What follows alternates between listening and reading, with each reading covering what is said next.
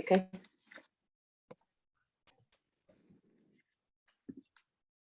We're live. Good evening and welcome to this meeting of the Boston School Committee.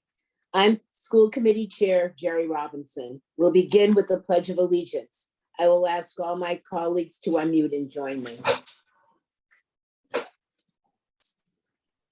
I pledge allegiance to the flag of the United States of America and to the republic For for which it stands, one nation, under God, indivisible, with liberty and justice for all.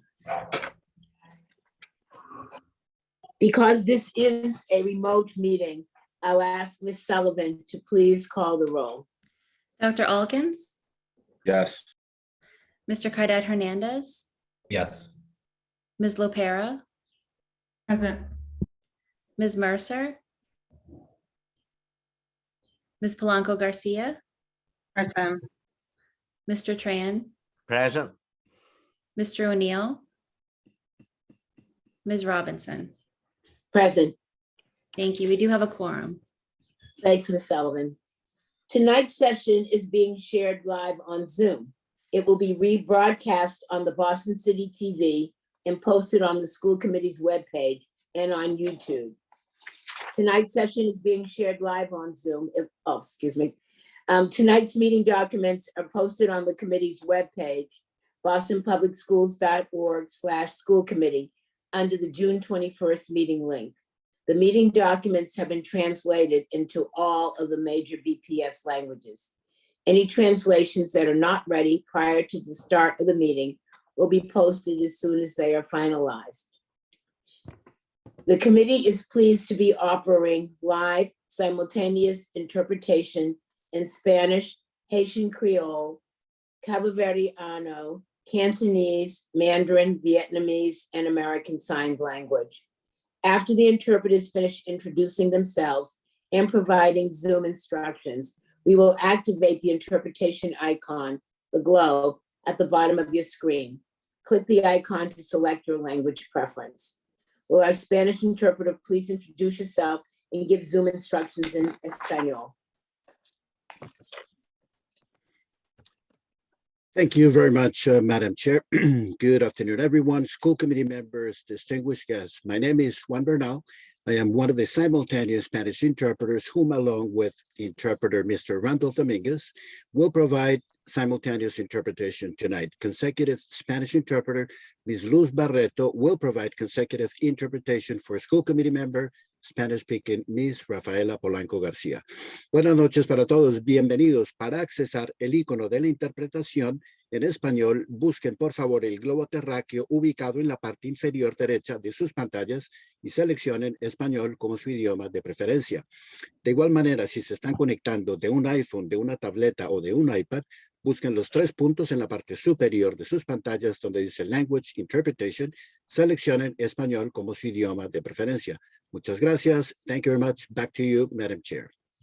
Thank you. Will our Haitian Creole interpreter please introduce yourself and give Zoom instructions in Haitian Creole? Thank you, Madam Chair. Hi, everyone. Good evening. My name is Sergio Saint-Hilaire, Haitian Creole interpreter. C'est un plaisir nous gagner après-midi encore pour nous avoir, pour nous présenter séance ça. C'est moi avec Nadège qui a assuré l'interprétation pour vous pendant toute la session. Nous demandons si vous besoin d'entrer dans la conversation, vous êtes capable de cliquer en bas écran là, ou après un globe, ou cliquer, ou entrer là-dedans. Pas hésiter à dire tout ce que vous avez besoin, n'a traduit pour vous. Nous souhaitons bonne chance d'ores et déjà, et puis bonne écoute. Merci beaucoup. Thanks, Madam Chair. Thank you. Will our Cabo Verdeano interpreter please introduce yourself and give Zoom instructions in Cabo Verdeano? Thank you, Madam Chair. Good evening, everyone. Armando and I will be your Cape Verdean interpreters for tonight. Boa tarde, meu nome é Josiane e juntamente com o Armando nos saber ser meus intérpretes no Atili, para nós termos acesso à interpretação simultânea, nós clica no ícone de globo na parte inferior do ecrã, ao que fica disponível e seleciona Cabo Verdeano. Se você está usando um telemóvel ou tablet, nós clica e seleciona a língua e lá já nós escolhe Cabo Verdeano. Obrigada e boa tarde. Thank you. Thank you. Will our Cantonese interpreter please introduce yourself and give Zoom instructions in Cantonese? Thank you, Madam Chair. Good evening, everyone. Mabel and I will be a Cantonese interpreter for the meeting tonight. Mabel 同學今晚咧會係你嘅同聲廣東話翻譯員嘅喎。一陣間見到我哋舊嘅時候，麻煩你撳落去揀廣東話 Cantonese，咁就去到廣東話嘅翻譯頻道。用手機嘅話，麻煩撳嗰3個點，再揀更多，亦都會去到廣東話嘅翻譯頻道。唔該晒，一陣間見。Thank you. Thank you. Will our Mandarin interpreters please introduce yourself and give Zoom instructions in Mandarin? Thank you, Thank you. Madam Chair. Tina, go ahead. Yeah. Oh, thank you so much. Yes, my partner Wei and I will be the Chinese Mandarin interpreter for tonight. 大家好，我是您的普通话翻译。那么今天我和我的搭档伟会做您今天的同传翻译。那么一会儿他们把翻译的功能地球仪打开之后，欢迎您点击我们的普通话的频道。如果您是用手机或者是用平板上线的，那请你点击你屏幕的右下角的3个点，然后选择我们的语言选项。好，一会儿见。Thank you, Madam Chair. Thank you. Will our Vietnamese interpreter please introduce yourself and give Zoom instructions in Vietnamese? Hello, everyone. My name is V. I will be your Vietnamese interpreter for the meeting tonight. Kính chào quý vị, tôi và chị Duyên sẽ là thông dịch viên của quý vị vào buổi tối ngày hôm nay. Quý vị nhìn vào màn hình và khi nhìn thấy quả cầu để bấm vào đó để có thể nghe được thông dịch viên dịch lại cho quý vị hiểu. Cảm ơn rất nhiều. Thank you. Thank you. Our American Sign Language interpreters are Lisa Gentile and Kylie Kirkpatrick. Thank you all for assisting us this evening. Thank you to all of the BPS staff behind the scenes who also provide support for our virtual meetings to run smoothly. We will now activate the interpretation icon at the bottom of your screen. I'd like to remind everyone to speak at a slower pace to assist our interpreters. Thank you to everyone who signed up for public comment. Sign up for public comment closed today at 4:30 p.m.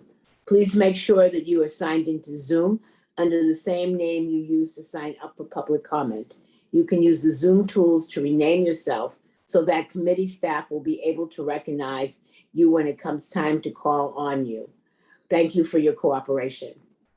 We are going to defer the minutes of the June 8th, 2022 school meeting until our next meeting. We will now move on to our superintendent's report. I present to you our superintendent, Dr. Brenda Cassellius. Thank you, Madam Chair, and thanks to all the members who are here tonight. It's so great to see everybody, particularly Ms. LaPera. Welcome back. Glad to see you here. And then just wanted to be able to give a few updates today before we get started into the regular meeting. And the first I'm going to do is give a little update. I know that you'll be giving an update later on, Madam Chair, about the updates regarding the superintendent search and some major announcements that were made today to the community, and Dr. Drew Eckelson in the role of acting superintendent. BPS is a place full of incredibly talented students, educators, and committed community members who are determined to see all of our students succeed. I've come to know Dr. Eckelson as a highly capable and student-centered leader who brings an unparalleled work ethic that engenders trust of our community and all those that he serves. And he's done that role for us as the Deputy Superintendent of Academics. He's been my right hand, and I say Dr. DePina has been my left hand in helping to run the district. And I know that he's going to bring that same commitment and energy to his role as acting superintendent. We've laid a really strong foundation over the past 3 years, and in particular, been very intentional with Drew and with Sam around our transition and making sure that the district is in a solid place for that handoff next week and until we have the next superintendent in place and we set forth that smooth transition as well. I also want to congratulate Mary Skipper and Tommy Welsh on being named finalists, and I wish them much success in their interviews and the engagement that they'll have with the community. It was my absolute favorite part of the interview process when I first came to Boston, and our community is eager to be involved and connected to their superintendent. And I'm certain that they're going to enjoy reconnecting in this new way with the community. And with this new opportunity and all of you as well. So I'm looking forward to that process and you all being able to transition successfully and smoothly next week. I'm also excited to share that we're going to be releasing an update this week of the Return, Recover, Reimagine 3-year plan for greater equity and recovery. This is also known as our ESSER plan. The COVID-19 pandemic, highlighted and exacerbated long-standing inequities within our communities while posing new challenges for us. One of the tools we have to address these inequities is the ESSER funding from the federal government. This one-time infusion of additional funding was designed to provide immediate relief to recover from the pandemic. Matter of fact, 20% has to be set aside specifically for student recovery. This one-time BPS received $431 million in one-time funding, different than operational funding, which is ongoing every year. This is a budget that we've just passed recently, and very thankful to our city council for passing our operational budget as well, 10-3. So very, very fortunate to have this kind of financial support in the district to be able to not only launch new initiatives and make sure that we're fully staffed and able to handle any of the enrollment declines. This $431 million in ESSER funding is going to help us to address historic challenges within our school buildings, the social and emotional well-being of our students, the ongoing mitigation of COVID and our students' health and safety, and just really excited that we will have this more formalized document for the community to see at bostonpublicschools.org. Also, there will be a 2-page summary that will be available for easily digestible. Also, this is translated, and that's what took a little while for us to get it up. It's translated in all of our major languages within the district, which is in keeping with our commitment to our community around interpretation and translations. I really am excited. I heard about this student last week, giving a huge shout out and congratulations to Delmes Mail of Boston Green Academy on the Brighton High track team. Delmes recently won the Para 800 race with a time of 2:03. This time makes Delmes the best Para 800 athlete in the entire state of Massachusetts. This is an incredible achievement for a 9th grader, and we are so BPS proud of him. Delmes will also be competing on the national level as a para track athlete very, very soon. Way to go, Delmes. I also want to give a shout out to some of our schools and the amazing work that they've been doing. Recently, state environmental officials recognized students from 27 of our schools across the Commonwealth for outstanding environmental actions as members of the Green Team, which is a statewide environmental educational program sponsored by the Executive Office of Energy, Environmental Affairs, and the Massachusetts Department of Environmental Protection. I'm proud to share that the Chittick School was one of 3 schools to win a grand prize for recycling and composting.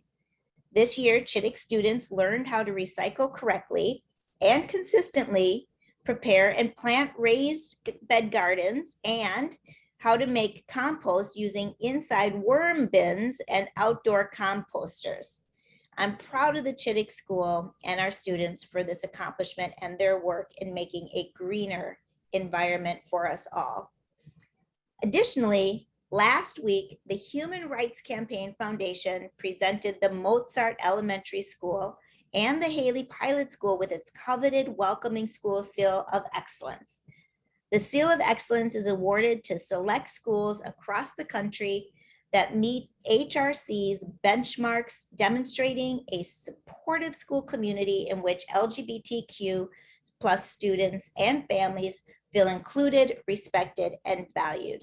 Congratulations again to these 2 school communities. Your work to create and maintain inclusive and welcoming school communities has not gone unnoticed, and I'm so excited that you have been recognized by the educational arm of America's largest civil rights organization.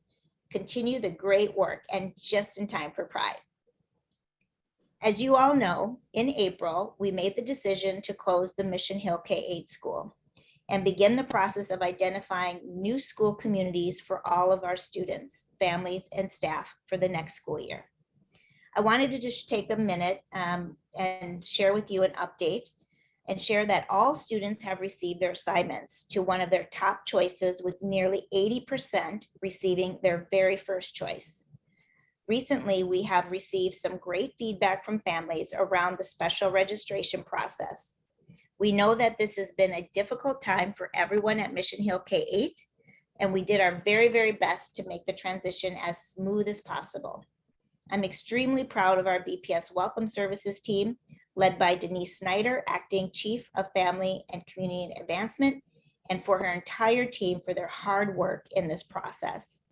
This team not only made sure that families received the necessary information about registration, but they also answered questions around the clock and held many information sessions to ensure that families felt heard, comfortable, and ultimately received what they needed.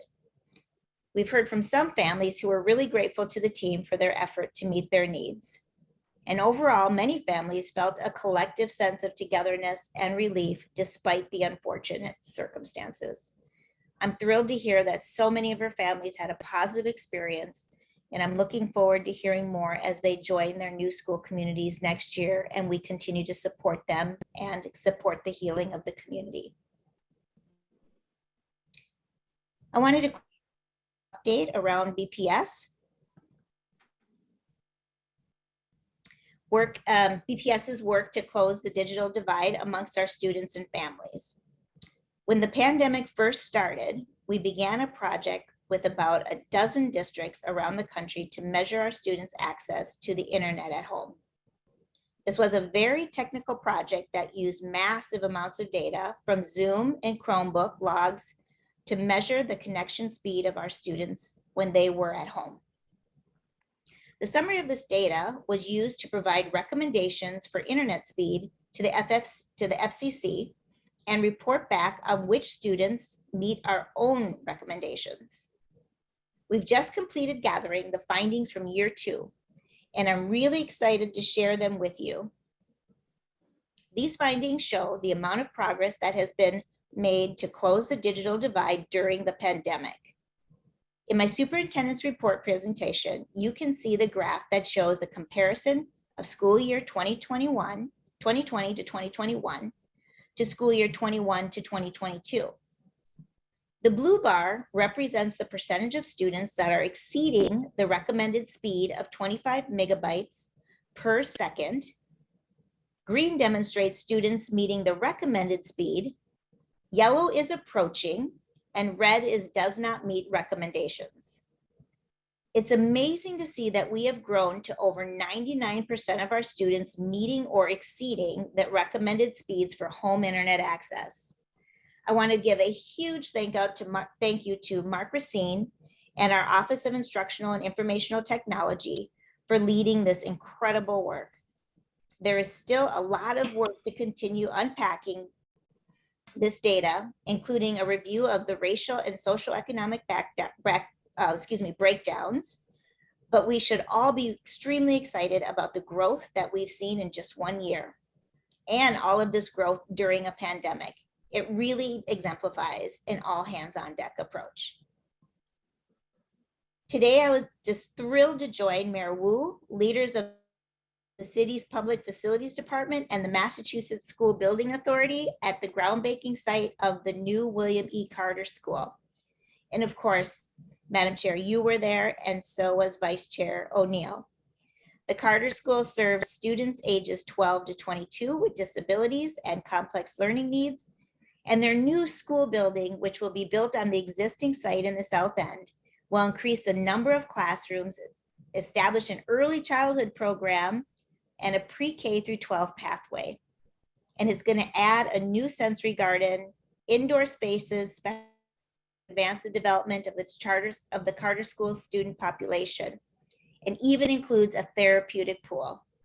The project is slated to cost $92 million and will include upwards of $26 million in reimbursement from the City of Boston and from the MSBA. Starting this summer, Public Facilities in partnership with BPS and the MSBA will begin demolition of the existing Carter School, followed by construction of a new 80,000 square foot school on the same site. The new building is scheduled to open just in time for the 24-25 school year, and the temporary home of the Carter will be a portion of the Lily Frederick School. I want to thank that community for being so amazing and welcoming our Carter students. I also want to say how incredibly thankful I am that we are finally taking these steps toward ensuring that all of our students get the school buildings that they deserve and that match the love that's within our school buildings from all of our amazing educators.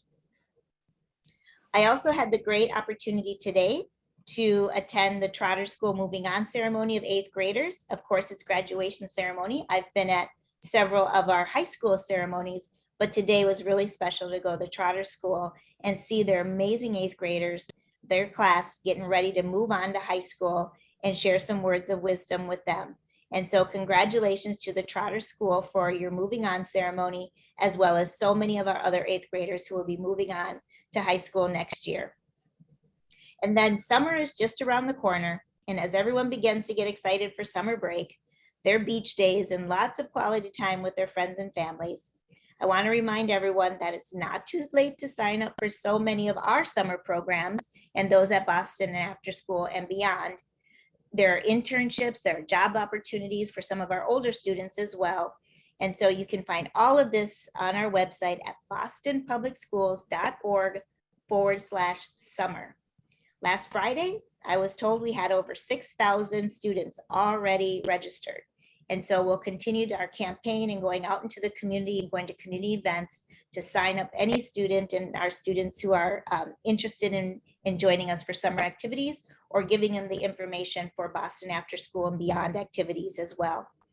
So check out our website for summer reading. Also, we have our reading assignment that we are doing with the Boston Public Library. And we are really excited this year to work on our literacy and to work on that recovery that we were talking about. And you can find a list of assignments and suggestions by grade level, publicschools.org/summer reading. And that is my superintendent's report.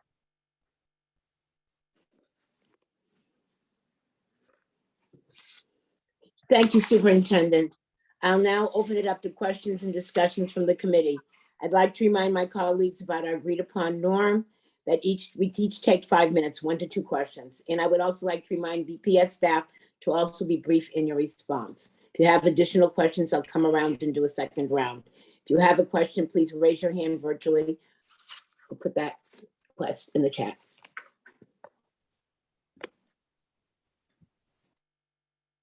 Any questions? Ms. LaPera. Thank you, Chair Robinson, and thank you, Superintendent. It's great to be back. I appreciate the grace you all have shown me for my time away. A question related to the summer opportunities. Exciting to hear that we're continuing to work with community partners on providing summer programming. I think I heard the number 6,000, and so I'm curious to understand, is that 6,000 for programs that are happening within our schools? I know some additional programs have been created with some of our schools for like 5th quarter, or is that just in general overall? Example, I have my son who is plugged into summer programming with like a partner like Hale, right? Hale Day Camp, but he's not necessarily doing that through any BPS partnership. So are we just counting the ones that are formal BPS summer programming opportunities, or are we counting overall, we know that this many students are doing X programming in the summer? Great. Good question. So I think around 6,000 plus our 5th quarter, 2,000 are high school credit recovery, and 4,000 are in ESY. And so I know Dr. Eccleston is on the call as well, and he may have a little bit more detail about that.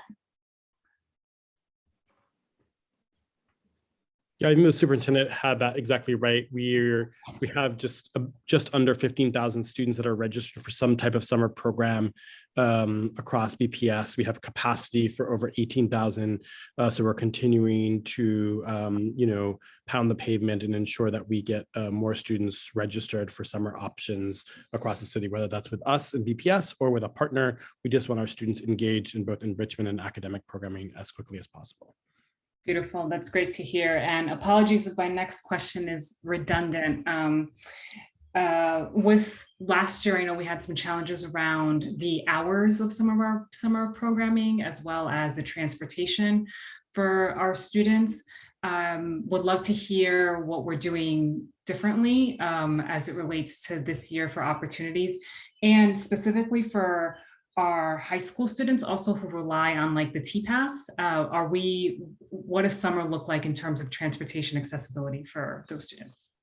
Yeah, so in 2020, we added summer T-Passes thanks to BSAC asking for them. And so they'll have their summer passes. So those are available to our students, our older students. And then for our yellow bus service, I don't know if Delaverne is on the call or Dr. DePina can answer where we're at with that. And Dr. Eccleston, you might be able to answer more detail about the hours within some of our school programs. Yeah, I don't know if someone's on the call who wants to. I can do the last one too, but if Sam's here, he can do that. Yeah, hello, everyone. As far as hours go, we did hear feedback from the community, and we have been able to extend hours in certain locations. We targeted 16 specific locations where we were able to extend hours and provide some additional services on buses. So that is available. We weren't able to scale it up district-wide only because of our limited capacity and where we were with planning with our bus drivers and negotiations, but we were able to extend hours to 16 sites, and we were able to expand some transportation beyond the SY. Thank you. Appreciate that. If I could just add to just on the bus situation that I think for the first time in a while, all of the driver's bids have occurred. And this means that all of our buses are routed for the summer already based on the students who have already registered, which is a huge accomplishment for where we are compared to past years. Thank you. That's great to hear. I'm hoping our students and families have a healthy and productive summer with our programming. Thank you. Thank you. Mr. O'Neill.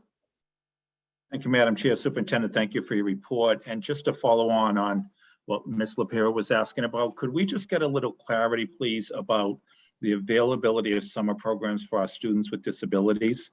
I guess a couple of weeks ago it was mentioned during the summer report about what availability was, and parents may have heard a different message in a meeting of SPEDPAC a couple of days later. And I know the district has been trying to clarify that as well, but I just wanted to use this as an opportunity to clarify what programs are available for our students with disabilities. Dr. Eccleston, are you able to answer that question, or is Lauren on the call?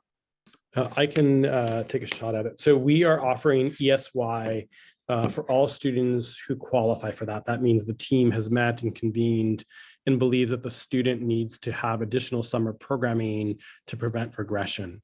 And so that's available to all of our students who qualify for that based on the team discussion. I can certainly get more numbers, but I think about 4,500 students are currently registered for ESY, and those numbers continue to increase as we move forward. And then I would assume there's still compensatory services that'll be provided Over the summer, correct? over the summer. In addition to the summer programming. Yeah.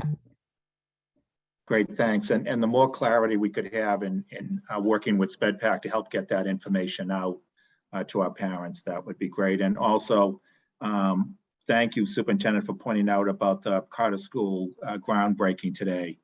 And as I did at the event today, I wanted to publicly call out how supportive you have been in making this project happen for the Carter School community, from the very day you first arrived in Boston to your visit to the school before you even officially started as superintendent, and your unwavering passion and commitment to the students, to the families, and to the teachers and faculty and staff at the Carter School in making this project come to fruition. I know it's important for you.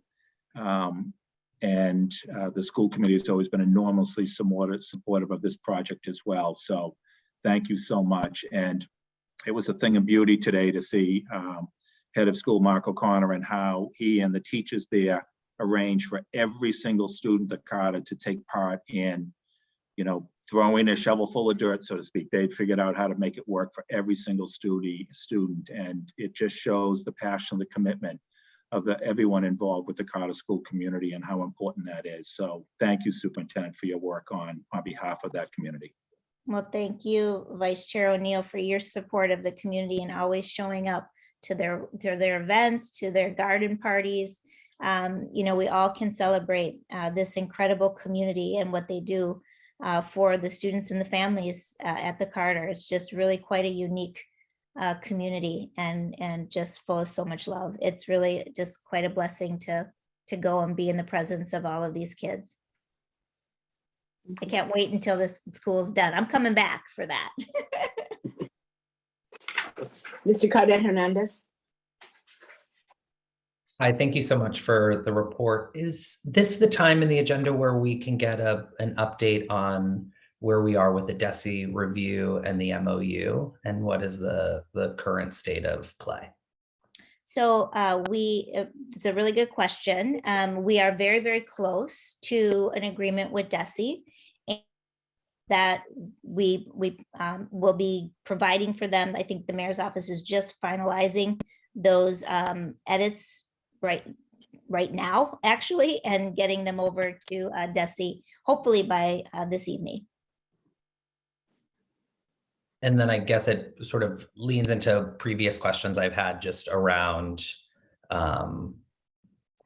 the information we'll get around that before a final agreement is signed. You know, there are like major governing implications, obviously, around the MOU, as well as strategy for the next superintendent. So I'm curious what our commitments are as a school committee and where our oversight lies in making sure that that's an agreement that we also can stand behind. Yeah, you know, Madam Chair has been involved with the mayor's office and reviewing those drafts as they go back and forth. And so I will give a full report next week and let you know where we're at with that. And then that would then be ready for public consumption if we don't get it sooner. And I commit to making sure that you all get a copy of the next draft that we send to them.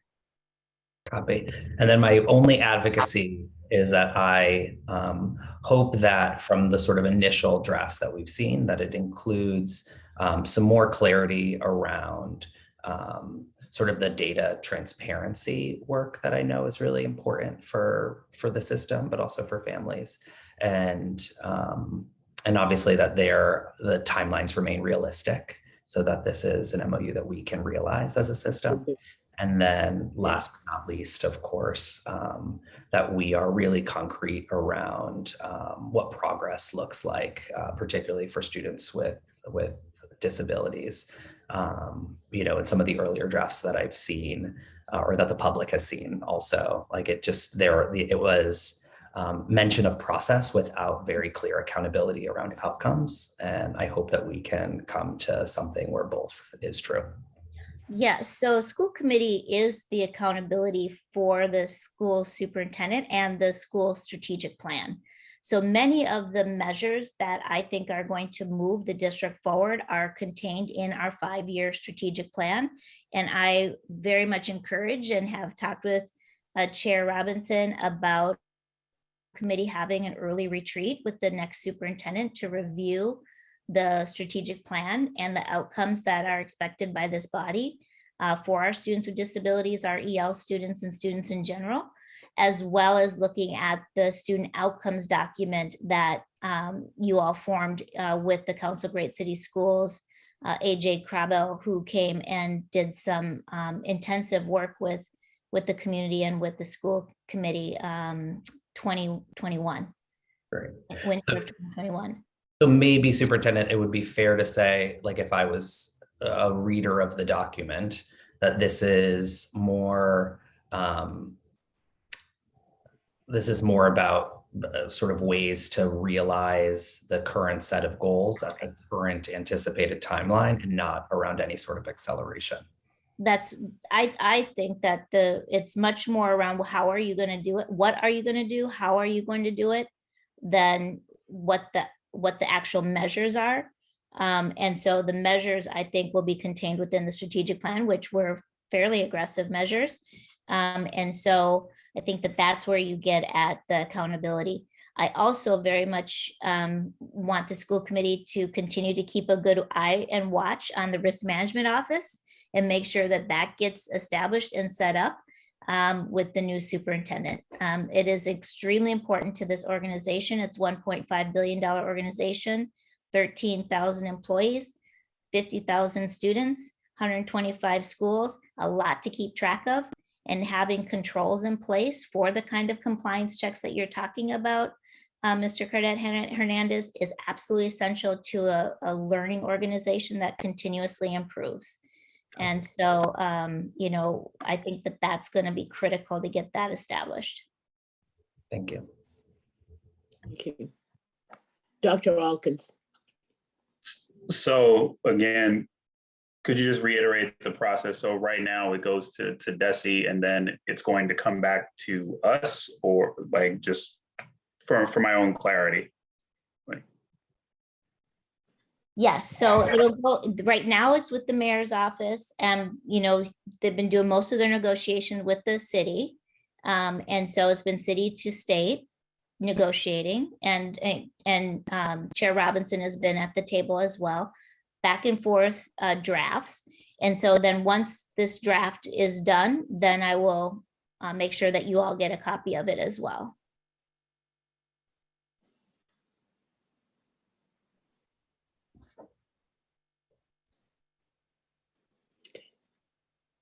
Are there any other questions? Superintendent, I have a question with regard to, I know, unfortunately, last week during the Charlestown graduation, there was a shooting incident, gunshots nearby. And I know as a result of that, there have been some changes made to some of our safety procedures. And then I heard last week that there was active shooter drill happening near schools, and was wondering if that was something that had been planned as part of this looking into, the safety issues, or was this something that was not coordinated with the district? So Dr. DePina, could you speak to the BPD actions that they were doing? I didn't personally know about those going on from BPD outside of our schools. Yes, we did have an incident that happened in the neighborhood nearby the Charlestown High School graduation event that was happening on the field. I was there on stage when that event happened. It was very scary and frightening for many of our families and students at the time, and still is quite traumatizing to the community. We have rescheduled that graduation for next Wednesday this week. And as part of the next step of healing and making sure that the students do actually get to go across the stage. They've worked so hard for it. And so we are working with the mayor's office. I called a safety meeting the very next day with the mayor's office, BPD, and our team to really rally and provide additional reinforcements for all the remainder of our outdoor graduations, including that evening's graduation at McKinley School, so that we were made sure that there wasn't any kind of disturbance at those schools. And Deputy DePina, do you want to speak at all to, we did also do our own intruder drills. We asked schools to do it again. We don't like to do that, and particularly don't like to do it with children.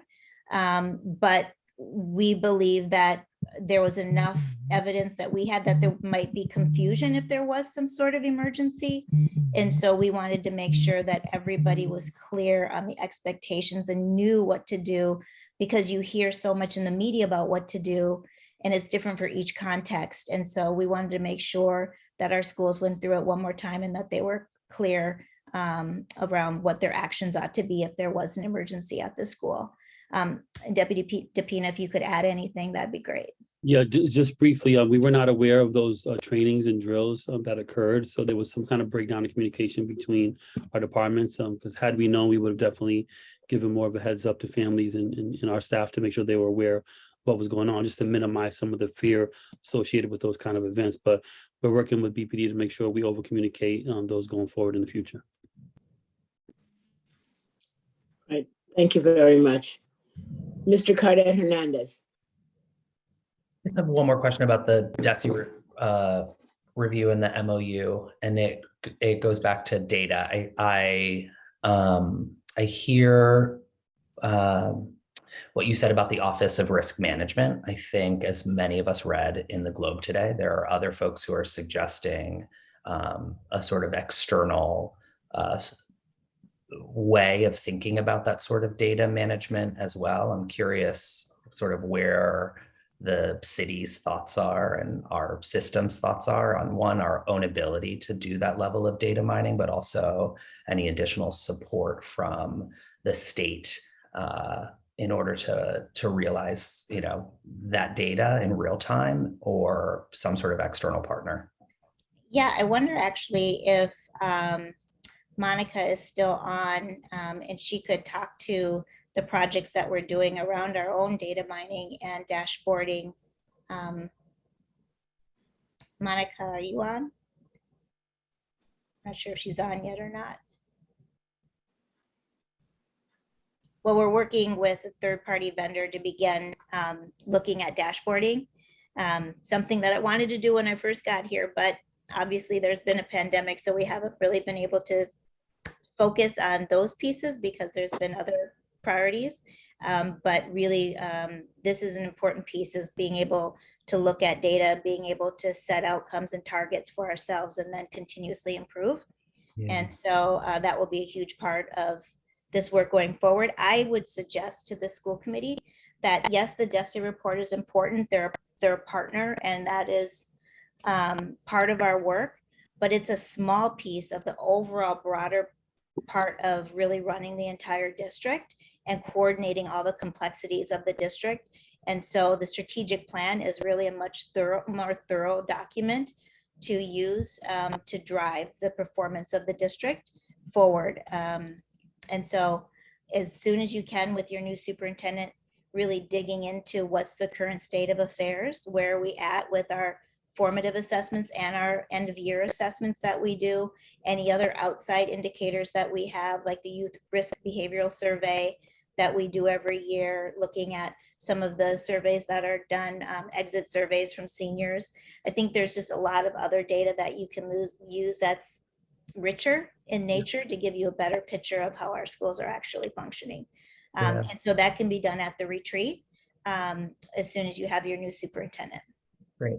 And hopefully that dashboard, the building of those dashboards will also allow us to use other data indicators that have become much more predictive, like attendance and chronic absenteeism and some of the other things that we know. We already track that really closely, and we have a dashboard on attendance because we started doing that with COVID. And so that's on our COVID dashboard. You can see that. You can see a bunch of data on there around attendance and Chromebook use and all of that. Great. Yeah, I'm thinking, I guess more I'm thinking of like how all of that becomes integrated, so it becomes predictive. Yes. And then can inform, day-to-day decisions. We do have some, I'm not as familiar with it, but we have the early warning indicator system for our high school students and our middle school students going into high school. And I know that Marcia Ensign has been working on that with our high school teams as well.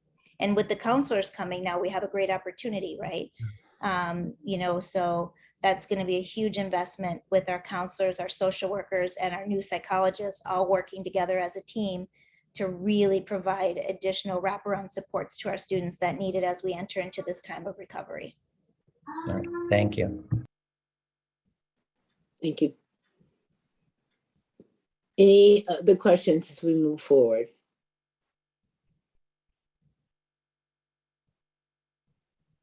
If there's no further discussion, I would now entertain a motion to receive the superintendent's report. Is there a second? Thank you. Second. Thank you. Dr. Yes. Any discussion or objection to the motion? Hearing none, Ms. Sullivan, will you please call the roll? Dr. Alkins, Yes. Mr. Cardet Hernandez, Yes. Ms. Lopera, Yes. Ms. Polanco Garcia, Yes. Mr. Tran, Yes. Mr. O'Neill, Yes. Ms. Robinson. Yes. It's unanimous. Thank you. Thank you. Before we move on to public comment, the committee will receive an update on an issue that is top of mind, the superintendent search process. We'll pause for a brief moment while Superintendent Consilius logs out of the meeting. She will rejoin the meeting at the conclusion of the discussion. I will now turn it over to Dr. Pam Edinger, Superintendent Search Committee Co-Chair and President of Bunker Hill Community College, for an update and recommendation. Thank you, Chair Robinson. If you would give me a moment, I'm going to rearrange my screen here so I can see everyone. Here we go. All right. Well, thank you, Chair Robinson. And on behalf of our search committee co-chairs, Lorena Lopera and Marcus McNeil, I'm now presenting our final update on the search process and final recommendations. Since our last report, the search committee completed round 2 in-person interviews in mid-June and have made final recommendations to the school committee. As the search committee began its public engagement in May and through round 1 and round 2 interviews and the recommendation of finalists, we have been very mindful in observing diversity, equity, and inclusion best practices and meticulous in following protocol. We knew how important this search is and the integrity of the process. We believe it has to be strong in order to really firm up our recommendations to you so you can be comfortable with them. I would like to share some of those details with you and the school committee, members of the school committee, to provide an understanding of what we went through in the process, if that's okay. To that end, I'm going to ask Liz Sullivan to please pull up the PowerPoint. And I assure you, there's only 3 slides in this PowerPoint, so it will not take a great deal of time. I know you have a lot of work to do tonight. Liz, if I can get your help.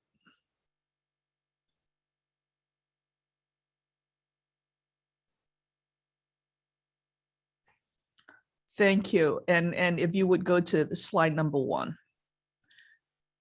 So as a committee, when we began, we thought about what some of the best practices are, and we try to bring those into play. The first of the important practices is that we knew that there needed to be diversity of the search committee itself so that there would be multiple perspectives coming into discussion. And that was provided by all of you and the mayor in appointing us. So can you go to slide 2, Liz, so that we can go through? So there were 9 members of the search committee, and you can see from what I have on the screen how the DEI stats laid out. There were 5 women and 4 men. 4 of the 9 were African Americans, 2 Latinx, 2 API, and 1 white. And more importantly, here's the spread. It's the spread of knowledge and geographic understanding amongst the 9 of us. All 9 of us had deep Boston knowledge. 5 of us were multilingual. And we had 5 educators on the committee. 4 were BPS educators, and I'm the higher ed educator. We had 3 BPS parents and 1 BPS student. And what you're seeing in front of you are some of the qualities that actually were reflected in our discussion of the job description. And the careful nature by which we were listening to the public and we were doing public engagement. So this was our very basis for understanding diversity, inclusion, and equity work. And we became, I think, good colleagues during the process, and we were collaborative. We called each other on it when we needed to, and I think it brought out a real rigor in the way that we carried on the process. Liz, may I have slide number 1 back? And the other things that we did were we monitored each step of the search process for candidate diversity. More than one member of the committee have heard me say, you know, we would need to make sure that the pool is sufficient and sufficiently diverse in all the manners that it needs to be diverse. So at each step of the process, we did that work. We paid close attention to the professional profiles in generating our questions. So the questions we asked at each round were not random. They were directly tied to the professional profile that you approved as a school committee, and it is what we heard from the community.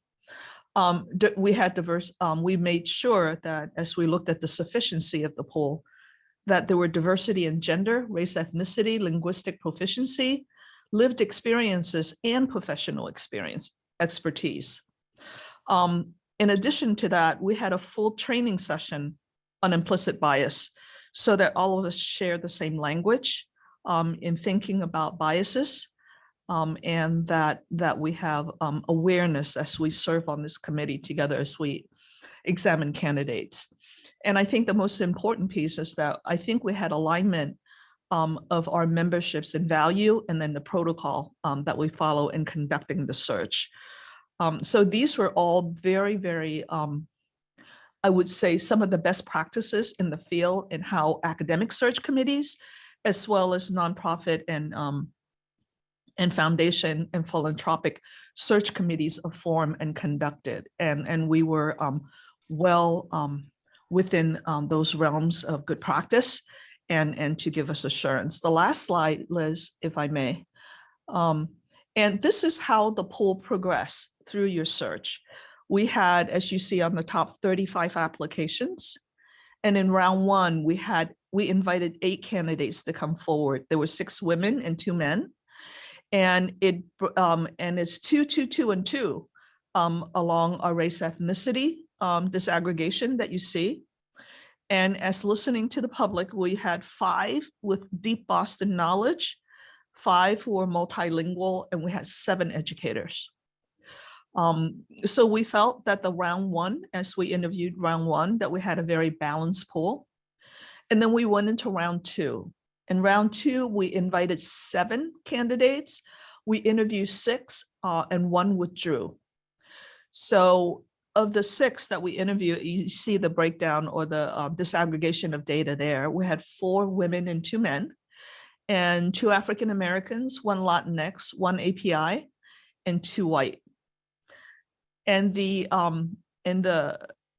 range of competencies that you see and knowledge that you see followed really what we had in round 1, 5 with deep Boston knowledge, 3 who are multilingual, and 5 educators.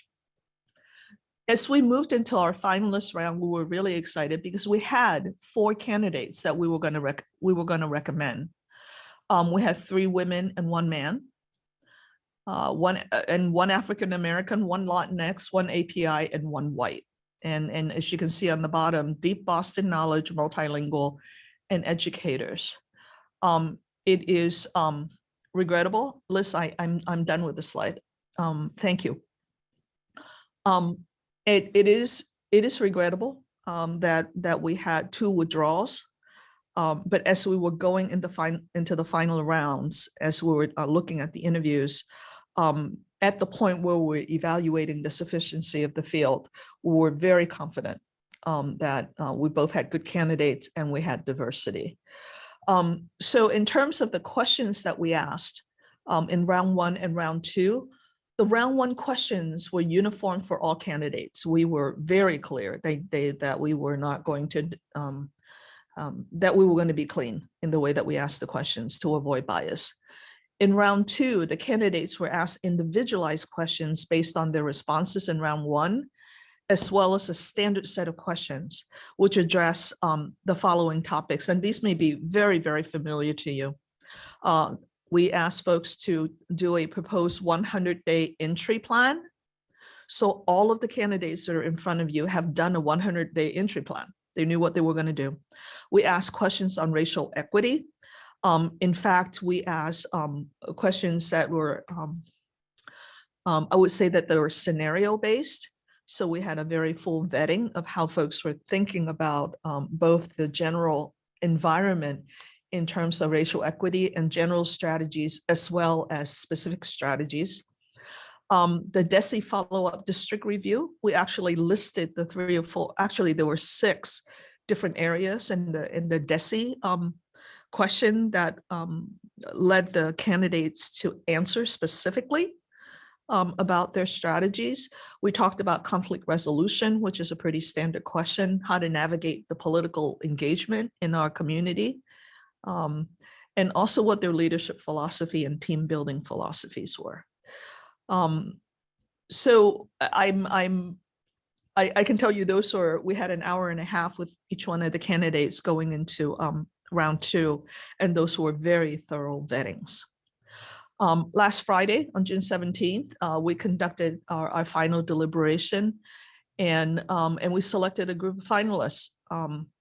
And as I said, 4 candidates were identified and were diverse in gender, race, ethnicity, and the type of professional and lived experiences that we wanted. But regrettably, 2 of the 4 candidates withdrew their candidacy for personal reasons. But even so, we remain very confident as a committee in our process and its rigor, and that the 2 candidates who are continuing on to the process are qualified for this leadership post. So listed alphabetically by last name, and you know this already, the 2 continuing finalists are Mary Skipper and Tommy Welch. And now a little bit about each one of them. Although we're such a knowledgeable community, once these names hit the streets, I know each one of you have been looking, but as an official report, I'm going to read these paragraphs to you. Mary Skipper is in her 7th year as superintendent of the Somerville Public Schools. She joined Somerville Public Schools in July of 2015, following a career at Boston Public Schools. She quickly made her mark in Somerville as an innovative and visionary thinker, a passionate advocate for all youth, and a strategic systems builder whose approach included leveraging community resources to support students. Before Somerville, Superintendent Skipper was network superintendent of high schools for BPS, where she oversaw 34 high schools serving approximately 19,500 students. During her time as network superintendent, Boston high schools achieved the lowest dropout rate and the highest graduation rate in BPS history. Among her notable accomplishments while at BPS, Superintendent Skipper helped launch Tech Boston Academy as the founding headmaster in 2002. Mary Skipper holds a bachelor's degree in English and Latin from Tufts University. She earned a master's in education policy from Harvard and a master's in education leadership from Columbia Teachers College. Mary Skipper and her husband Peter reside in Dorchester and have 3 children. Now an introduction of Dr. Tommy Welch. As the Region 1 school superintendent, Dr. Welch supports 15 schools serving over 7,000 students across Charlestown, East Boston, and the North End. That's 2 high schools, 12 elementary school, and an early education center. Dr. Welch's service in urban education spans over 2 decades.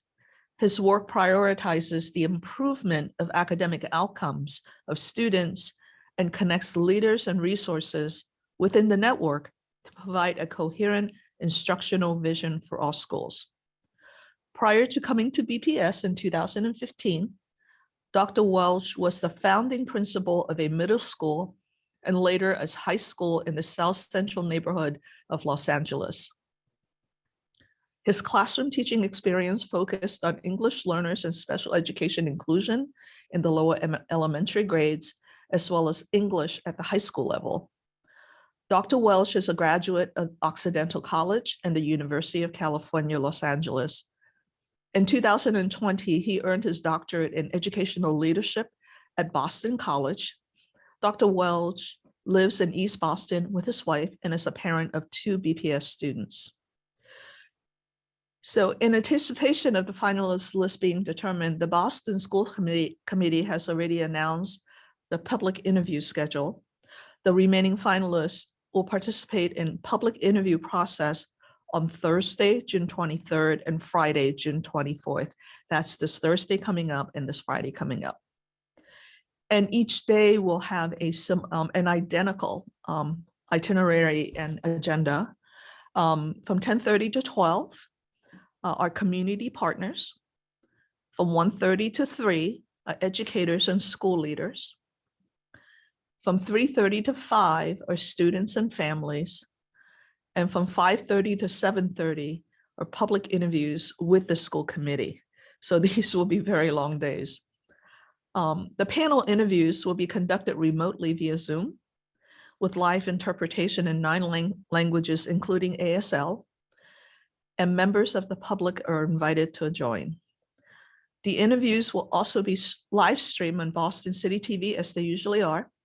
Panel questions will remain the same for all 2 days and will be provided to candidates in advance and will be drawn from both the panelists and the previous public responses to the superintendent search survey. We said when we do the surveys that those topics will come back around again, and this is when they're going to come back around again. Questions may also be chosen live from the Q&A functions in each Zoom webinar. So the public's input would be live as part of that. So that concludes the substantial portion of my report. Back to the chair and the committee. I do want to thank my fellow search committee members for their time and commitment. This is one of the tightest searches, and I don't mean time frame. I mean in terms of protocol and rigor. It's one of the tightest searches I have ever participated in and have had the honor to serve. So with this recommendation, the search committee has fulfilled its charge, and I will now turn this back to you, Chair Robinson. Thank you, Dr. Ettinger. And thank you to the entire search committee for the many hours you dedicated to this important process. Before I turn it over to committee members for questions, I have a few more things that I need to provide. I also want to echo my deep appreciation to the Superintendent Search Committee for their thoughtful work. They listened to the community, they heard and them loud and clear on their concerns for having a pool of candidates that are truly representative of the diversity of Boston Public Schools. The final 4 candidates were diverse, both Black and Latinx, representing racial and ethnic backgrounds that were consistent with our district demographics. However, 2 of the 4 candidates withdrew their candidacy for personal reasons. Even so, the search committee has forwarded 2 qualified candidates who are deserving of going through this process. I encourage the BPS community to participate in the public sessions on Thursday and Friday to get to know these candidates and really listen with an open heart and an open mind. We're looking forward to moving forward in this process to find BPS's next leader. I'm also mindful of the district's need for stability amidst the urgent work of transforming our school system into the foundation for healthy, thriving communities. The ongoing discussions with DESE to address the May 2022 district review, negotiations with the Boston Teachers Union, and preparation for summer learning and the 2022-2023 school year. To ensure continuity of BPS's operations during this transition period, I have been working together with the BPS senior leadership team and the mayor's office over the last several months to prepare for the next superintendent's first day. Accordingly, please accept my recommendation to the school committee for the appointment of Dr. Drew Eccleston, BPS Deputy Superintendent of Academics, as acting superintendent effective June 30th, 2022. Dr. Eccleston has served as Deputy Superintendent in BPS since 2020 and has served as Superintendent of Schools in Waltham, Mass. In his current role, Dr. Eccleston serves as the Chief Academic Officer, overseeing, among others, the Office of Special Education and the Office of Multilingual Learners, two critical areas that require sustained, thoughtful reform to meet the needs of BPS students. In recent months, Dr. Eggleston has played an integral role in the ongoing negotiations with DESE as well as the BTU. Dr. Eggleston was not a candidate for the superintendent position, and he is well positioned to assist the district's next leader in their transition into the job. Dr. Eggleston's appointment would cover the time period between Dr. Caselius' planned departure and the start date of the new superintendent. I believe that this acting appointment is necessary for a smooth transition and to ensure that the critical work of the district continues steadfastly focused on our students. Chair's memo to Boston School Committee, RE recommendation of Drew Eggleston as acting superintendent, June 21st, 22, page 2. I look forward to moving quickly with Dr. Eggleston's appointment to provide the district with the necessary stability during the period of transition. And I am grateful for your partnership and your dedication to Boston's young people. I request that the committee take action on this recommendation at our next meeting on June 29th. I'll now open it up to the committee for questions and comments. I'd like to remind my colleagues about our agreed upon norms and again, remind BPS staff to be brief in our responses. With that, I'm gonna call them as I see them. I'm not sure who raised their hand first, but I'm gonna start with Mr. Tran, go on to Dr. Alkins, and then Mr. Hernandez, Cardet Hernandez, excuse me. So Mr. Tran. Thank you. I believe that I raised my hand after the other two it's okay. members, but thank you for calling on me first anyway. And to the interviewing committee, thank you for your work and thank you for all the time that you spent in vetting the candidates and recommending the two, the four, but unfortunately now only the two to us. I gather that most of the questions the interviewing panel have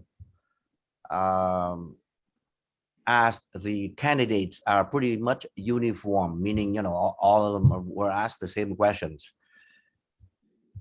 I would like to make a request here. Is there any way that we can have that list of questions that you ask the candidates, so that I could prepare myself and make and make sure that my questions on the day that I'm charged with the final interview will not be redundant, since I have a number of questions myself.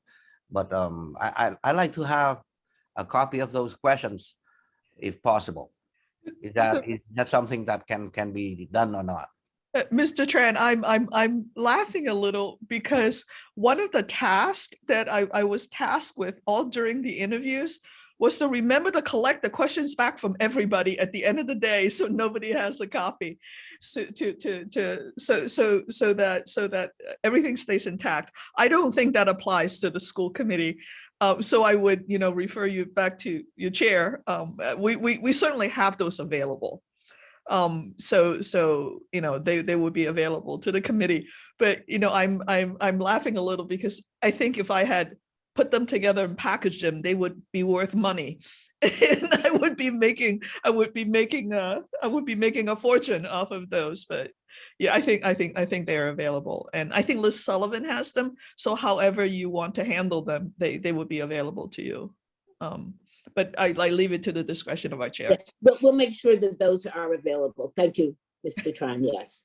Yes, thank you. So just to confirm my what I heard from you, the questions posed to the candidates are uniform pretty much. I gather that all candidates were asked. So in round questions. Right, in round one, we had an hour and a half and we had 9 questions. So it was pretty tight. So there was 9 uniform questions, the same for all of the candidates. In round 2, we had 6 uniform questions that were longer because they were more in depth. And then I believe we had asked 2 members of our committee to do follow-up questions that would dig deeper on topics that would have come out or topics that we would have missed. But ultimately, when you look at the round 2 questions, so Lorena, you were with me, so maybe you can either validate or add to. The first 6 questions gave us a very full understanding of the topics that I had read off today. And then there were 2 or 3 questions that would delve deeper into that, or it would go into the area that a particular member of the search committee was interested in. We were very careful to keep one another monitored so that we aren't straying off into things that are unrelated. So even the questions that were delving deeper that weren't previously written, we believe added to the depth of our understanding of these candidates. And there weren't really anything that was outside of expectation, right, in terms of answers or the experiences that they've had. I would agree with that. I think that the slight deviations on questions were more follow-up questions on the particular topics that were at hand. And there were 2 individualized opportunities to ask questions from specific search committee members as follow-ups to just different topics. Yeah. But the majority of the questions were uniform throughout. Thank you. That's all I Thank you. have. I'm just, hoping that I will get the questions soon before our turn to do the interview. Thank you. Okay. Thank you. We'll work on that quickly. Dr. Alkins? Again, I want to echo just the sentiments of gratitude for not just conducting the process in the time span, but also being transparent about your process or your education around it too. So if I'm also understanding the question from Mr. Tron, as I heard it, the questions are not necessarily available. What I'm very curious about are the responses.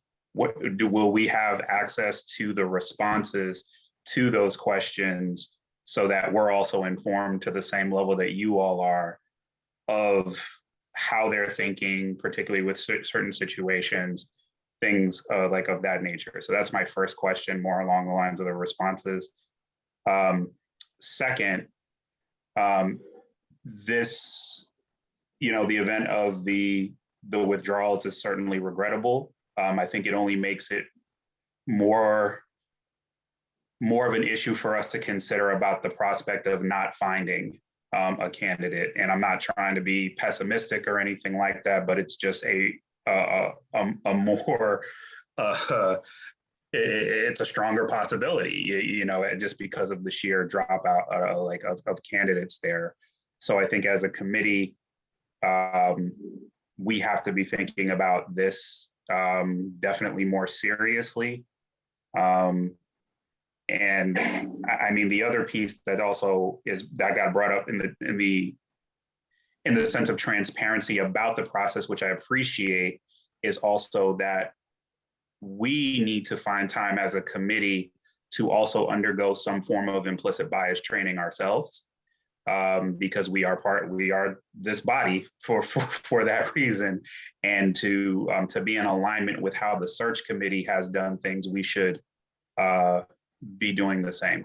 So Yeah, I just want to respond to that, Dr. Alkins, is that Ms. Sullivan did send out to all of us an announcement around some training around these issues that we will need to take advantage of over the summer. So that training is available to us, both individually, and because of open meeting law, we don't do it collectively, so that I will ask her to resend that information and so that we can look at it again. So Dr. Alkins, I'm sorry, Dr. Alkins, I want to offer you some observations about having responses from these candidates. We were so strict in conducting this, these interviews, that we actually collected papers notes from folks so they couldn't take it away outside of the room. Because we were really worried about things leaking out. And folks were very compliant about that. The good thing is that you have 2 members of your school committee that served on the search committee, right? So they have listened to perspectives and they have these responses that are available. The question that can be asked without having sort of verbatim recording from the first interview is that you could ask your 2 school committee members, what you just heard, was it different than when you heard the first time? Right, so there can be a validation of, let's say if somebody asked a question on conflict resolution and they gave an answer to you, if you ask that question, you could very well say to Lorena or Michael, who served on the search committee and have listened to their responses about conflict resolution, what was it about this response this time that was different from last time? Do they align? Are you hearing 2 different stories in 2 different time frames?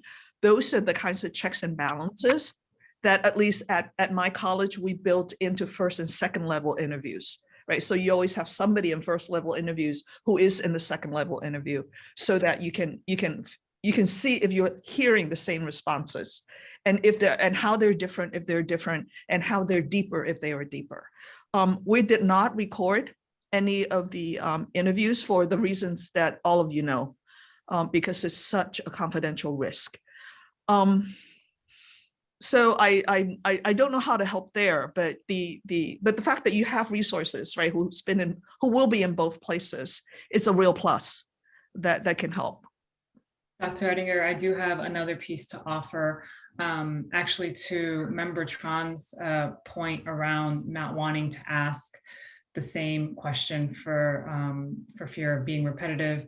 I actually think there may be value in asking some of those questions that perhaps we are prioritizing, whatever that particular topic may be, so that all committee members, as well as the public, has access to engaging with how the candidates are thinking about particular topics.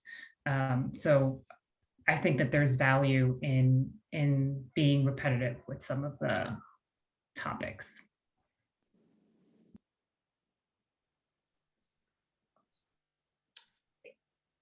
Mr. Cardet Hernandez. Yeah, thank you so much. I want to thank you, Dr. Ettinger, for your work and the report and for the entire search committee for everything you've done. I will send you my bill. Countless hours. I know it has been countless hours. Hard It's been a pleasure. It's been my honor. And so this is less for you guys and more for us as we move into this next process. So I just want to name that. But I also feel like I sound like a broken record. For months, I have named 3 areas of concern. One, the need for an interim or an acting leader, not because we wouldn't or couldn't meet the accelerated timeline, but because it felt like common sense, to put it politely, that we would need someone to oversee the system for a few weeks or a few months. The second thing I kept asking for was some clear dates around our timeline so we could get better clarity around the public scheduling and when we would be needed as a governing body. And the third was my flag around the speed of the search and our ability to cast a wide net and do due diligence. And instead, on the first concern around the acting leader, I was told not yet. I was told we may not even need one. I shared how this ambiguity ultimately presented as disorganized and was harmful to the workforce and subsequently our children. On the second, around scheduling, and the clarity around timeline and our broader plan, I was told to wait and given broad strokes around the middle or end of June. In other searches I've seen and been part of, those dates were mapped quite clearly. And to be fair, it's a parallel process with our educators. Like, we ask people every day in our classrooms to start backwards and plan. We ask them to do those maps so that they are monthly and weekly calendars. So I'm not sure how we couldn't do the same. And to be fair, that level of opaqueness, it led me to believe that when we did nail down dates, everyone was going to be involved. I shared 2 dates that I wasn't going to be available for, and therefore I will not be part of meeting either of these candidates. Not because I don't want to, but because I would argue we didn't do the work to build a schedule that was inclusive and gave folks the proper runway. But maybe that connects to the third thing, right? Like my concern around the speed. So I'd be remiss if I didn't name the elephant in the room, right? These are two exceptional candidates. I trust my colleagues on the search committee to bring forward top talent. I understand that for many members of the public, particularly folks of color, particularly for myself, this sample, this pool, just doesn't feel linguistically, racially, or ethnically diverse enough. And for me, not diverse enough to be presented to the school committee for the final process. And I also hear that there were 4 candidates who were finalists, though again, we were only told to hold 3 days, so I'm not even sure how we were going to schedule for. And it appears that the 2 folks who dropped out would have added some different experiences, some different perspectives, more racial and ethnic and linguistic diversity, amongst other things, skills and talents and all of that. This is not just about our identities. But for me, that like can't be our excuse for presenting a pool of finalists that doesn't showcase the diversity that we think is central to our work as an anti-racist organization. And I'm saying this and like I fear we are falling victim to some of that biased thinking that other organizations do, which places blame on people of color for not having a seat at the table. And when it's really about our design and our approach and our time on task. So the pool we plan to present is 50% smaller than we see today, but we set the schedule. And you know why?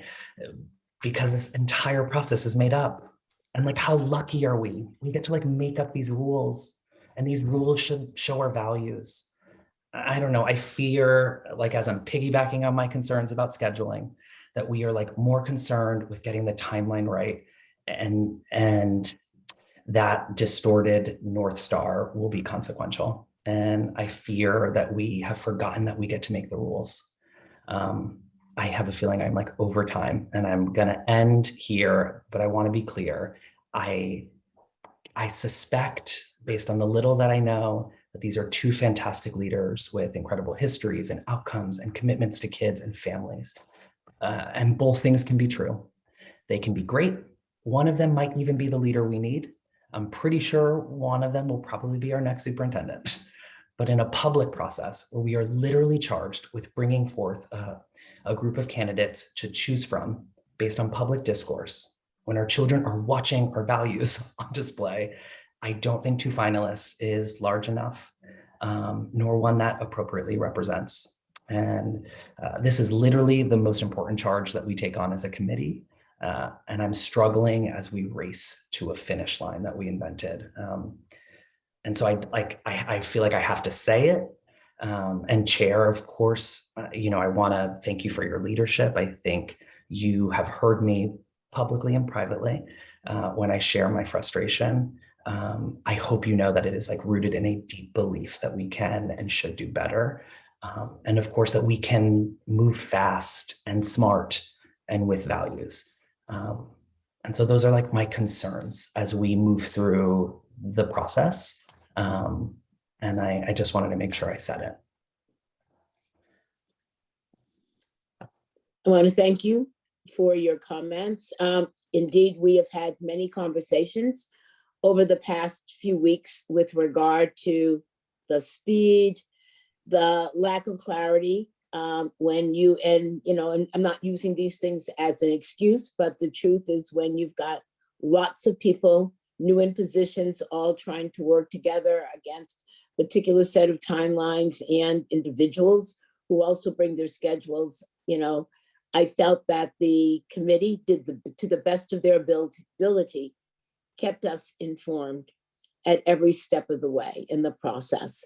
And even over the weekend, as they were doing their final deliberations, I reached out and people were very excited about the pool of folk that they were about to put forth to us. And as we know that there is danger in going public, and what people choose to do as an exercise to become part of a pool is one thing. When you get to that final moment when you have to go public, uncertainties happen. And this was happening against our timeline. In fairness to the search committee, who ran, I felt, an extraordinary service for all of us to get us to this point, I honor their work.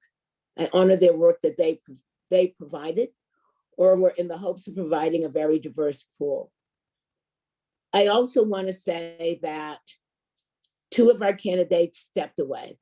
I understand how disappointing that has been. I know how disappointed I was in this as well. And I had a very restless night last night about how I thought about this, what I wanted to say to all of you, but also what I want to say is that we had many criteria for our candidates. We have 2 candidates that still meet many of those issues in the criteria. In fairness to them, and in fairness to anything we might do later, I feel we need to honor our commitment to go forward with having their complete a process that they started in good faith with us. Saying to these candidates, no thanks, we'll move on, signals to any other candidate we would ever have to bring from anywhere to apply for any job in Boston would certainly put a bad mark against our names that, you know, if we don't like what it looks like or how it ends, then we're not gonna fairly do the process. Each of us has a vote. There are 7 of us, there will be 7 votes for the next superintendent. I would like us to do the right and the fair thing at this moment, which is to continue forth with the interviews of our 2 candidates and to give it all of our thought in looking back at the wide variety of things that we were looking for within superintendent candidates, and to be brutally honest with ourselves to decide if either of these candidates meet enough of the criteria that we would like to vote for them to move forward. That is the next piece that we have to do, that we have to do this in collaboration with the mayor's office, district. We need a superintendent. We have named a wonderful interim who I will ask to make a few comments when we finish with this discussion. But we have DESE. We have any number of things that are signaling to us that this district needs stability. I'm sorry all of these things are happening at the same time, you know, that we are facing all of the things that we're facing.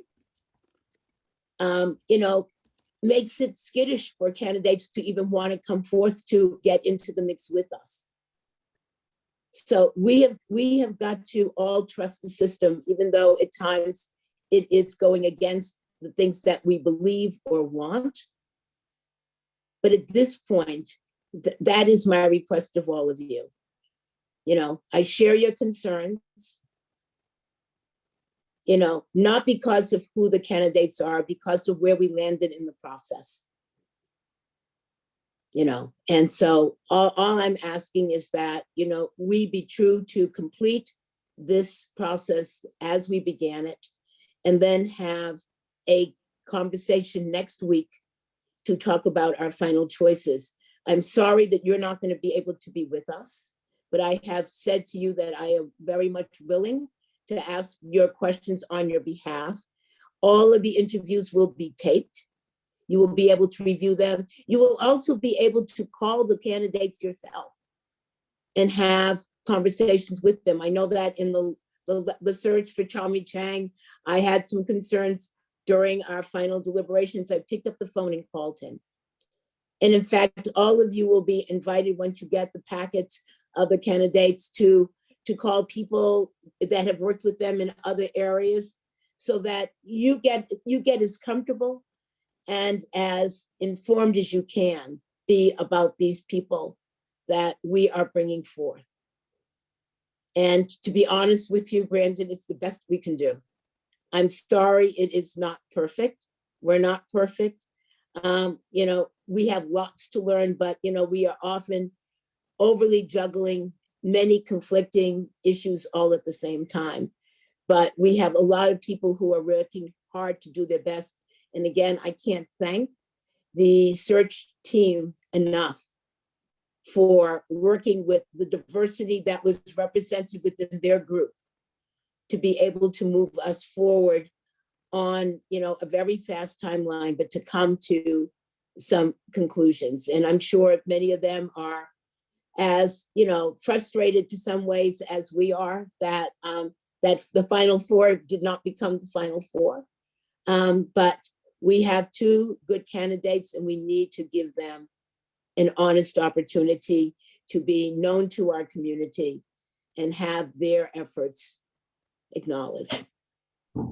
Thank you very much. Really, thank you, Chair. All righty, thank you. Dr. Alkins?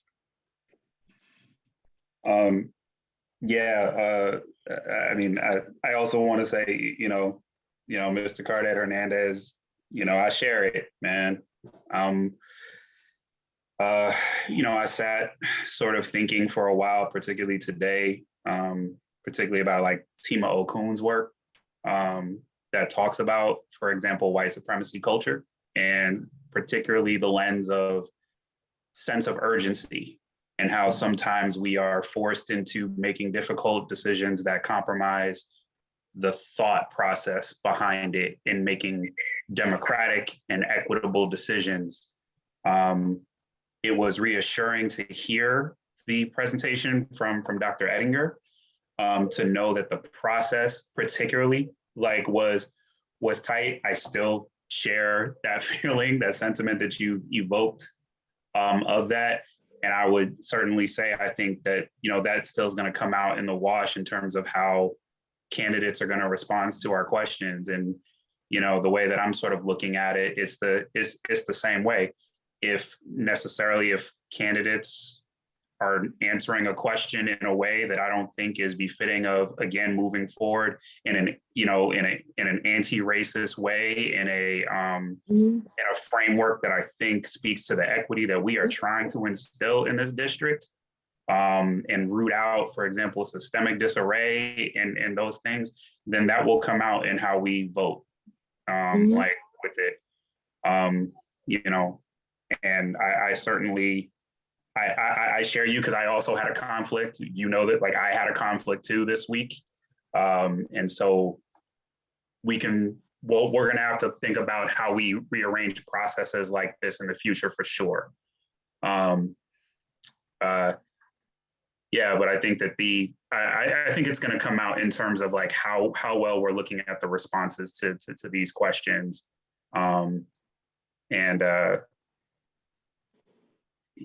It's a tough pill to swallow. That's all I can really say, man. I guess it's a tough pill to swallow for right now, but. Yeah. Thank you. Mr. Tran?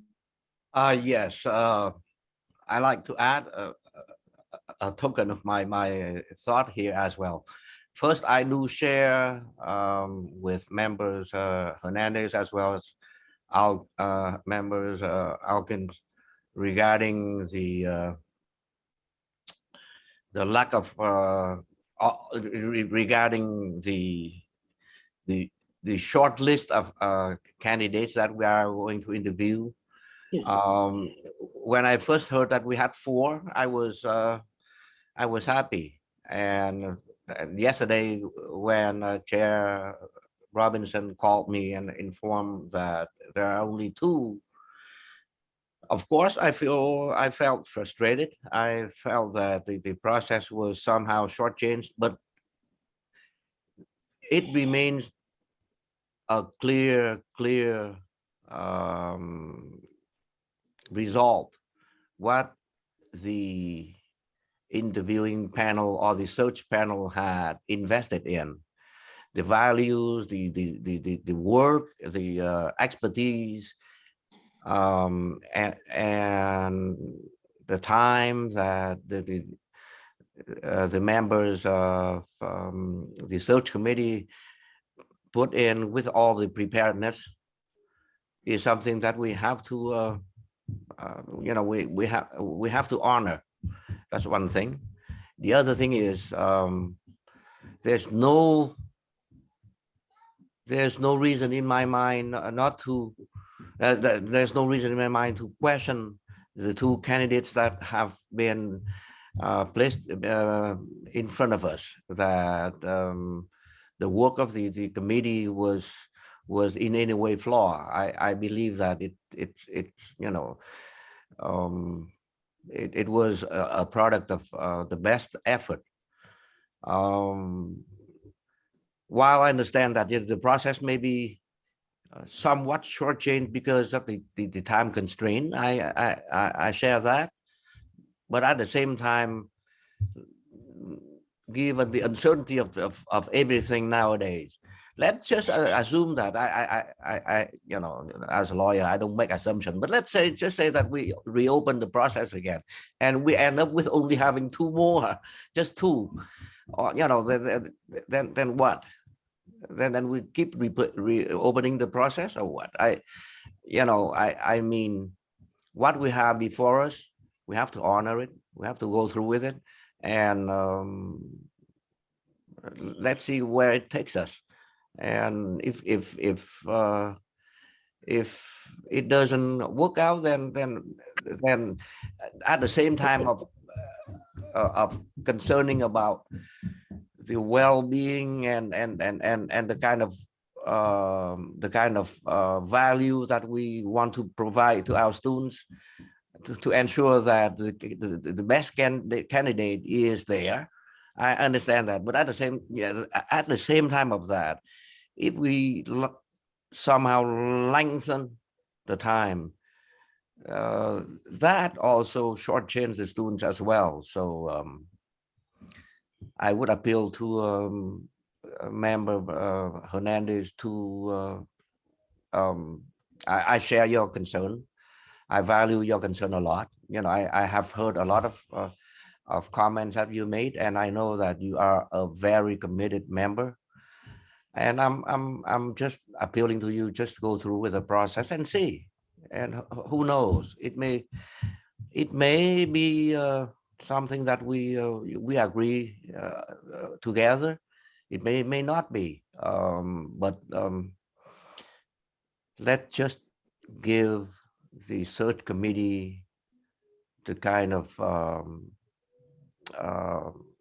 appreciation that we need to express, and the kind of you know, the kind of expertise that they brought to the table. Thank you. Thank you, Mr. Tran. Are there any other comments at this time? If not, I'd like to bring forward, excuse me, Dr. Alkins. Sorry. Had to think about this again. So you're certainly recommending that, for example, Mr. Cardet Hernandez, and that any of us are call direct candidates and making sure that we have that information available in front of us. You know, quite frankly, you know, yeah, we cannot be biased by the idea that we have a reduced candidate pool. That's one thing. That doesn't even mean we're forced into a decision. That's the other side of it, right? And then the other piece is, this is too, in my opinion, I think perhaps we all share it, this is too important of a decision to not have everybody know thoroughly how they feel about each candidate. And so any way that we can make it easier for everyone here on this call to get that information however they can in the next week or so, and the space to, again, timeline, but not just the space to hear that information, but the space to evaluate it too. You know, so I'm hoping that we can do better with this. And so, yeah, however we need to share information, let's make sure that those channels are alive and well. Yeah. I believe that we will be receiving packets probably tomorrow. They obviously they couldn't be prepared until the finalists were known, so that I know that they are being prepared and translated, so that Ms. Polanco Garcia also has access to the information, but once you have those packets, you are able to look through them, you know, as I say, make calls. In addition to what the in addition to what the superintendent search group has done, as well as our own conversations on Thursday and Friday. And it'll be, you know, and as I said, all of the videotapes are available. So for all of the panels with the public as well. So that level of information we all have access to. So, and I'm sure Ms. Sullivan will be in touch with each of you tomorrow to make sure you have the materials that you need. So again, we're going to look forward to moving forward to taking final steps on this process next week. So I'll now ask staff to invite back Superintendent to rejoin the meeting. But in the meantime, I'd also would like Drew to turn his camera on and to come say hello, and so that we can also say thank you to you at this time. Thank you, Chair. I just, if it's okay, maybe just say a few words. I just wanted to begin by thanking and acknowledging Superintendent Casilius. I've had an opportunity to work under her leadership for the last year. And it's, you know, by all accounts, has been a really challenging one. And there are many, many things that I've learned from her as a mentor, including, you know, under the most difficult circumstances, that she has always had an unwavering belief in the potential of our students and our families, and an unwavering set of core values around equity and excellence. And, you know, there are many really challenging moments during her tenure at a really difficult time, but she always showed up, rolled up her sleeves, and did the hard work on behalf of our students and our families here in the city of Boston. I will always be forever grateful for her leadership and the support that she has provided to me. And I just want to personally acknowledge and thank her. I also want to thank you, Chair, for your leadership, also under a really difficult time. You know, there's been a lot going on, and this is just one other sort of barrier for us to continue to work through as a team, but you have remained steady in your leadership and support of the governance team here in BPS, and appreciate your confidence and support in me, as well as the confidence and support the mayor has provided in terms of our recommendation. And just to the folks internally in BPS, I just want to acknowledge that it's been a really hard year. We've been through a lot as a team. I think we have demonstrated during really difficult times, when we come together and partner and work in a collaborative way, we can deliver for our students and families. I walk into this eyes wide open, even for a short period of time, that we have significant work ahead of us. That there is significant mistrust, and oftentimes for good reason. We have to deliver on a promise of an excellent and equitable education for our students and for our families. I'm committed to doing that work and to stepping up in the short period of time in any way that the school committee and the city needs me to. And I'm honored to be nominated for this, should the school committee take that action. Thank you. Thank you. Welcome back, Dr. Casilius. And before we move on to public comment, I just want to take a moment to thank you for your fearless leadership over the past 3 years. Dr. Casilius came to Boston with a compelling vision for BPS. She spent her first few months visiting every school in the district, listening, learning, and seeing for herself the incredible opportunities and challenges Boston faced. In collaboration with students, educators, families, and community members, she developed a strategic plan with big and bold ideas and set about implementing that plan. She was relentless in centering the needs of our students in her determination to provide more equitable opportunities for all of our students. And then, not even a year into her tenure, all of our worlds changed forever with the onset of the COVID-19 pandemic. This has been a really challenging few years. Yet Dr. Casilius's leadership and dedication have not wavered. She responded quickly and decisively when we had to quickly shift the way we do our work, and she continues to lead us through ongoing uncertainty and evolving circumstances. As we continue assessing the impact of the pandemic on our students and families, it's clear that we have a long road to recovery ahead. But that journey is clearer because of the roadmap Dr. Casilius has provided. With the investments in over 130 social workers, 119 family liaisons, an additional 49 school psychologists, a nurse at every school, and many other key student supports made possible through a strong commitment from the city in her first year as superintendent. The district is well on its way to the quality guarantee parents and families expect and deserve from every school in Boston. In addition to securing historic funding for BPS that provided hundreds of needed student support positions, Dr. Cassellius oversaw long overdue reforms that eluded other superintendents for years. A new exam school admissions policy that expands access and opportunity for all students, which will increase racial, ethnic, geographic, and socioeconomic diversity at our exam schools. A set of consistent and rigorous academic standards through implementation of Mass Core and more robust privacy protections for students will make BPS a more equitable, effective, and inclusive district in the years ahead. Thank you, Dr. Cassellius, for your service to our city and most importantly, to our students. Dr. Cassellius always says that, quote, we must measure everything in student benefit, end quote.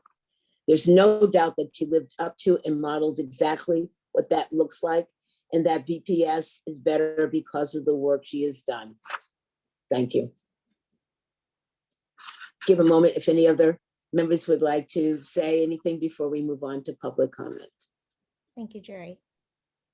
Thank you.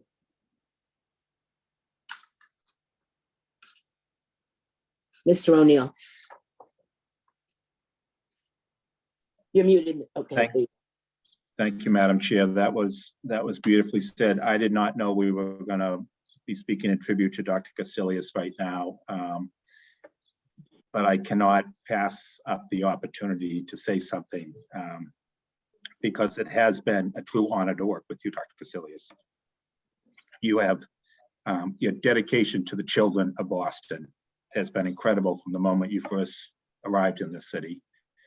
I have toured countless schools from you. I learned from you every single engagement. I can't begin to count the time we have spent talking through issues, about issues. Your commitment, what you have taught me about equity and equality, your deep and abiding desire to improve opportunities for all of our students has been incredible in how I've learned from you. And I am so deeply appreciative that you made Boston your home. And look forward to you returning to that Carter School ribbon cutting. I'll be side by side with you at that. Boston has benefited from your commitment to our students. And it has been an honor and a privilege to work with you. Thank you, Mr. O'Neill. Thank you. Mr. Tran. I'll be brief. Dr. Cassellius. Personally, I'm very, very sad to see you go. I fought myself hard with the thinking that, oh my God, this is a woman who lived through months of, as a matter of fact, years of hardship through her youth. You have a lot of identity things that are closely aligned with mine. You made it to where you are, and you have exercised that privilege that, you know,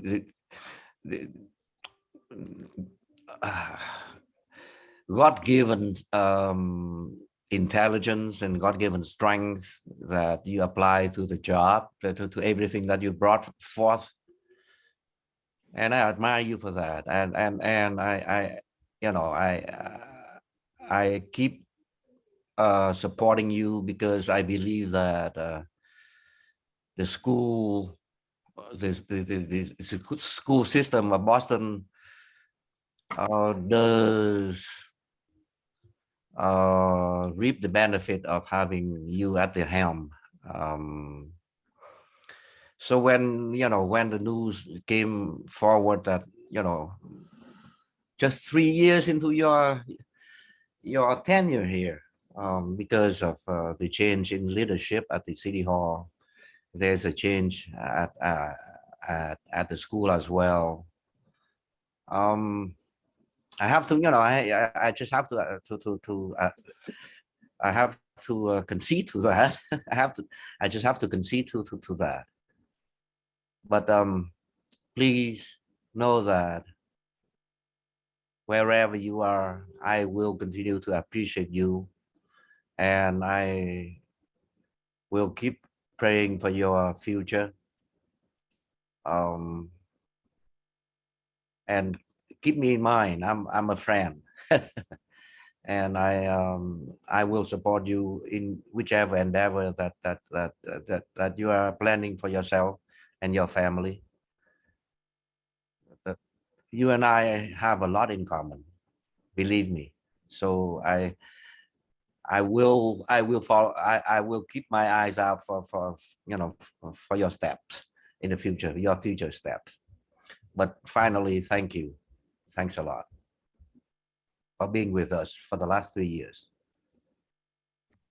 Thank you, Mr. Chairman.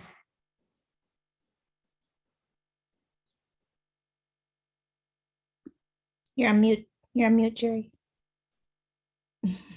Sorry, Dr. Alkins.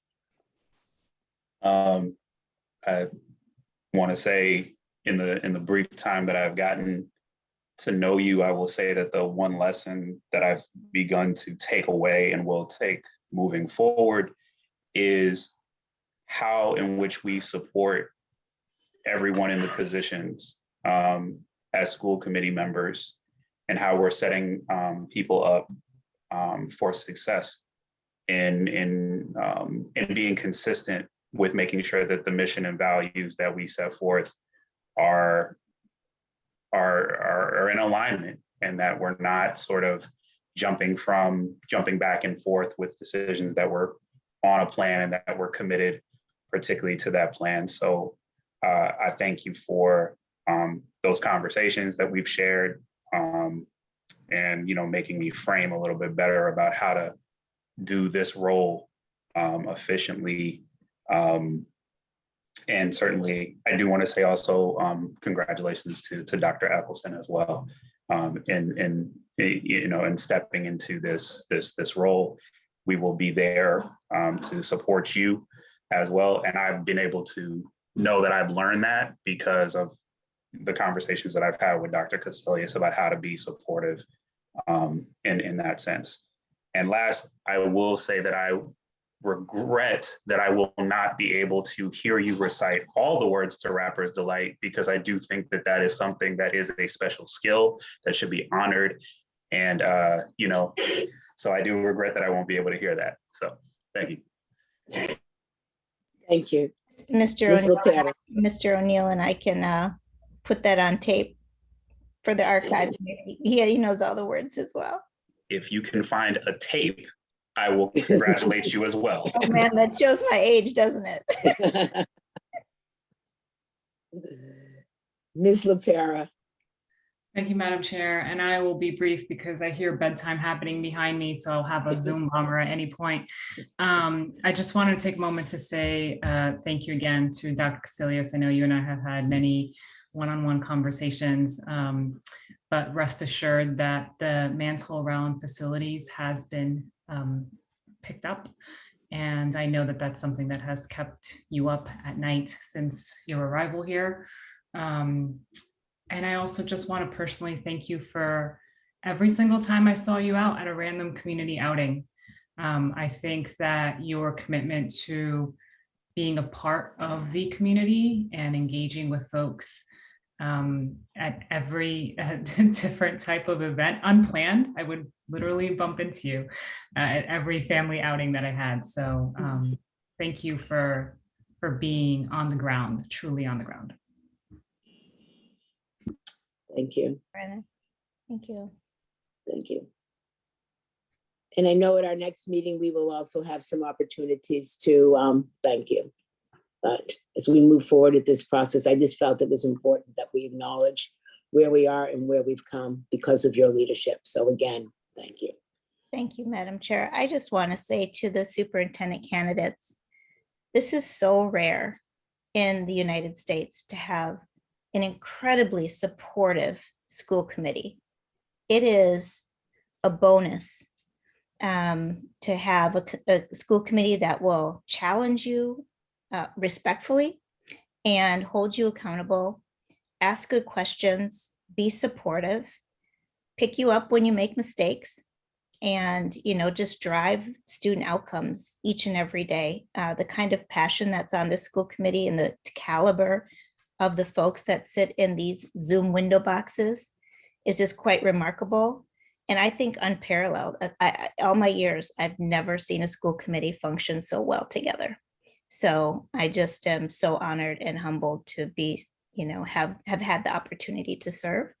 And just grateful to all of you for your personal support and the support that you give children each and every day. Thank you. We'll now move on to general public comment. Ms. Sullivan? Thank you, Chair. The public comment period is an opportunity for parents, students, and other concerned parties to make brief presentations to the school committee on pertinent school issues. Questions on specific school matters are not answered at this time, but are referred to the superintendent for a later response. Questions on specific policy matters are not answered at this time, but may be the subject of later discussion by the committee. We have 21 speakers this evening. Each person will have 2 minutes to speak, and I will remind you when you have 30 seconds remaining. Those who require interpretation services will receive an additional 2 minutes. Speakers may not reassign their time to others. Large groups addressing the same topic are encouraged to consolidate their remarks or choose a spokesperson to provide testimony. Written testimony is appreciated and encouraged. Please state your name, affiliation, and what neighborhood you are from before you begin. Please direct your comments to the chair and refrain from addressing individual school committee members or district staff. When I call your name, please raise your hand virtually in Zoom. Also, please make sure you're signed into Zoom with the same name that you used to sign up for public comment. That will allow us to identify you when it's your turn to testify. I will now invite our interpreters to offer support for our first set of speakers. We'll turn off the interpretation icon. Interpreters and the public will all be in the main room. Interpreters, please stop interpreting and mute yourself for this portion of the testimony. We'll begin with Albania Orozco. Muy buenas noches, habla Juan, el intérprete, la señora Albania Orozco se encuentra.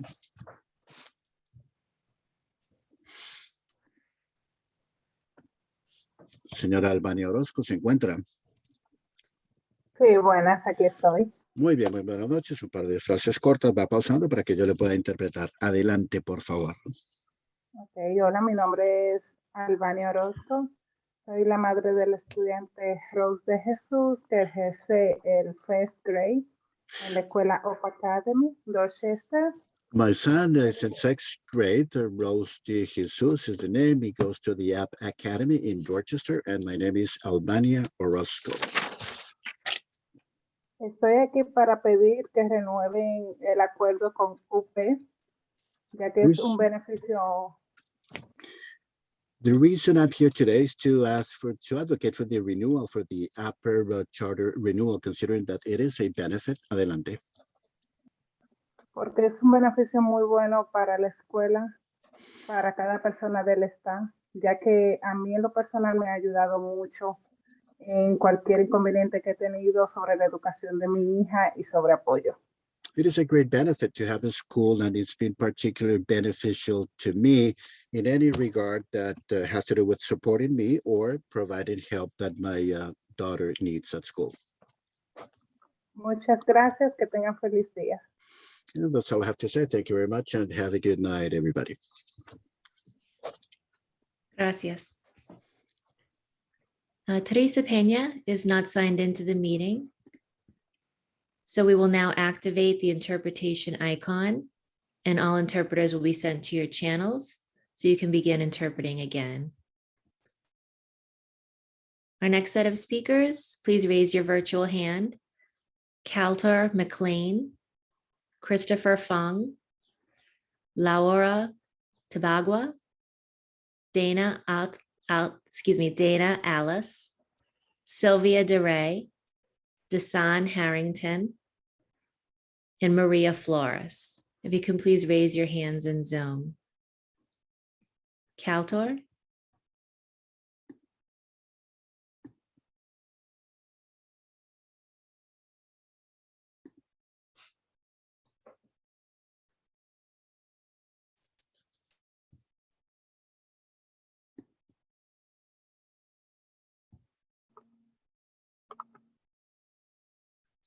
Hello. Give me 1 second. Good evening to the Boston Public School Committee and Madam Chairperson. Thank you for this opportunity to show my support in favor of Upper Academy Dorchester remaining in the community. My name is Caltor McLean, and I am a business owner in the Dorchester community, located at 5 Bowden Street. As a business owner in the community, I have personally seen a change with the students that attend Upper Academy Dorchester. As a restaurateur, my place of business is a common place for the students to come and relax before they make their way home. I have witnessed in both student and faculty a positive change. I have noticed simple changes with the students when they come to my restaurant from a long day of learning. They once were a body of students that did not care where they littered, and now they are mindful of such behavior. They once ignored how disrespectful and abusive their language used to be, and now they are more mindful of such behavior, and they choose to show a more respectful manner. I have also noticed the faculty being more engaged with the students and being more active by coming with the students occasionally to my restaurant to assure each student's safety and well-being.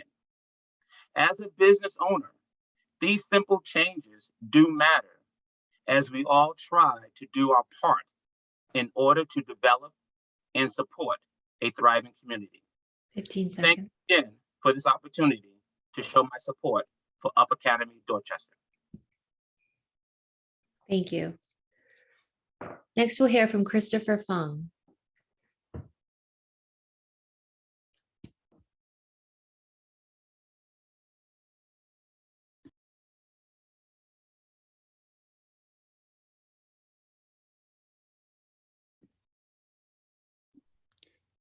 Good evening, everybody. School committee members, Superintendent Caselius. My name is Christopher Fung. I have a 4th grader at the William E. Russell Elementary School, and I live and work in Dorchester. I'm here with a group of other Russell parents, and we're responding to a proposed merger of the William E. Russell and Roger Clapp Elementary Schools in Dorchester. We were told that the school committee would be voting to approve this merger at this meeting, so we're a little taken aback that this item does not appear on the agenda. So our public comments are addressed to this proposed merger. We have grave concerns about the process which BPS has used to begin this process. Harking back to an earlier comment this evening by Dr. Alkins, the first problem is that this proposed merger was presented at the very end of the academic year with limited time for parents and other members of the school communities to learn about the issues and to meet together and to really get an understanding of where we collectively stood around this issue. The second issue is that we were presented with a framework that assumed that the merger was a foregone conclusion. We were given no details about how the district envisioned the merger and no suggestion of what the district's priorities would be. This means that as a community, we have very little to go on and gives us no opportunity to be a true part of the process.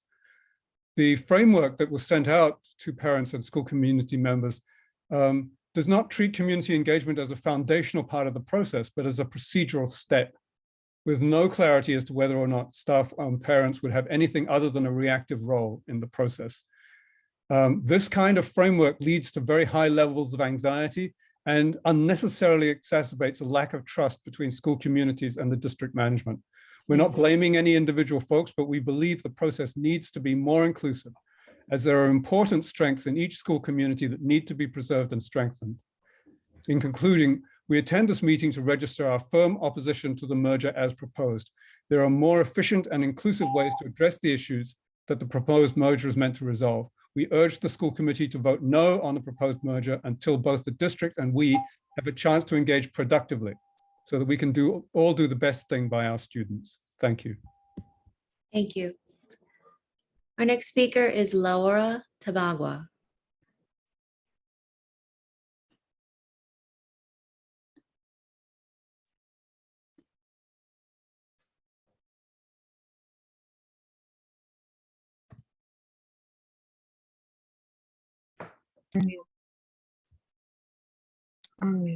Hello. Good evening. Good evening. Yeah, so I'm here to speak up today to share my concern regarding the merger as well.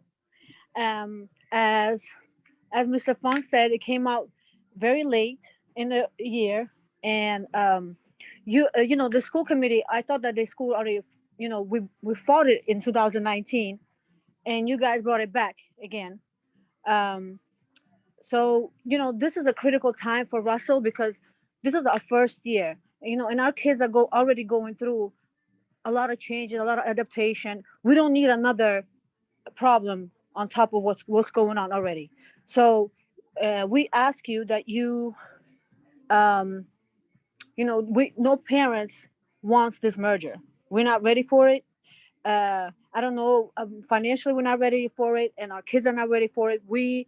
You know, Russell School should be respected the way it is, and it's, you know, we just found a flow back after the pandemic, and this feels very intrusive and forceful, and I don't know what kind of agenda, you know, the mayor's office have, if they have any agenda or not, but, you know, this should, if it's politically motivated, but this should be only focused on our kids.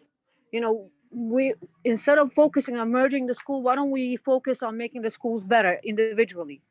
Instead of, you know, why don't the mayor's office focus on, you know, education, the quality of education, and not really compliance, because that's what, you know, our kids are being taught in school about, a lot about compliance and not about critical thinking. So why don't Russell Elementary School get a library? Why don't we actually invest in the education of our students and not about, you know, not about merging the schools and because it fits the economy or it fits the, I don't know, Boston Public School. I don't know what it fits, but it doesn't fit us and we don't want it. And, you know, we, I request that you guys immediately put it down the group. You know, we don't want it. And if you, yep, that's it. That's all I want to say. We don't want to hear about it no more. Thanks. Thank you. Our next speaker is Dana Alice.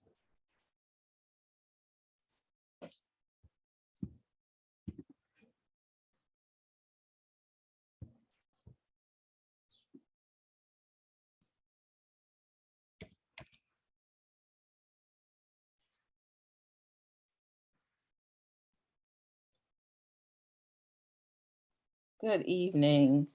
This is quite the process. I am also a Russell parent. My son Eric goes there. He currently attends the 4th grade. He's been there since we moved here when he turned 4 years old.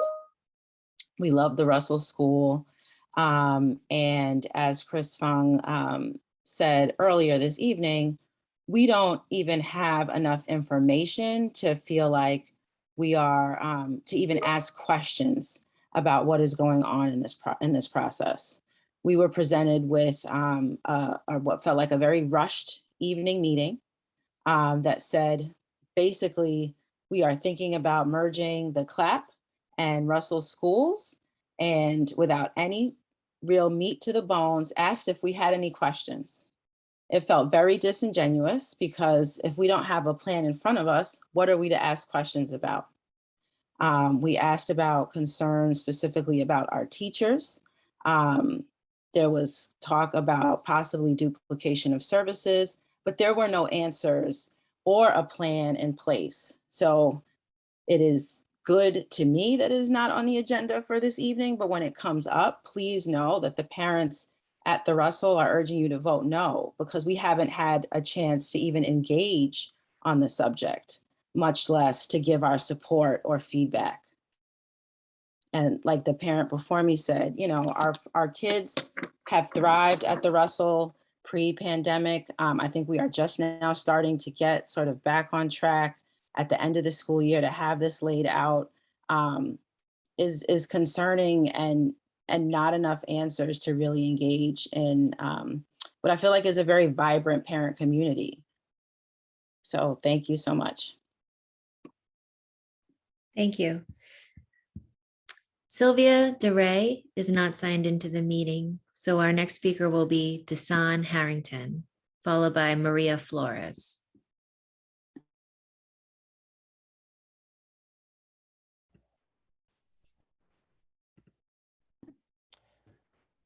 Thank you, members of the school committee. The Russell is I'm sorry, I'm with the Russell Elementary School, with the other parents, Chris and Dana. You know, the Russell has a very strong, vibrant, and culturally rich school community, and it's built around a high level of collaboration with the faculty and students of different grades in and out of traditional school hours. Our school community partners with numerous outside organizations that have also had a tremendous impact on our academic outcomes and expanding the learning experience of our students.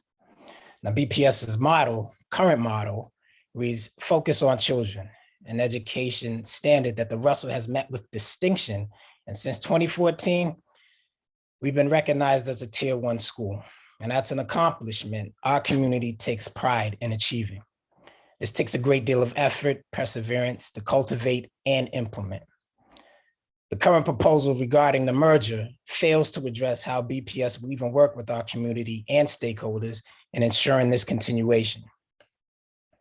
So we're left asking, where's BPS's commitment in guaranteeing that our academic success will be upheld in conjunction with the phenomenal work that our faculty, administration, parents, and most of all, students maintain that go far beyond providing the bare minimum of resources.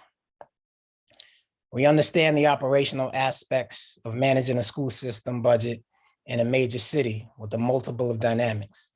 But what was truly missing from this conversation is how the Russell and the CLAP, thanks to our unique strengths, each contribute specific benefits to the city of Boston. 20 seconds.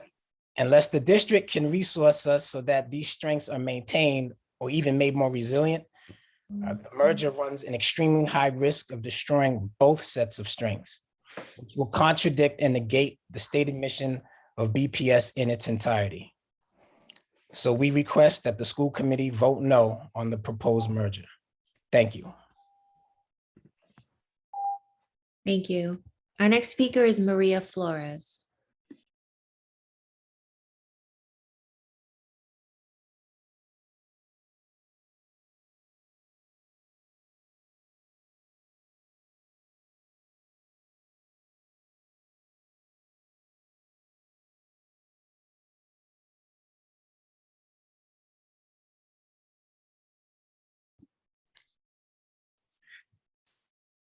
Hi, good evening.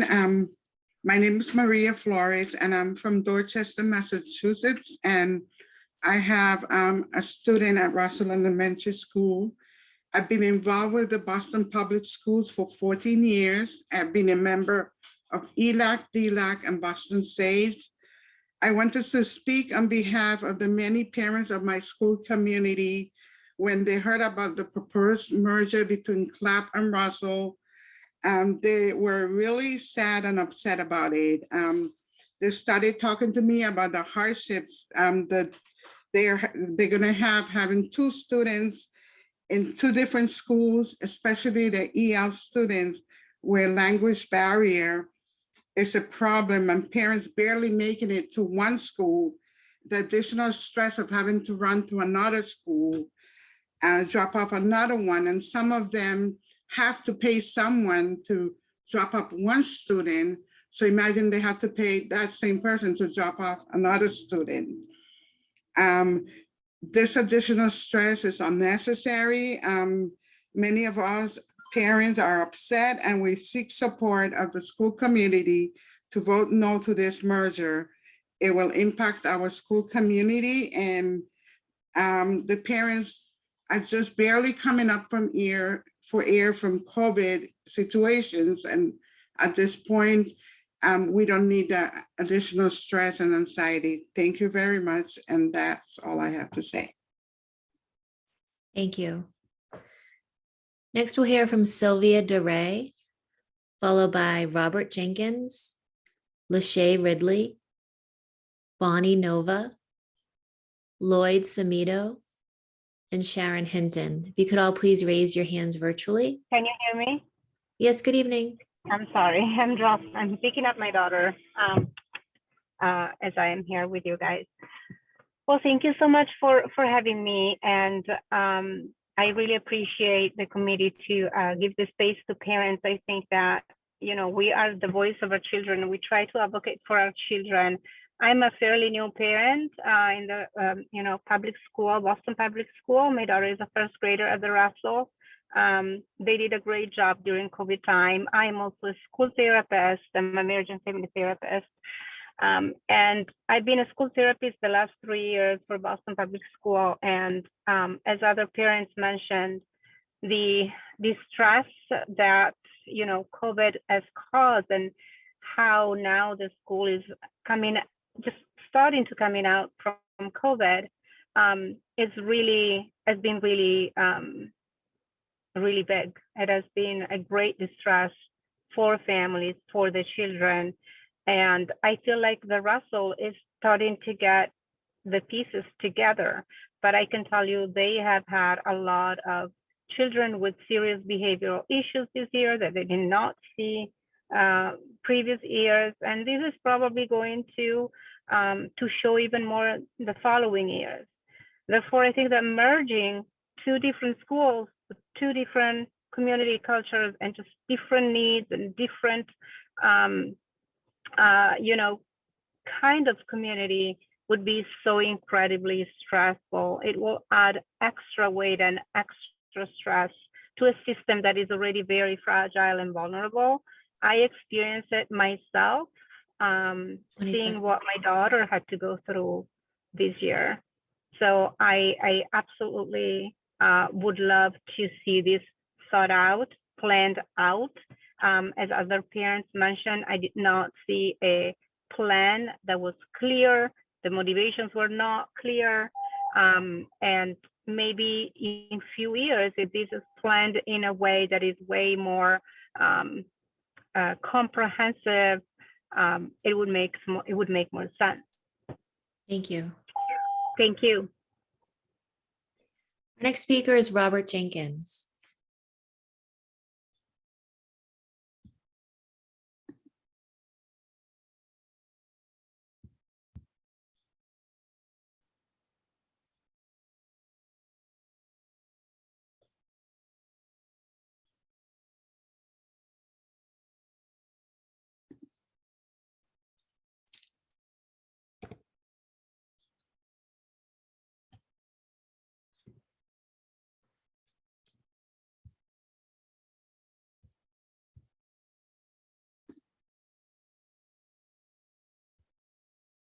Mr. Jenkins with us?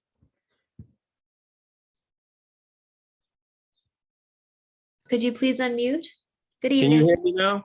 Yes, good evening. All right, good evening. Good evening, school committee members. Good evening, Dr. Caselius. I'm going to miss you. You were a breath of fresh air for a system that was failing, and you came in with some innovative ideas. When you said you were going to come in and do all those community meetings that you did, I must have did at least 80%, if not more of them. I got attached to your staff, because I am part of the Community Engagement Advisory Council, and you took that to the next stage. And I hope whoever is the next superintendent, they continue that with that dynamic staff. You and I were seeing each other so much in the community, we had a running joke. It was like you said to me, Mr. Jenkins, are you following me? I said, no, Dr. C, you're following me because I'm here first and you came after me. But I want to say a good story comes from my many schools that I have had the pleasure of tutoring under alliterations, used to be generations, but one of this that's really near and dear to my heart is the Rafael Hernandez. I was there for 4 years, and I haven't seen a lot of those kids in 3 years due to COVID. But I had the opportunity this past Saturday, Juneteenth weekend, I do volunteer work with Playworks. And there was an event they had at the Rafael Hernandez on a Saturday, and it was excellent. There were teachers, parents, students, former students, and I got to see a lot of students who have grown. And it just made me, like feel very good that it can happen in Boston, especially school at the Rafael Hernandez, which is over 100 years old. They have many programs, but I'm just saying that I hope one day whoever comes in has your job, has that whole, how can I say, pictures all of our schools in the city of Boston being like the Rafael Hernandez as I saw on Saturday. So Dr. C, good luck in your endeavors. I'm gonna miss you. Goodbye. Thank you, Mr. Jenkins. Our next speaker is Lachey Ridley.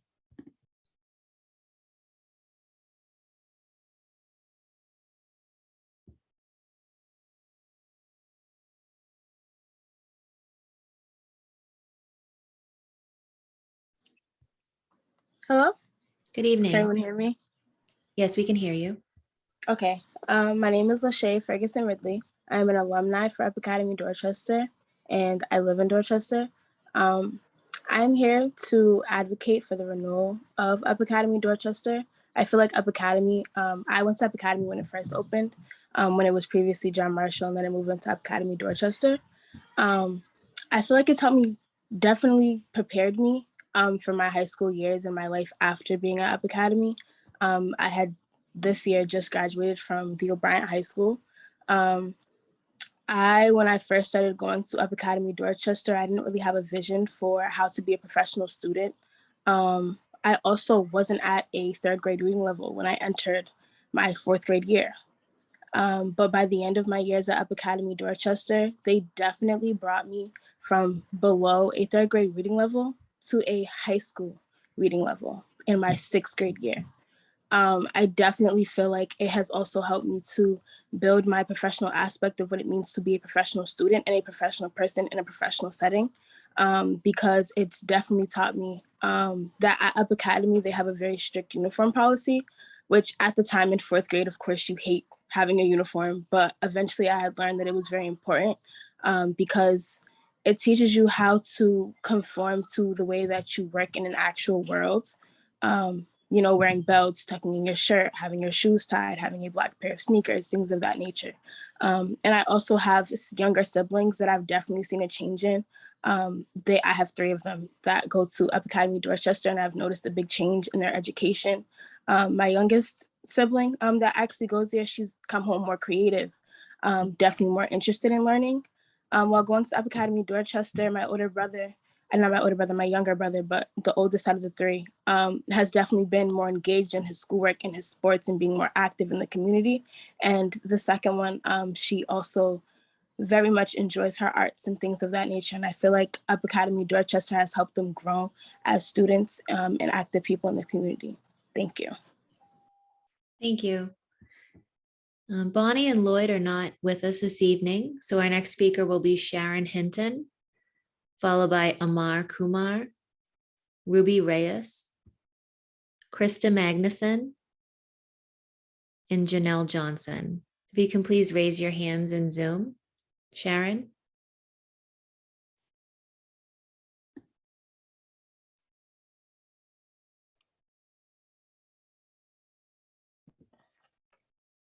Good evening. I'm Sharon Hinton, mother of a BPS graduate, educator, community advocate, and founder and executive director of Black Teachers Matter Incorporated. What in the ham sandwich is going on with BPS? The superintendent search, MOU and receivership, unannounced BPD shooter drills, the non-binding voter referendum? Out of 35 candidates for the superintendent position, this is who a diverse search committee proposes as superintendent candidates: 3 Caucasians, 2 proposed, and 1 acting superintendent in a majority minority district. What happened to the others? And why wasn't that selection process more transparent during the screening of the others before the 2 finalists were released to the press in the final weeks of school? This is not the best we can do. And we should not accept this scenario in a false sense of urgency and sacrifice democracy, equity, and fairness in the process. Where is the DESE receivership process, really? Superintendent Cassellius talked about a proposed 5-year plan for the MOU. Are we all assuming the same newly hired superintendent and school committee will still be here? And regarding the MOU, will the same mayor and the state be running BPS in 5 years? What about the over 99,000 Bostonians who voted for an elected school committee? Are Mayor Wu and Commissioner Riley going to dictate a school governance structure that doesn't reflect the will of the voters? Why does it seem that the whole school committee isn't more involved in the MOU and strategic planning process? I'm concerned. This rush to decision will lead to another superintendent turnover, and we haven't given another opportunity to diversify the finalists because of this search timeline. This situation seems like an old playbook, even though some of the players have changed. The supposed transparency seems like smoke and mirrors in key places. And in the end, again, it's the parents and students who will have to survive and overcome a system that doesn't empower them to be any more than better educated slaves, puppets, and rubber stamps. I implore the school committee members to extend the search, broaden the pool. This is not a precedent-setting situation. It's happened before in the superintendent search and the school committee selection process as well. The school committee is not elected now, but you are supposed to represent all of us. Use your voices now. Slow down the search, expand the pool, and utilize the acting superintendent to give us time. Thank you. Our next speaker, Amar Kumar, is not with us this evening, so we'll move on to Ruby Reyes.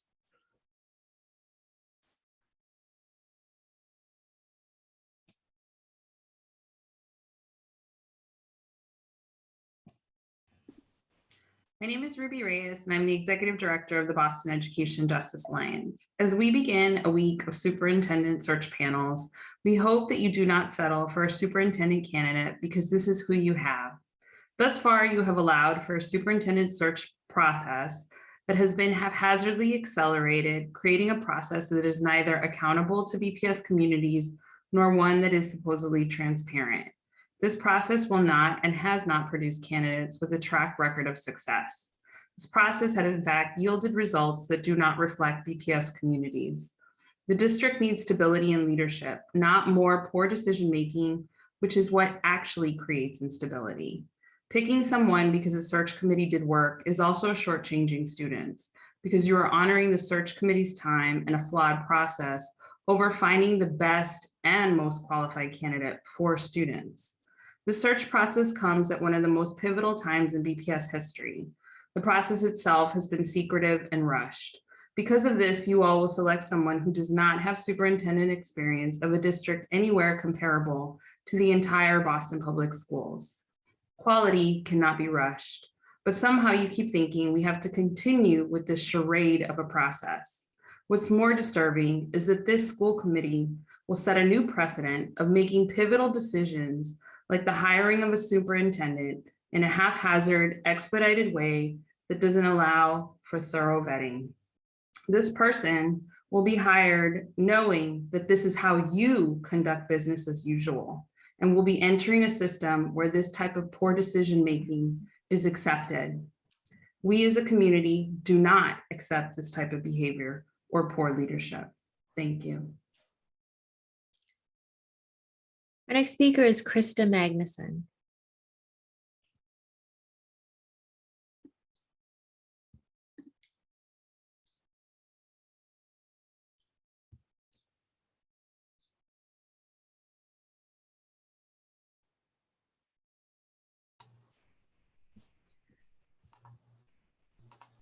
There, can you hear me? Yes, good evening. Great. Hi, my name is Krista Magnuson. I live in Jamaica Plain, and I'm here on behalf of Bostonians for an Elected School Committee. We call on Mayor Michelle Wu to fulfill the city's undeniable demand for an elected school committee. In November, more than 99,000 Bostonians voted for a democratically elected school committee, and we asked the mayor to honor this mandate and work with the city council to develop a transparent timeline for advancing Boston's home rule petition so that voting can begin in 2023. We thank the city council for working on a home rule petition with the urgency that such an unequivocal election result demands. Change cannot wait on this important civil rights issue, but under state law, the petition must be signed by the mayor before it can move to the State House. That is why it's imperative for Mayor Wu to engage with the council now to decide what a new elected school committee should look like. At a recent meeting with our coalition, Mayor Wu indicated that she will not work on the home rule petition process until a new superintendent is in place and until the schools are, quote, stabilized and on the right track. Waiting for this amorphous future point would render it impossible for Boston to have any elected school committee members seated before 2026. We share the mayor's commitment to addressing the problems facing BPS, but leaving this unresponsive system in place isn't helping either. If mayoral control could fix BPS's issues, Boston has had 30 years to prove it. The succession of scandals and new threats of state takeover show that the current system, in which the mayor is solely responsible for all key decisions, isn't working. This is not the mayor's fault. It's simply not possible for any mayor to both run a major city and devote the same level of attention to our schools that an elected committee solely focused on the success of those schools could. In Boston and across the country, the experiment with mayoral control has failed. Neither is state intervention the answer. 20 seconds. Like state takeovers, mayoral control has succeeded in one thing and one thing only, disenfranchising voters. Democracy is not a panacea, but it is the best system that we have. A democratically elected school committee, accountable to voters, is the best way to address the complex issues BPS faces, restore trust in our schools, and engage the community in BPS's success, all while bringing the accountability and transparency that we know the mayor supports. We call on Mayor Wu to work with her constituents and with our city councilors to finalize and send a home rule petition to the legislature in 2022. Thank you. Our next speaker is Janelle Johnson, followed by Ali Huberly and Michael Heichman. If you can please raise your hands in Zoom. Janelle? Good evening. Thank you, Madam President, Jerry Robinson and others. My name is Jonelle Johnson. I have been the school nurse at the BCLA McCormick Pilot School, grade 7 to 12 lower campus for the past 7 years. I'm a resident of Randolph, Massachusetts, but formerly lived in the city of Boston for 40 years. I am speaking today in support of settling the contract between the Boston Teachers Union and the city of Boston by the end of this school year. I speak for myself, but I am also a voice for school nurses, guidance counselors, social workers, school psychologists, coordinators of special education, and teachers. We are a team of people who have dedicated our working careers to the advancement of education for the children of the city of Boston. We are the foundational stones who are trying to put together good educational programs for our students. In the book of Leviticus, chapter 19, verse 13, it tells us, "You must not oppress your neighbors or rob them. Do not withhold a hired laborer's pay overnight." We should not be in a position to bargain over fair wages, conditions, and benefits, or for the many other things that would impact teaching conditions for educators as well as learning conditions for children. The students of the city of Boston depend on coming to school daily. We are their safe place, a safe haven. Students come to school sick with COVID-19, strep throat, wheezing, shortness of breath, knowing that if they can just get to the school nurse, we will care for them.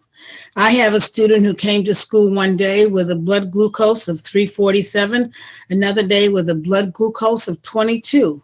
This student needed immediate nursing care, and that student knew that I would be there for them. How many times have I stayed at work until 7 p.m. to complete documentation and case management? How many of my nursing colleagues have told me they stayed at work until 7:30 p.m. to finish the day's work, or went home and worked until 10:30 to complete the day's work? I answered my phone at 3:45 just the other day. It was a pediatrician from Dot House calling to follow up on a student whose family is homeless and in crisis. Our workday does not end when the last school bus leaves the schoolyard. So many great teachers are leaving the district because they are burnt out. Look at the shortage of teachers and other professionals in the district. Let us not have to fight. Excuse me, Ms. Johnson, your time is up. So you wrap it up and you can send us your testimony, please. Thank you very much. The testimony has been sent to you. Please read it in detail. Thank you. Good evening. Thank you. Ali Huberly is not with us, so our next speaker will be Michael Heichman.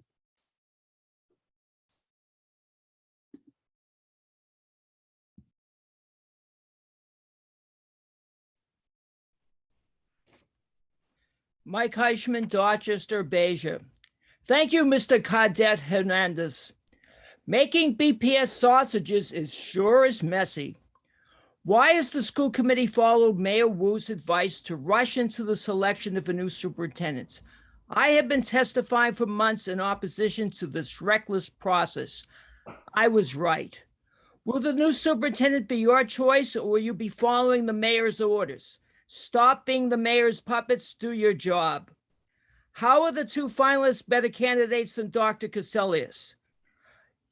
Dr. Cassellius was your choice. Mayor Wu had her reasons to fire our superintendent. Our community has been denied the knowledge of her reasons. Transparency and trust in the BPS remain an oxymoron. I consulted my thesaurus to come up with the best word to describe this process. The only choices that came up were obscenities. Our children's future is at stake. I fear that we are heading for a terrible crash. Mayor Wu and your silence are complicit for this situation. It is your job, not the mayor, to evaluate, hire, and fire the superintendent. Stop being the mayor's puppets. Do your job. Dr. Cassellius, we are a learning organization. Thank you for being a superintendent for the last 3 years. I request that you make a report of your 3 years as our superintendent at your next meeting. Who's decided to stop mandatory mask wearing in our schools? Was the usual process followed? Are you caving into political pressure from the COVID deniers? I heard that Mayor Wu made this decision. Is this true? You voted to close the Mission Hill Pilot School. Whatever happens to the investigation of the role of the central office, which tolerated child abuse in that school for years? Thank you. Thank you. Chair Robinson, that concludes our speakers for general public comment.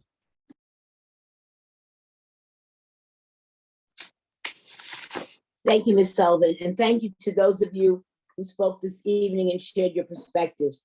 Your testimony is very important to us. Our first action item this evening is in-kind donations with a total estimated value of $664,463. I will now open it up to questions and discussions from the committee.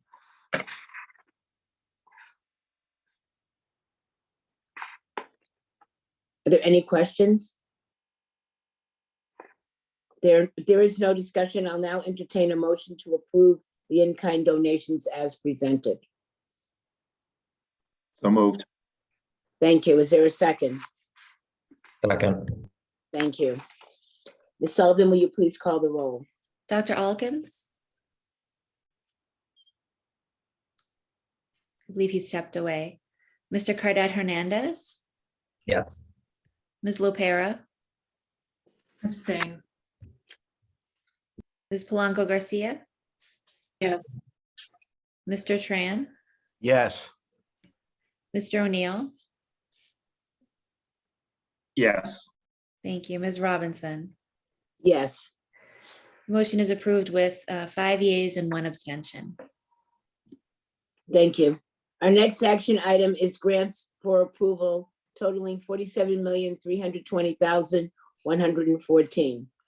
I will now open it up to questions and discussion from the committee.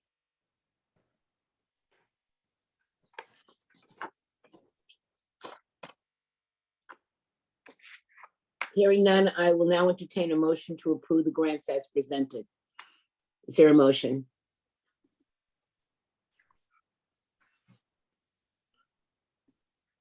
So moved. Second. Thank you. Thank you. Is there any discussion or objection to the motion? Ms. Sullivan, will you please call the roll? Dr. Alkins, Abstain. Mr. Cadet Hernandez, Abstain. Ms. Lopera,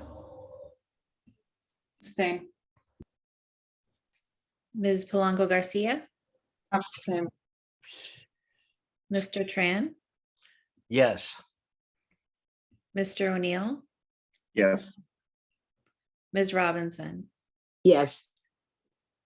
We have 3 yeas and 4 abstentions. Yes. The grants. Can I ask why people have abstained from the grants? Is there a problem? Personally. Oh, go for it. Sorry, I can- Chair Robinson, for me, I'm abstaining, given that I'm still catching up on different pieces related to my Okay, thank you. absence in health. Okay. For myself, Sorry, I haven't Dr. been able. Oh, sorry. No, go ahead, Dr. Hawkins. No, for myself, I haven't been able to pour into sort of the statements behind the grant and sort of just the data behind it. So that's it. All righty, thank you. It's the same as Dr. Hawkins. I haven't had time to do the documents. Thank you. Would it be You too. helpful in the future? Would it be helpful in the future? I know that we try to move through it quickly, to have somebody come on and give a brief overview of the grants before that we move forward on them. I just want to make sure that people feel that they have had input into the process and understand what we're voting on for the grants. Madam Chair, I believe Ms. Ms. O'Neill. Polanco Garcia was also about to explain Yes, sorry. Yeah. her abstent. Go ahead, Ms. Polanco Garcia. I think I can hear you, what you sentenced, Jerry. You couldn't hear me? Yeah, I can hear you, interpreted for your sentences before. Okay, no, my question was why everyone was abstaining. What was the problem with the grants? So I wanted to understand what we might need to do differently so that people feel that they are able to vote on the grants when they come forward. Entonces, señora Polanco, lo que Sí, ya está entendí. diciendo. Ajá, Oh, yo ok. entendí. En mi caso Listo. en lo particular, yo no he tenido la oportunidad de ver ese específicamente. In her particular case, she needed a chance to see things more thoroughly concerning the donations of the grants. Okay, Robinson? yes. I Dr. am- Cassellius, yes. Madam Chair, I am concerned about the food nutrition grant and getting that through just in terms of timing and making sure that we have that contract in place for our food nutrition program for the 22-23 school year. I think we'll have another opportunity next week to vote on it, but I just want to check with Dr. DePina and see if this is going to interfere at all with any of our operations for getting our food nutrition program in a timely way. Thank you, Dr. Cassellius, for raising that. And yes, Madam Chair, it does. So I would also recommend that maybe we can spend some time debriefing members in more detail and providing any answers or updates on the grant specifically and answer any questions people have. But it is kind of timely that we do get this and maybe have it revisited at the next school committee meeting for a vote. Madam Chair, if I may, I do believe and I know the BPS counsel, Lisa Mackey, is on, so I hope she could verify this, but I believe under Robert's Rules of Order, we have a quorum for this meeting. In fact, all 7 members are here. And though we did Mr. have Neal, three people vote. Quorum. Yes, I'm sorry, I am Mr. O'Neill, you're breaking able up. internet. You're breaking up. I apologize. I'm going to stop my camera. That will help with the internet, but I will speak. Okay. I do believe under Robert's Rules of Order, and I appreciate Lisa Mackey could speak as well, that, and I apologize for putting my camera off, but I'm getting an unstable internet message here at my home in Charlestown. I do believe under Robert's Rules of Order, as long as we have a quorum, then it is a question of, did a majority of those who voted pass it? And it did pass 3-1, 3-0, which would be a majority of those voting. That is my belief on Robert's Rules of Order. That would allow for the 4 abstentions. So I do believe that the motion actually passes, but if Ms. Mackey is on and could verify for that, or if Ms. Sullivan could verify with parliamentarian, and we could come back on that, that would be great. I think that's correct as well, Mr. O'Neill, because actually I remember there was a vote on, I don't like to bring it up, but the McCormick Field wasn't there and we had a similar situation. Chair Robinson, our parliamentarian concurs that that is correct, Oh, that's good news. that Mr. O'Neill's analysis is correct. And the motion does pass because we have 3 in favor and the abstention votes do not count towards that vote. Okay, thank you. Okay, but all right, but going forward, I would like I think that we need to make sure that people have enough time, obviously, to look at the grants. So if there are concerns, we can get those things answered, because again, for some of them, the voting is quite timely, that they cannot move forward on the grant if we have not taken a vote. So thank you. Excuse me, Dr. Alkins.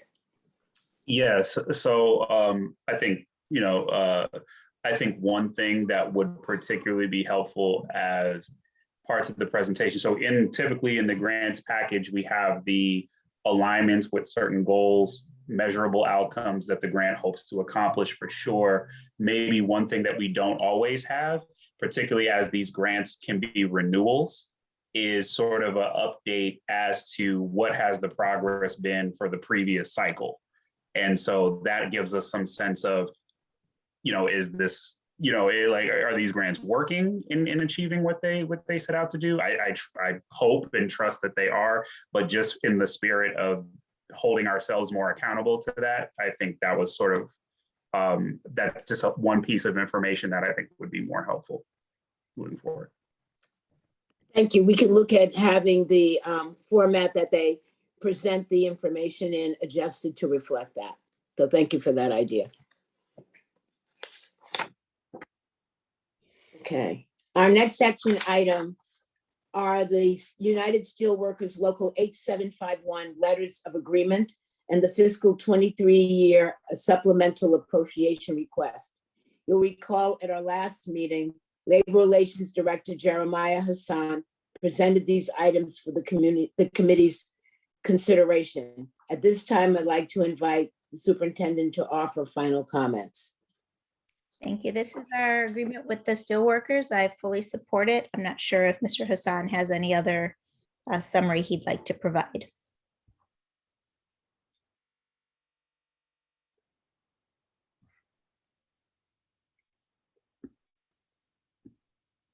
Is he here? Thought so. Wonder if he had internet problems. I don't see him. Well, I offer it up for vote. He did present already to the committee. Okay. So we will take 2 votes, one on the letters of agreement and another on the supplemental appropriation. Does anybody have that information handy to review? I don't have it in front of me. Excuse me, Mr. Cardet Hernandez, do you have a question? Yeah, I'm just curious, and I had asked a few questions earlier this week too. And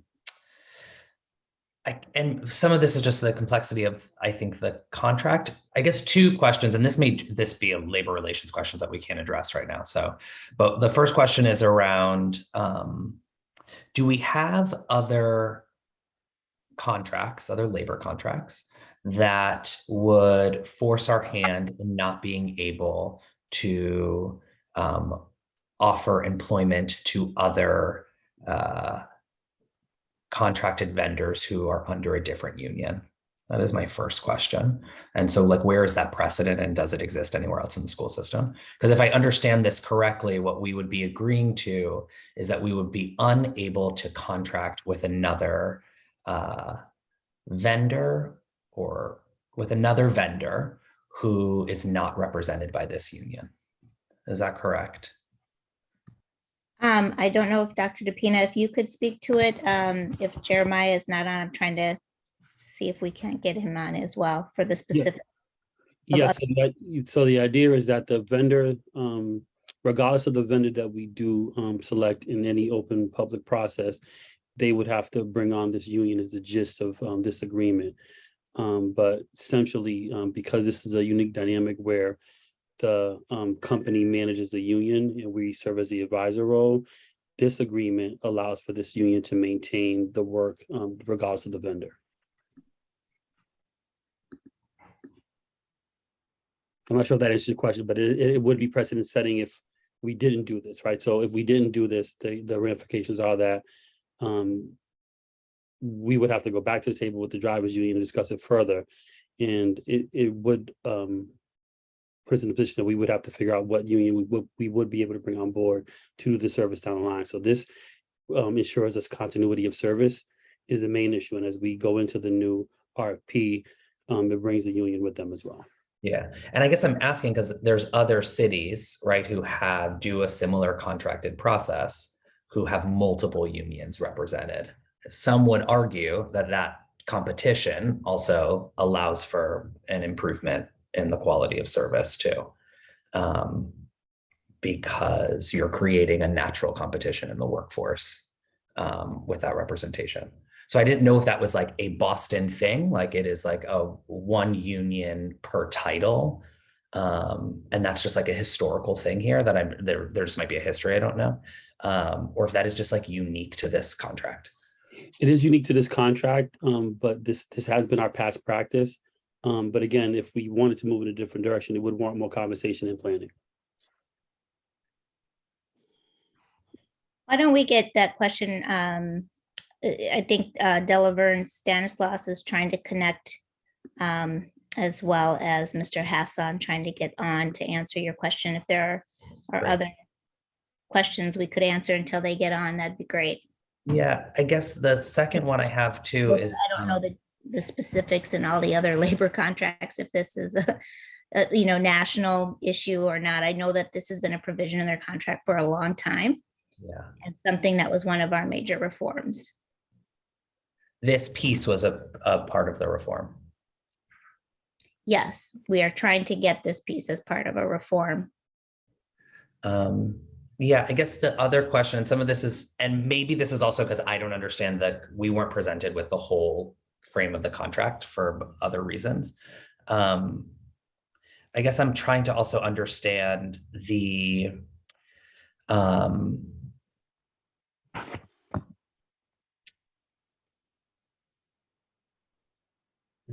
employees. I guess that question will help me understand other ones, but I think I'm confused. Like the employees, if we ever went with a different set of employees, they would become TransGov employees as well. Like, is that part of this contract as well? So like, essentially we have like boxed ourselves in where we can't have there is no other representation, and equally there is no other workforce or subcontractor we could bring in without them having representation from the union or representation from this employee or body. The way I understand it, with the question that you're asking, is that we can contract, but that still has to be our drivers who do the work with the contractor, the outside contractor. But it's really technical. I'm not an expert in that area. I'm going to need to ask Delaverne or Jeremiah to answer that question. They're trying to promote them now. I'm not sure if they're. Del is on. Hello, team. I am on. Sorry, I just jumped Real on. expert. Sorry. Yeah, I just jumped on, but I did not hear the questions. Okay, so they're talking about the steelworkers agenda item that's up for vote, correct? And so could you ask your question again, Mr. Cardet Hernandez, so that Delaverne can hear about it? Dr. Cassellius, I don't fully remember it. No, I'm going to ask it. Don't worry. I'm just trying to phrase it. This is complex. So I guess there's two questions embedded here. One is, does this contract mean we cannot be in contract with anyone who is not part of this union? And that if we are interested in contracting with someone who has different representation, that would not be allowed through this agreement. That is correct. It would not be allowed through this agreement. So any other contractor that we use, right, any different vendor who takes on any of this work, they would be required to agree to this union, these employees and the current CBA. And is that, and this, I'm not sure if you can answer this, though I have a feeling you're going to be able to, is that unique to this contract? Or do we have precedent in other contracts across the city where what it reads like to me is like we sort of are handcuffing ourselves to a contract that doesn't allow us to create competition within our own market? From what I've seen and some of the benchmarking that I've done, this is unique to this contract. And this Madam is Chair, may I make a comment that I think may be helpful to this? Yes, Ms. Delaverne, I think this is unique, Mr. Cardet Hernandez, because I believe this is the only circumstance where the employees we are talking about are technically not Boston Public Schools employees. So our teachers union are Boston Public Schools employees, our nurses are Boston Public Schools employees, et cetera. In this case, the bus drivers are technically employees of TransDev. And so as private employees, they would have the right to strike. Public employees technically do not, as you know, in Massachusetts. And so what they say to us is, as long as the district, you can contract with whomever you want, TransDev or anybody else, but the employees have to be represented by the Steelworkers Union. And in exchange, we will promise to be like public employees and not strike. But then if I'm reading this correctly, does it then not say that any employee hired would have to become part of TransDev as well? So like both things are true. They have to have representation from the union and they have to become TransDev employees. That's correct. That's correct. They're going to have to be represented by the Steelworkers CBA. Well, but Mr. Cardet Hernandez, they're hired by TransDev. They're not hired by us. So but it's any saying employee if we that hire a separate vendor, they don't have to be a TransDev employee. No, they would just have to be part of Steelwork. Yeah. That is that's a great clarification. So technically, whichever vendor, so if we're contracted out with a different vendor, right? The employees of from that vendor would be a part of the steel workers. Technically, right, it could be with any other company that BPS chooses to contract with, and or even if the operation was in-house, right? We're stating that like these employees would be a part of like steel workers, whether they're in-house and TransDev or any First Student, any other vendor that we work with. But it's not saying that they have to become TransDev employees. No, so it's not TransDev specific. It's then they would be party to the Steelworkers CBA, to the driver CBA. And then this is and I'm sorry to belabor this is just good point of clarification. Is there other labor contracts that force us to only have single union representation? We can get back to you on that specifically, but I'm sorry, Doug, go ahead. Yeah, so the contract with the, I'm from the transportation lens specifically, right? So there's the drivers union contract that is set up, currently set up this way. And the drivers union, we have the UAW and the Teamsters union, right? That's specific to Transdev, the contractor that's set up this way. Outside of that, we don't have any other union, as the other unions are like the employees are City of Boston employees. That's right. And then if we were ever to insource part of the system, we would have to take on Transdev employees first. No. So if we insource labor, You mean if they became our employees? or we just decided, you know, as part, again, like we're trying to do systems improvements, and we think the best way maybe even to break some of these like seniority route issues is to have a piece of the pie that is insourced labor, and we're actually doing their routes first. This would stop us from doing that because they would still have seniority order for route pickup. If I can answer your question, this is Mr. Hernandez. I think where you're going is how do we opt for more competition and not limit ourselves to this one particular union? And I hear you where you're going with that.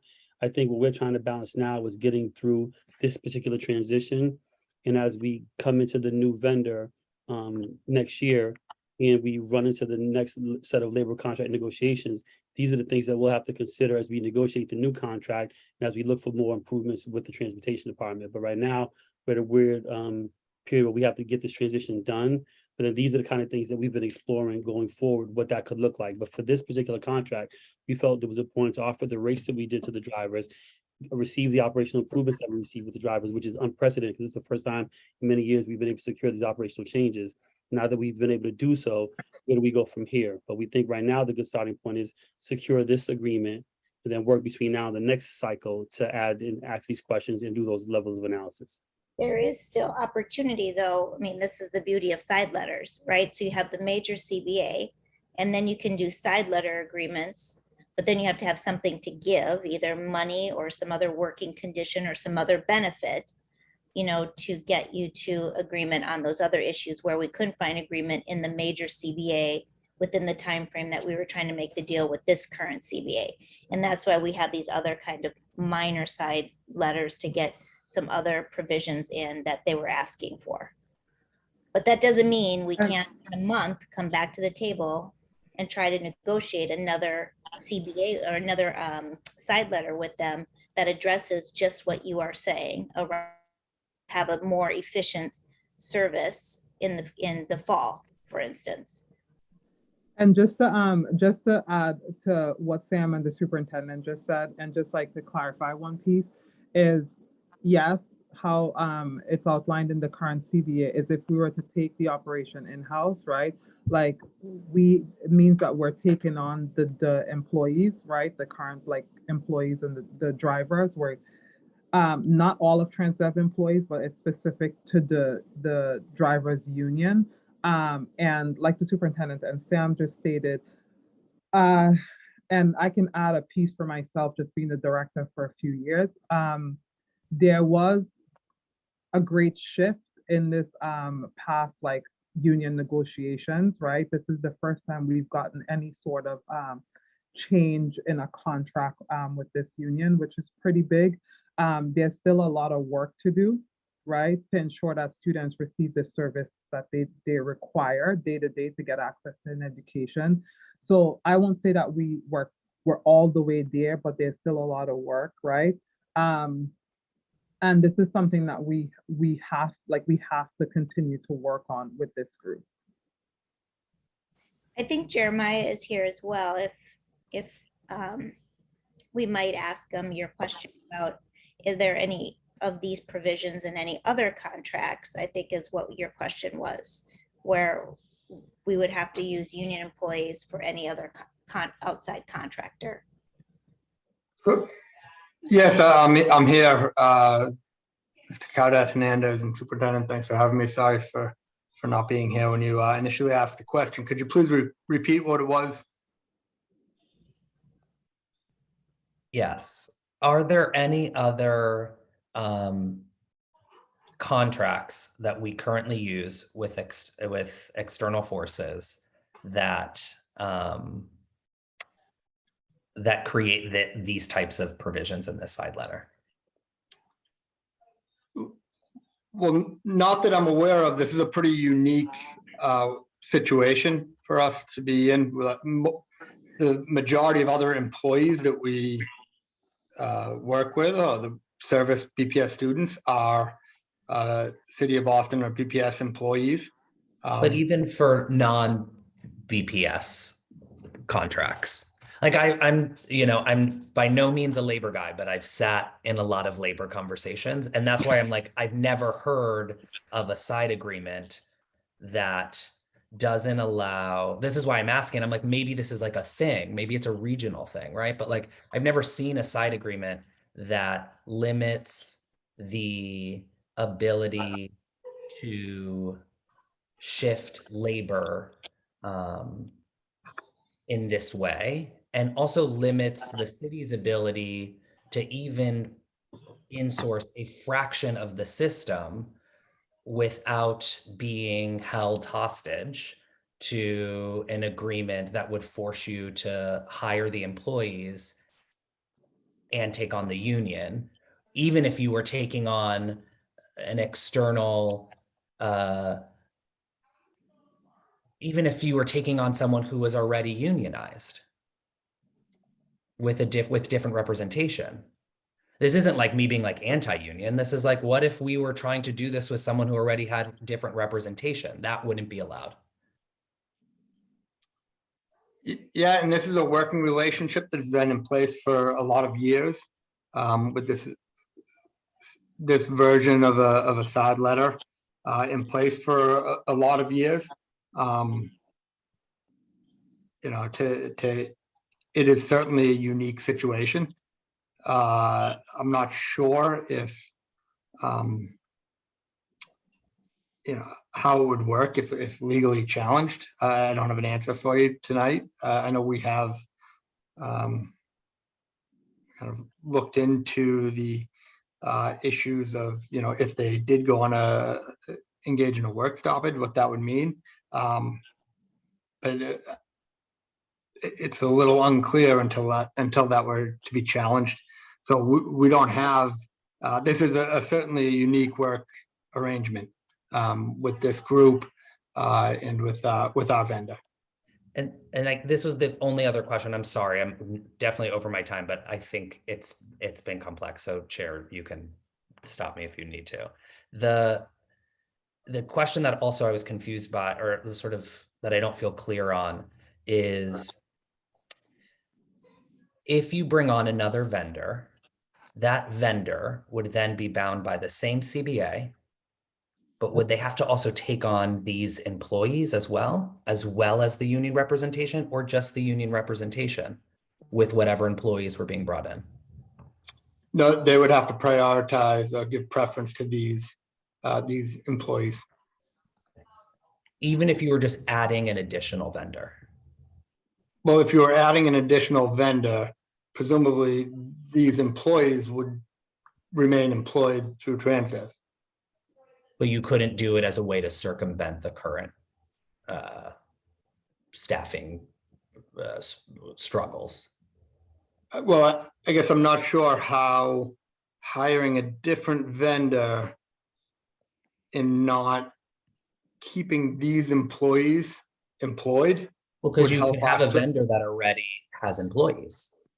Like, I could hire someone who already has a workforce, and that workforce is efficient. We could outbid another city and bring in that workforce, and then they would exist. But like, there's no competition. Like, I don't know, it just seems like we completely kill any ability for competition in this. Yeah, I think there is a fair argument to be made that by committing to the current employees who have been serving BPS for a while, we are in a sense limiting the ability for kind of fair market competition for those roles. I think that's a fair critique. I think there's something to be said on the other side of the spectrum for valuing the employees who have served our children for a long time. The vast majority of whom are doing the work well and are dedicated employees. I think there's probably a small percentage that, could do better. But yes, I suppose to answer your question, you could look at it like that we are limiting the ability for a company to come in and say, yeah, we have all our own employees. They're willing to do it cheaper and, And not even cheaper, though cheaper would be good because this is expensive, but I'm more saying to create competition that would drive improvement in the outcomes. And again, no slight to any of the incredible folks who are driving buses and working on I respect that labor deeply. I just am trying to continue, like everyone here, think of ways, one, this is an incredibly expensive contract, and two, we obviously all carry the same outcome concerns. And so are there other ways through the market to be able to drive system improvement that doesn't just allow us to rely on one single contract and strong arm us that would be the only contract that we would have? I am 100% overtime, so I'm going to stop. Yeah, and Mr. Cardet Hernandez, I sent you what I think is a very detailed report with questions and responses to your questions a few minutes ago. So if you have additional questions, you can feel free to follow up via email as well. Thank you so much. I appreciate you. Thank you. Thank you. Mr. Hassan, do you want to just briefly describe what is in the letters of agreement? Yeah, so side letter A is a commitment that if the city or the school committee were to employ another vendor, that we would bring the terms and conditions of the current collective bargaining agreement with the United Steelworkers. We would include those terms and working conditions in any specs for a bid for a new vendor. Side letter B is that if we were to bring the employees in-house as Boston Public Schools employees, we would retain the current collective bargaining agreement, and both said we would give preference to the current steelworker employees. And in exchange for that, okay, the union agrees not to engage in any work stoppages or work actions for 1 year following the extension or following the expiration of the current collective bargaining agreement. And I think it's important to note that these are private employees at the end of the day. So they do have a legal right to strike, unlike the majority of public employees under statute. I think all public employees by statute cannot engage in a strike. These are private employees, so they do have a legal right to strike when their contract has expired. This commitment with the city and with the school committee says that they will not do so for a year after their contract expires with Transdev. Okay, so that's the content of the two letters that we're voting on first, correct? Correct. Okay, so I'm going to do the vote separate. So we are going to take to the one. Madam Chair. Excuse me? Excuse me just for 1 second. I apologize, but I believe the City of Boston's I see in the chat, the City of Boston's chief labor negotiator is trying to get on, and it says in the chat that he has a simple answer to the question if we can allow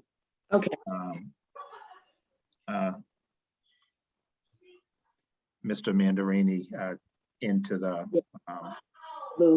in as a panelist. Okay.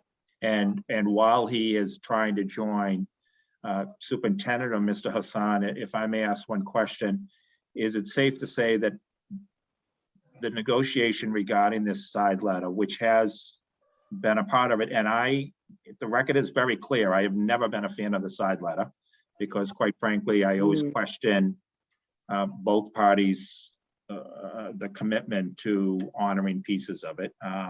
Having said that, I also understand that this is part of a collecting and bargaining process. And Superintendent, as you alluded to, even though the contract is between, the rest of the contract is between TransDev and the union, the city certainly takes part in it. And for the first time this year, Superintendent, you actually were able to get some changes made to the contract that are beneficial to us. And so this is part of the negotiation, right? The union agreed to that. This letter has always been an important piece to them. This does not stand by itself, but this is part of the negotiation. So Superintendent, could you please, while we're waiting for the city's negotiator, could you please remind us what was part of, or have Mr. Hassan remind us, what was part of the negotiated solution, so to speak?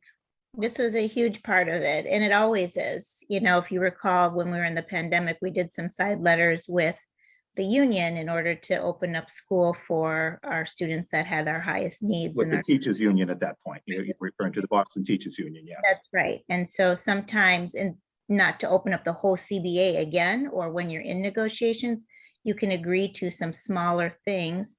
And because when you open up the main table, you open up the main table to the whole negotiations of the whole entire contract. But Mr. Mandarini is with us. He did the major negotiating on this contract and just really did an outstanding job. So I'd like him to be able to speak to it if he can. Hello, can everybody hear me? Yes. I have a moody camera, so I apologize that I'm a disembodied voice, but I'm here to be helpful if I can be.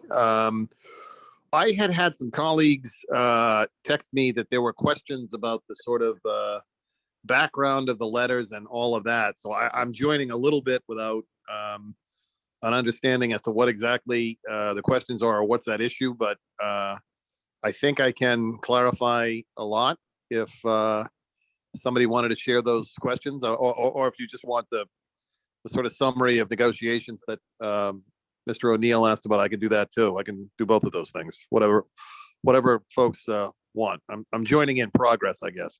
Well, I think what we can talk about, Mr. Mandarini, is like, you know, getting to this point of getting a CBA agreement and what's just basically in there and the major reforms that we were, and then the sticking points that then we had to put in, you know, and make agreements and why we have side letters. Okay. Well, let me start with the reforms. There were many major and, well, I want to be measured. There's still a lot of work to do, but some of the low-hanging fruit and some of the things that really needed to be cleaned up in this contract were cleaned up in the contract settlement. And this is a union that proudly said that they've never given a concession in their almost 50 years of existence. So we got about 7 or 8 of them, and they were pretty good ones that will make a meaningful difference. So some of them, some of the more noteworthy ones, there was an ability in this contract for a driver to what's called no call, no show. So that is to say, you're absent from work, you don't call to give notice that you're not going to be there, and you simply don't show. And there was an ability in this contract to label or relabel retroactively those kinds of absences into paid time off.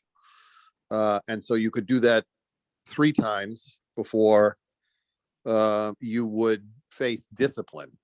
And I was a union lawyer for a long time. I've negotiated a lot of contracts. I've handled a lot of grievances before joining Mayor Wu. No call, no show. If you get 1 is almost certainly a firing offense almost anywhere else in the world. So cleaning this up was a significant one. Another big one involved what's called the circle check. So there's a circle check that a driver performs each day before they will take the bus out on the road. And this is exactly the kind of thing that you would want a driver to do to guarantee the safety of precious cargo. So the windshield wipers work, the stop sign works, the tail lights work, the tires are properly inflated.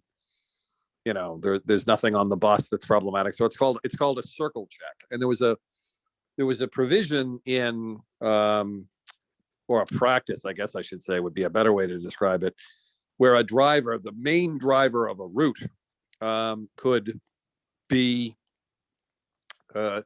19 minutes and 59 seconds late for their route, and they could, quote unquote, reclaim this route. And what's interesting is that after they were 5 minutes late, a standby driver would be assigned to the bus and would do the circle check. And so the circle check would take about 15 minutes. And if this driver came before being 19 minutes and 59 seconds late, they could reclaim the route and do a second circle check, despite the fact that a standby driver had done it in the period between 5 minutes and 1 second and 19 minutes and 59 seconds. And so, you know, the circle check is a very intense, involved process with a lot of steps. So doing it a second time when it's just been done, as you can imagine, adding to the tardiness of the route, doing that again, something that takes 15 minutes, you know, really delays buses getting out of the yard. So that is a practice that we extinguished. So those are two big ones. You know, there's a lot to do with various kinds of leave in this contract. There's a provision called emergency leave, which was essentially unlimited before we negotiated this successor agreement. So an employee could be away for, I mean, it's kind of remarkable to say it, remarkable to contemplate it, but just away for an unlimited period of time. Where are they? What are they doing? Emergency leave wasn't particularly defined. I mean, this is sort of obviously a significant population of drivers here from overseas, and you know, obviously, emergency leave was used for humanitarian relief and those kind of things. But you know, there were egregious instances over the years that folks have found where people were on emergency leave and continuing to accrue seniority here, and they were off working for another employer. You know, no sign that they were ever coming back to BPS or to TransDev. So, you know, those are three. You know, those are three of the larger reforms. I mean, there are others. I don't want to monopolize too much time, but so, Mr. Manarini, since I had asked the question about the reforms, this is Michael O'Neill. Is it safe to say that the discussion on those reforms were part of also the discussion about these side letters? They were. The side letters, because we're in an unusual situation here, right? Where typically, as a school committee, we look at an entirety of a contract and all the pieces, but because the contract is ultimately with TransDev and all we're seeing the side letters, it's a little weird to us. Yeah, the side letters. So the side letters have long been part of the contract, and they are again. So they are part of it. I mean, they are part of the settlement. They are an important piece of the contract to the union. They insisted at great, you know, with great emphasis that it's an important part to them, and it definitely was an important part of the final settlement. Yes. Thank you.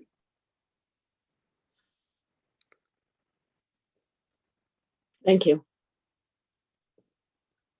Are there any more questions about the side letter?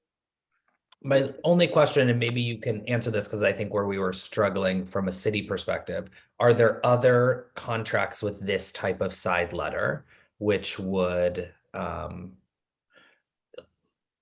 limit the system's ability to think differently about the workforce and possibly offer multiple different representative bodies.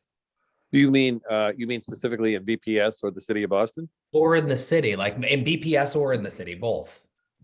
No, there's nothing else like this. Yeah. Okay. And what you missed at the beginning was I was asking in context, like, is this something that is historically Boston or regional? And I had shared that just in previous experience, I had never seen this type of agreement.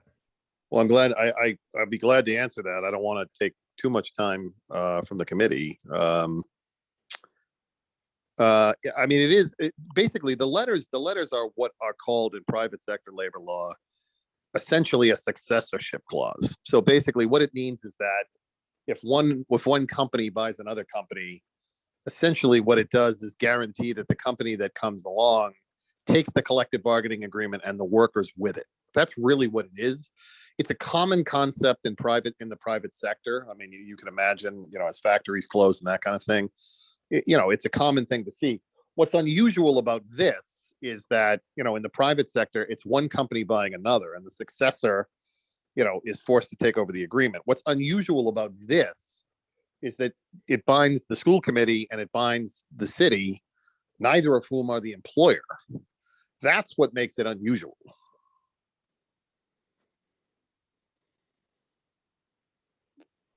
And how long is this agreement in place that we would be agreeing to?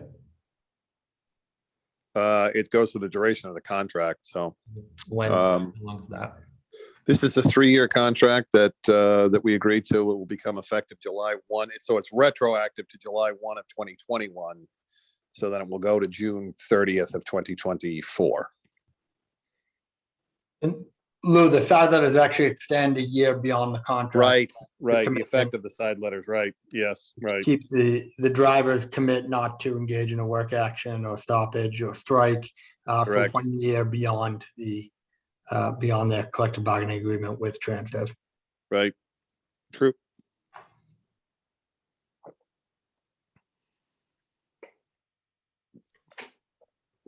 Thank you. Are there any other questions?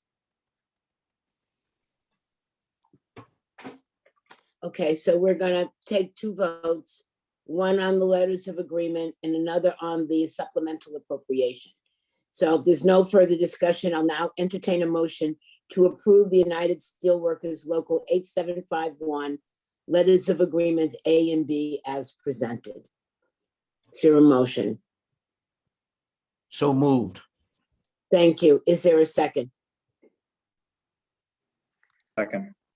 Thank you. Is there any discussion or objection to the motion? Madam Chair, I do have a point of clarification for Mr. Mandarini and Mr. Hassan. I just want to make sure we are clear of the implications of this vote.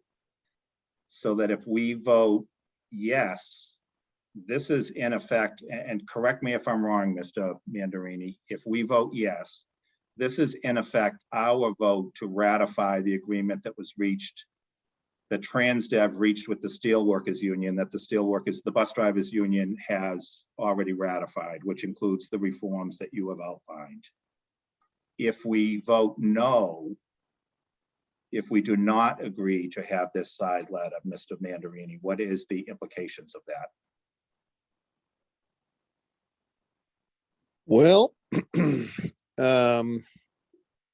I can tell you it's a vitally important concern for the union. I suspect the union would consider that to be a nullification of the agreement that they ratified. So that they would consider it an essential term, and they themselves would walk away from that contract and all of the things in it. Thank you. So Superintendent, it is your recommendation that we approve this side letter? Absolutely. I said that when on the outside, there's just in no way, shape, or form that we cannot go through with this agreement. It took months to get. It's been years, in the 50 years. You heard Mr. Mandarini say that we haven't been able to get these operational changes. We've been trying for 3 years to get them. under my administration too. And this is just a huge, huge, huge win for children and for on-time performance. Not perfect. We will continue to strive to get those other operational changes that we've been discussing. But this is a big step forward, and I would urge a yes vote. Thank you. Thank you, Madam Chair. Thank you. Okay, so do I have a second? Yes, I had a seconded. Thank you. Is there any discussion or objection to the motion? Ms. Sullivan, will you please call the roll? Dr. Alkins, Yes. Mr. Cadet Hernandez, Yes. Ms. Lopera, I'm abstaining for the same reason as previously mentioned. Ms. Polanco Garcia, Yes. Mr. Tran, Yes. Mr. O'Neill, Yes. Ms. Robinson. Yes. The motion is approved with 6 yeas and 1 abstention. Thank you.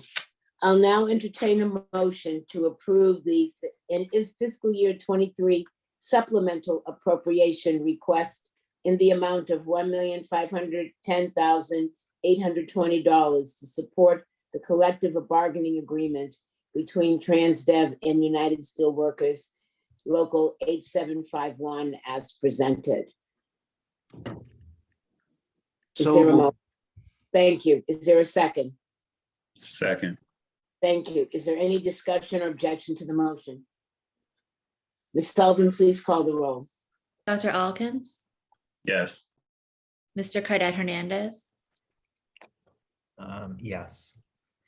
Ms. Lopera, Abstention for the same reason as previously mentioned. Ms. Polanco Garcia, Yes. Mr. Tran, Yes. Mr. O'Neill, Yes. Ms. Robinson. Yes, The motion is approved with 6 yeas and 1 abstention. thank you. Our final action item this evening are innovation renewal proposals on the following schools: Burke High School, Elliott K-8 School, Holmes Elementary School, Munice Academy, and Winthrop Elementary School. You'll recall that Dr. Drew Eggleston, Deputy Superintendent of Academics, presented these proposals to the committee at our last meeting. I will now invite the superintendent to offer final comments.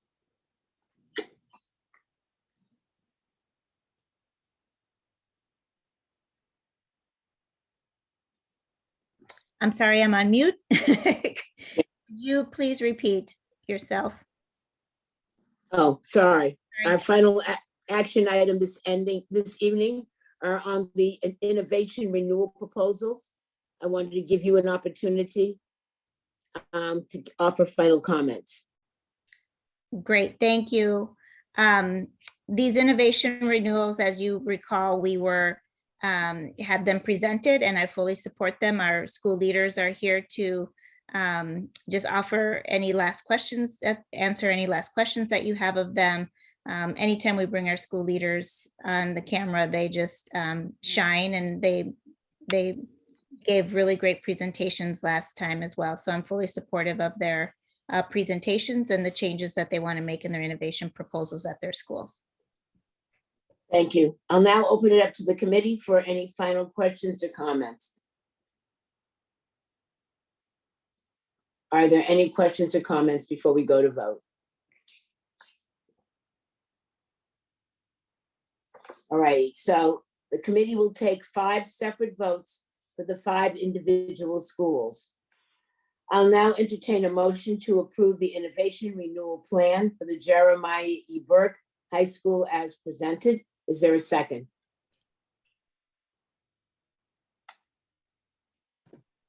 Second. Thank you.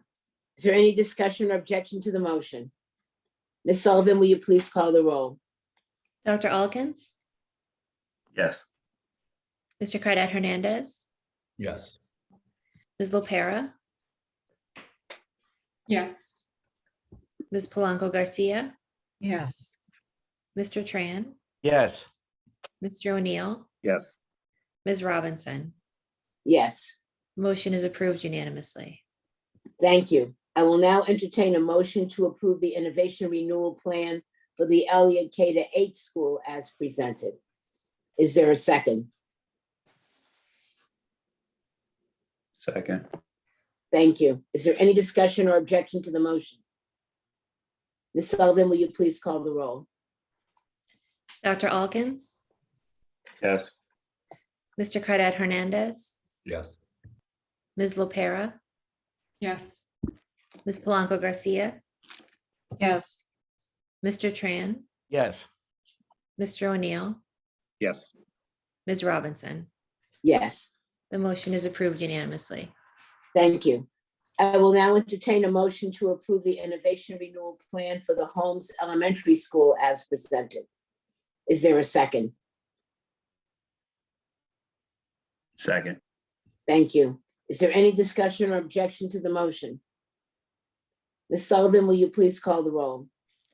Dr. Alkins, Yes. Mr. Cadet Hernandez, Yes. Ms. Lopera, Yes. Ms. Polanco Garcia, Yes. Mr. Tran, Yes. Mr. O'Neill, Yes. Ms. Robinson. Yes, The motion is approved unanimously. thank you. I will now entertain a motion to approve the innovation renewal plan for the Margarita Muniz Academy as presented. Is there a second? Second. Thank you. Is there any discussion or objection to the motion? Hearing none, Ms. Sullivan, will you please call the roll? Dr. Alkins, Yes. Mr. Cadet Hernandez, Yes. Ms. Lopera, Yes. Ms. Polanco Garcia, Yes. Mr. Tran, Yes. Mr. O'Neill, Yes. Ms. Robinson. Yes, The motion is approved unanimously. thank you. And finally, I will now entertain a motion to approve the innovation renewal plan for the Winthrop Elementary School as presented. Is there a second? Second. Thank you. Is there any discussion or objection to the motion? Hearing none, Ms. Sullivan, will you please call the roll? Dr. Alkins, Yes. Mr. Cadet Hernandez, Yes. Ms. Lopera, Yes. Ms. Polanco Garcia, Yes. Mr. Tran, Yes. Mr. O'Neill, Yes. Ms. Robinson. Yes, The motion is approved unanimously. thank you. Thank you to all of the school leaders, and we look forward to coming and visiting you all in the fall. Have a wonderful summer.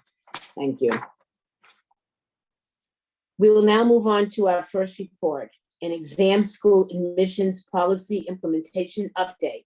At this time, I would like to invite Dr. Drew Eggleston, Deputy Superintendent of Academics, to please present his report.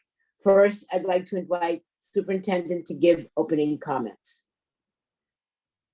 Thank you, Madam Chair. As you know, when the pandemic hit, we weren't able to give our standardized test, the ISEE test, and we had said we were going to use a different type of test right before that, exam school issue happened. We put together a committee, we had a temporary policy, we put together another discussion around a working group around what to do permanently.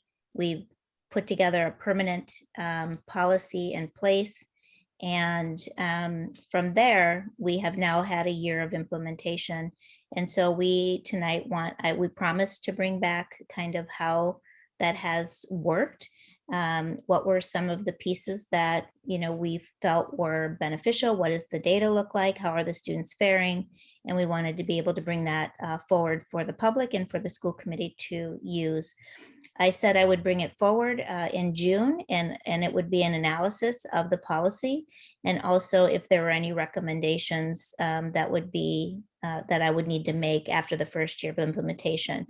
I'm happy to report, and our team will get into it in more detail, that the policy is working as designed. I feel very proud of the policy, particularly the number of diverse students and candidates who have access now across the city to our exam schools. I also am not bringing any recommendations to change it at this time. We still have to give the test. Some of our students have taken that test. I think there might be one makeup date still left. I'm not sure, but they'll let me know. And then they'll take it again in the fall. And then we'll add that into the composite score for the students. So I think that we need to see the full implementation of the exam school policy before we bring forward any changes. And so we can have a discussion about that after you hear the exam school presentation. And I'm anxious to hear your questions that you have on the presentation and comments. Thank you. Thank you, Dr. Eccleston, for being here, and many, many thanks to the team and to Monica Hogan and to our family engagement team, who have just been absolutely stellar and amazing in getting this presentation together, but more importantly, implementing the policy, which was highly complex, required a lot of community engagement. And I just think they did a really great job. Dr. Thank you, Superintendent. I think it's always important when we're talking about complex content like this presentation to always lead with the sort of major themes of the story that you'll hear tonight. So I'll just give you my sense of sort of the key themes, and then I'll dig into the presentation and walk you through some of the sort of key findings from our early analysis of the implementation of the plan. The first point I wanted to make is to echo the superintendent's point that she just made, which is the policy as implemented and as consistent with the policy that you've adopted, delivered on the task force's charge to create an admissions process that maintains academic rigor and ensures a student body that better reflects the socioeconomic, geographic, and racial diversity of all students in the city of Boston. The second point that I think is sort of emerges as a theme of this presentation is that while it's too early in implementation to conduct a full evaluation of either last year's interim policy or the current approved policy, initial MAP data from the fall of 2021 suggests that students in exam schools in grade 7, which were admitted under the interim policy, are performing at consistent and similar levels as students in grades 8 and 9, which were admitted under the previous policy. And that holds true in both ELA and in the area of mathematics. We will talk more in this presentation toward the end of the presentation about our plans to evaluate both the academic performance and student experience by groups of students. We think that this is an important part of the policy, and we're eager to conduct this evaluation and to share findings, which I think will be instructive to future policy amendments, as well as to think more critically about our implementation of the policy as we're moving forward. And then I just wanted to acknowledge two additional things. That one, there's a cross-functional team that meets weekly every Friday afternoon across multiple divisions and across multiple departments. And they have been carrying the heavy water on the implementation of this plan. I want to thank all of them for their work. And I think that has kept us on progress and sort of deep commitments to project management of the policy and in keeping in line with the superintendent's circular. So I want to thank all of them for their contributions and deep support. While I'm making this presentation this evening, it is certainly a team effort, and there were a number of individuals who have been rolling up their sleeves, working very hard on this, in addition to the other scopes of work that they lead every day. So the next slide, I will sort of just walk you through our agenda for this evening. One, we'll do an overview of the approved policy. We'll share our analysis of the school year 22-23 policy. We'll also share an evaluation of the policy and the future plans for evaluation, and then tell you where we are in terms of implementation for school year 23-24. So let's begin with a reminder about the policy. Just for clarification, I just want to make sure we're clear on this, that we're talking about sort of two different policies, an interim policy and then the policy as adopted by the school committee for 23-24. And the reason that this is different, as many of you will remember, is that we weren't able to administer an assessment due to COVID and ongoing pandemic during the 22-23 year school year. So let me walk you through, just as sort of context and a reminder of the admissions policy for school year 22-23 first, and then I'll do a quick orientation toward the policy for school year 23-24. For school year 22-23, invitations, the invitations were sent this past April. There was no assessment requirement for admission into an exam school. Instead, the vast majority of a student's admission would be connected to his, her, or their grades in 4 major content areas. And those grades were collected over 2 terms of this school year. Composite scores were calculated based on students' grades only, ranging from a score of 1 to 100. And students may also receive additional points. Specifically, students living in housing owned by the Boston Housing Authority or in the care of Department of Children and Families, or students experiencing homeless will receive an additional 15 points. Students attending a school where 40% or more of the students enrolled in that school come from an economically disadvantaged background would receive 10 points. Students receiving the 15 points cannot also qualify for the 10 points. The total points based on their GPA plus any additional points that were earned would we'd call their composite score.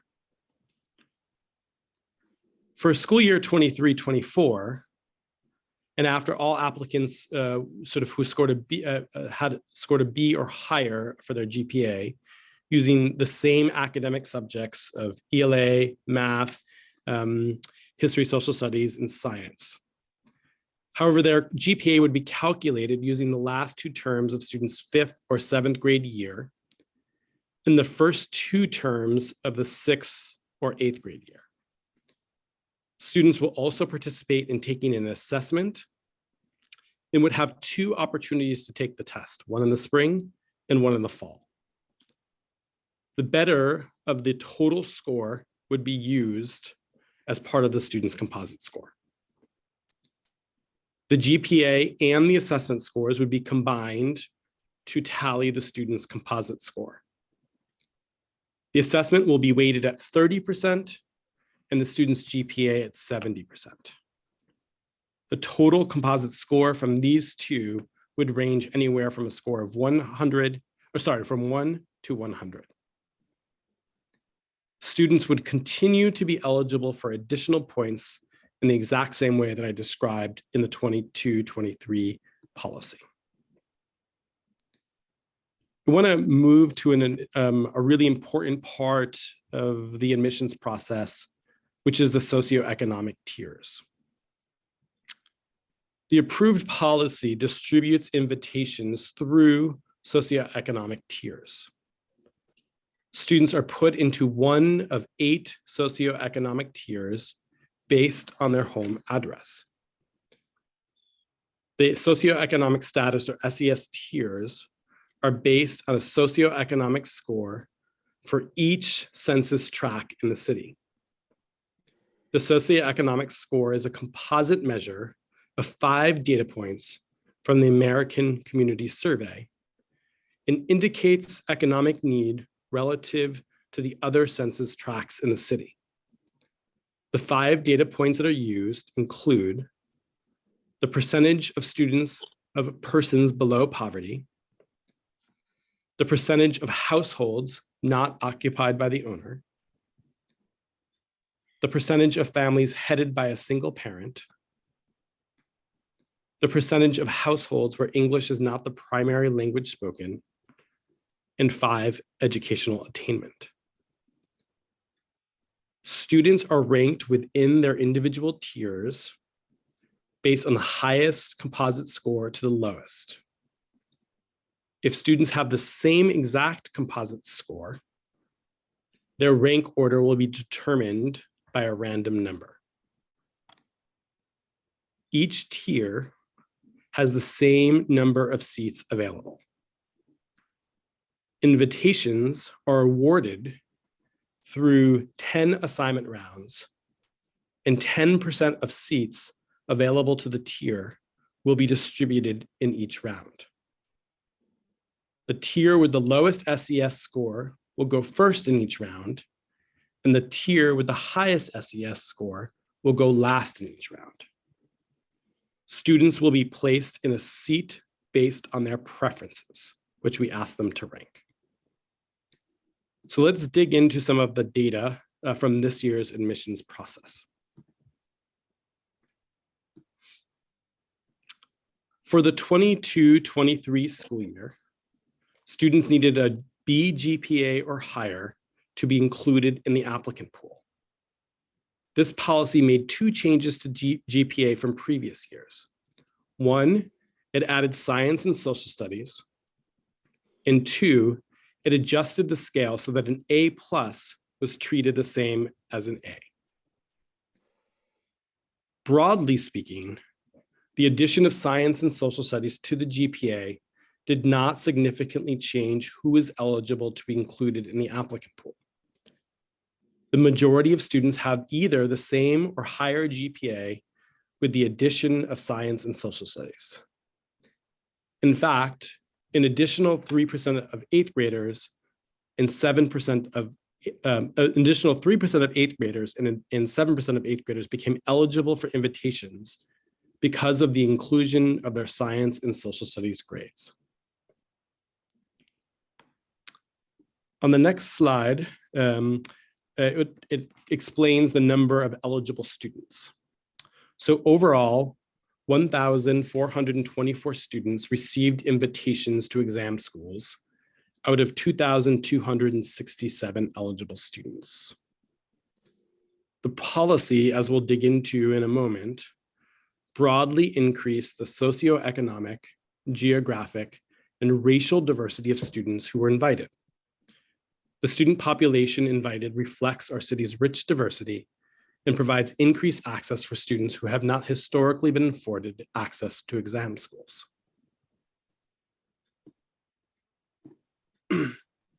This slide displays the applicant pool for the last 3 years. As a reminder, the 2020-21 admission cycle was the last year to use the ISEE as part of the admissions process. And the 2021-22 admission cycle used the interim policy. In 2020-2021, there was no eligibility requirement, but starting with 2021-22, students needed a B average GPA in order to be considered. The number of 7th grade applicants decreased this year by 383 students, and the number of 9th grade applicants increased by 224 students.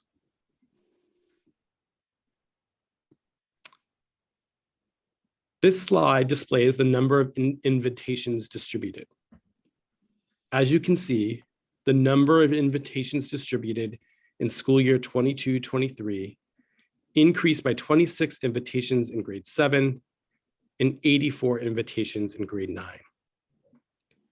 1,000 invitations were distributed in grade 7 and 424 invitations in grade 9.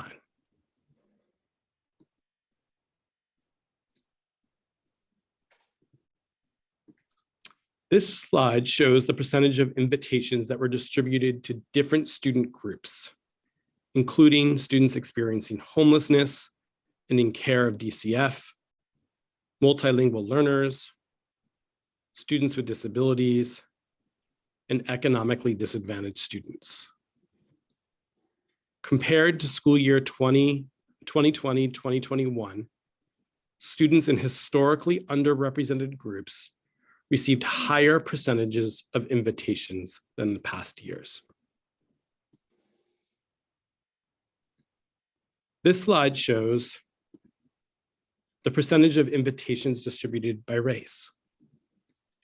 Compared to school year 2020-2021, a higher percentage of students of color received invitations to exam schools for school year 22-23.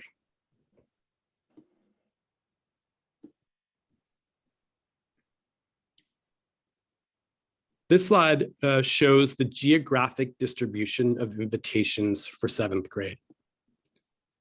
The percentage of invitations distributed by zip code in school year 22-23 is more proportional to the percentage of citywide age school children than invitations distributed in previous years.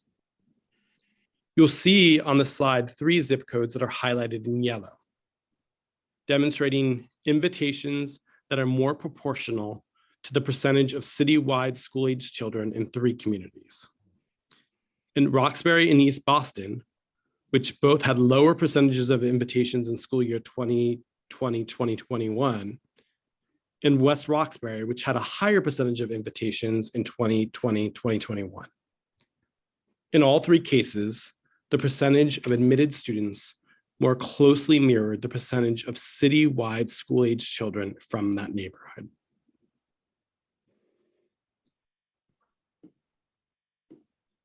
This slide shows the number of students distributed by tier in 7th grade. As you can see, students in every tier received invitations to each of the 3 exam schools based on individual student preferences. The percentage of students invited to an exam school in each tier receiving additional points, either 10 or 15 points, ranged from 58% in tier 8 to 98% in tier 2.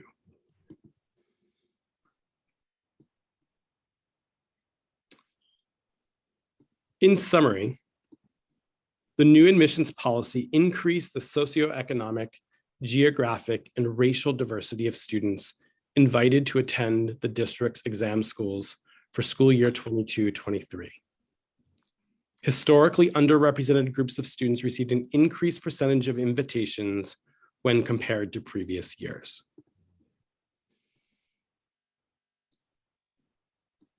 We wanted to dig in a little bit to data relative to additional points. This slide shows some information on the impact of the additional points. 83 BPS schools and 15 non-BPS schools qualified for the additional 10 points. 63% of 7th grade applicants received an additional 10 points.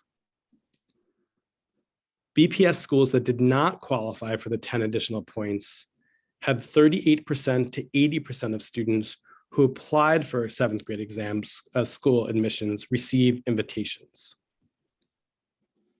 Approximately 6% of the 7th grade applicant pool received an additional 15 points.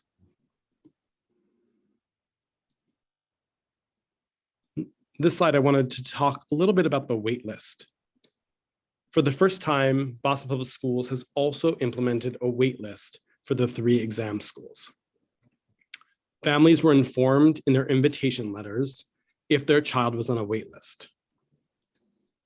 To be eligible for the wait list, students needed to meet the eligibility criteria and rank the school as one of their choices. Wait lists are capped at 100 students for each school. For students who were invited to their second choice, they could be on the wait list for their first choice. For students who were invited to their third choice, they could be on the wait list for their first and second choices. For students who did not receive an invitation, they could be on the wait list for up to 3 schools. Students invited have until August 1, 2022 to respond to their invitation. The district is following up with invited students via phone and email for anyone who has not yet responded to their invitation. Waitlist calls will start in August 2022 and the waitlist will expire on November 30th.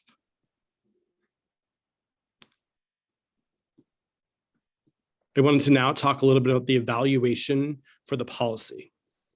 Because the first round of invitations under the approved policy have just been sent and students have not yet matriculated, there is limited available data for evaluation purposes. But there are some things that we know that we think are important to unearth and discuss.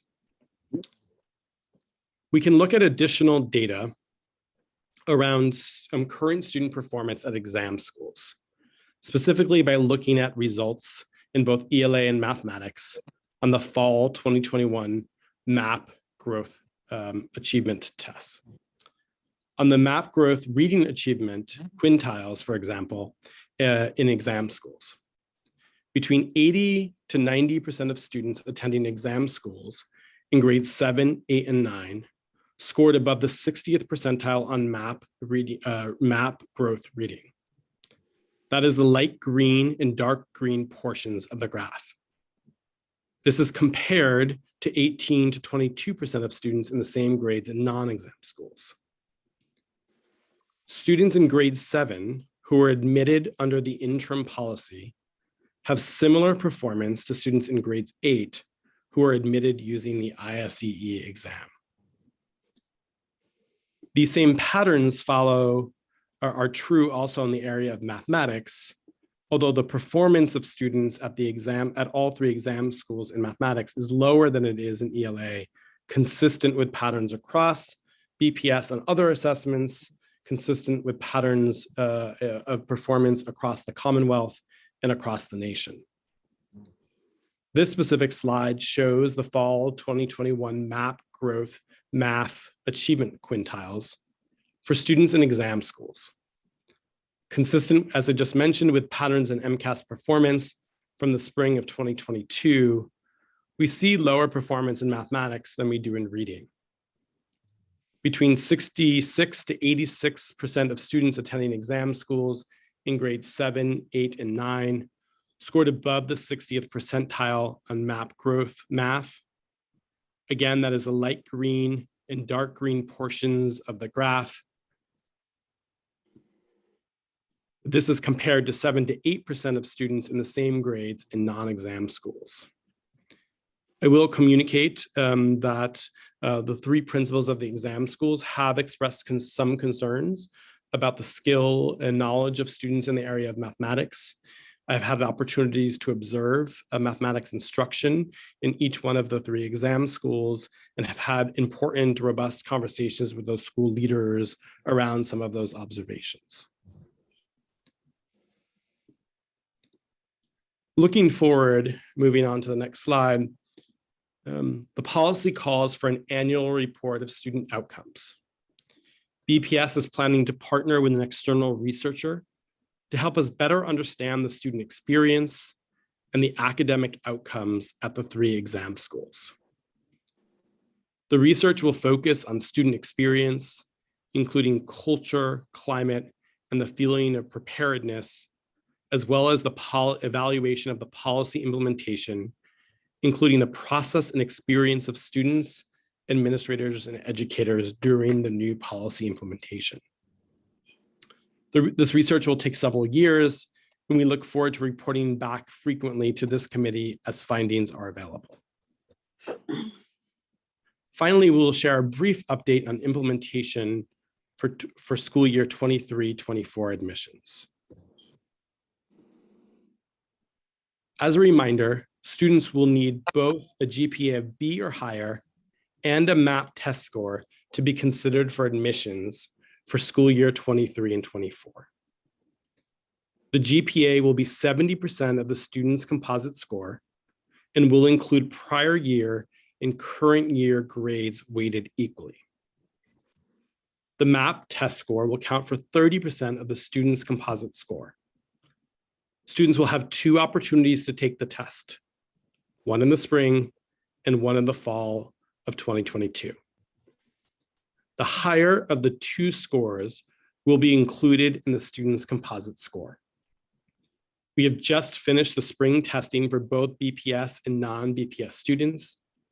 More than 5,000 students participated in testing, either on the weekend or during the school day. Families will receive score reports from testing by early July.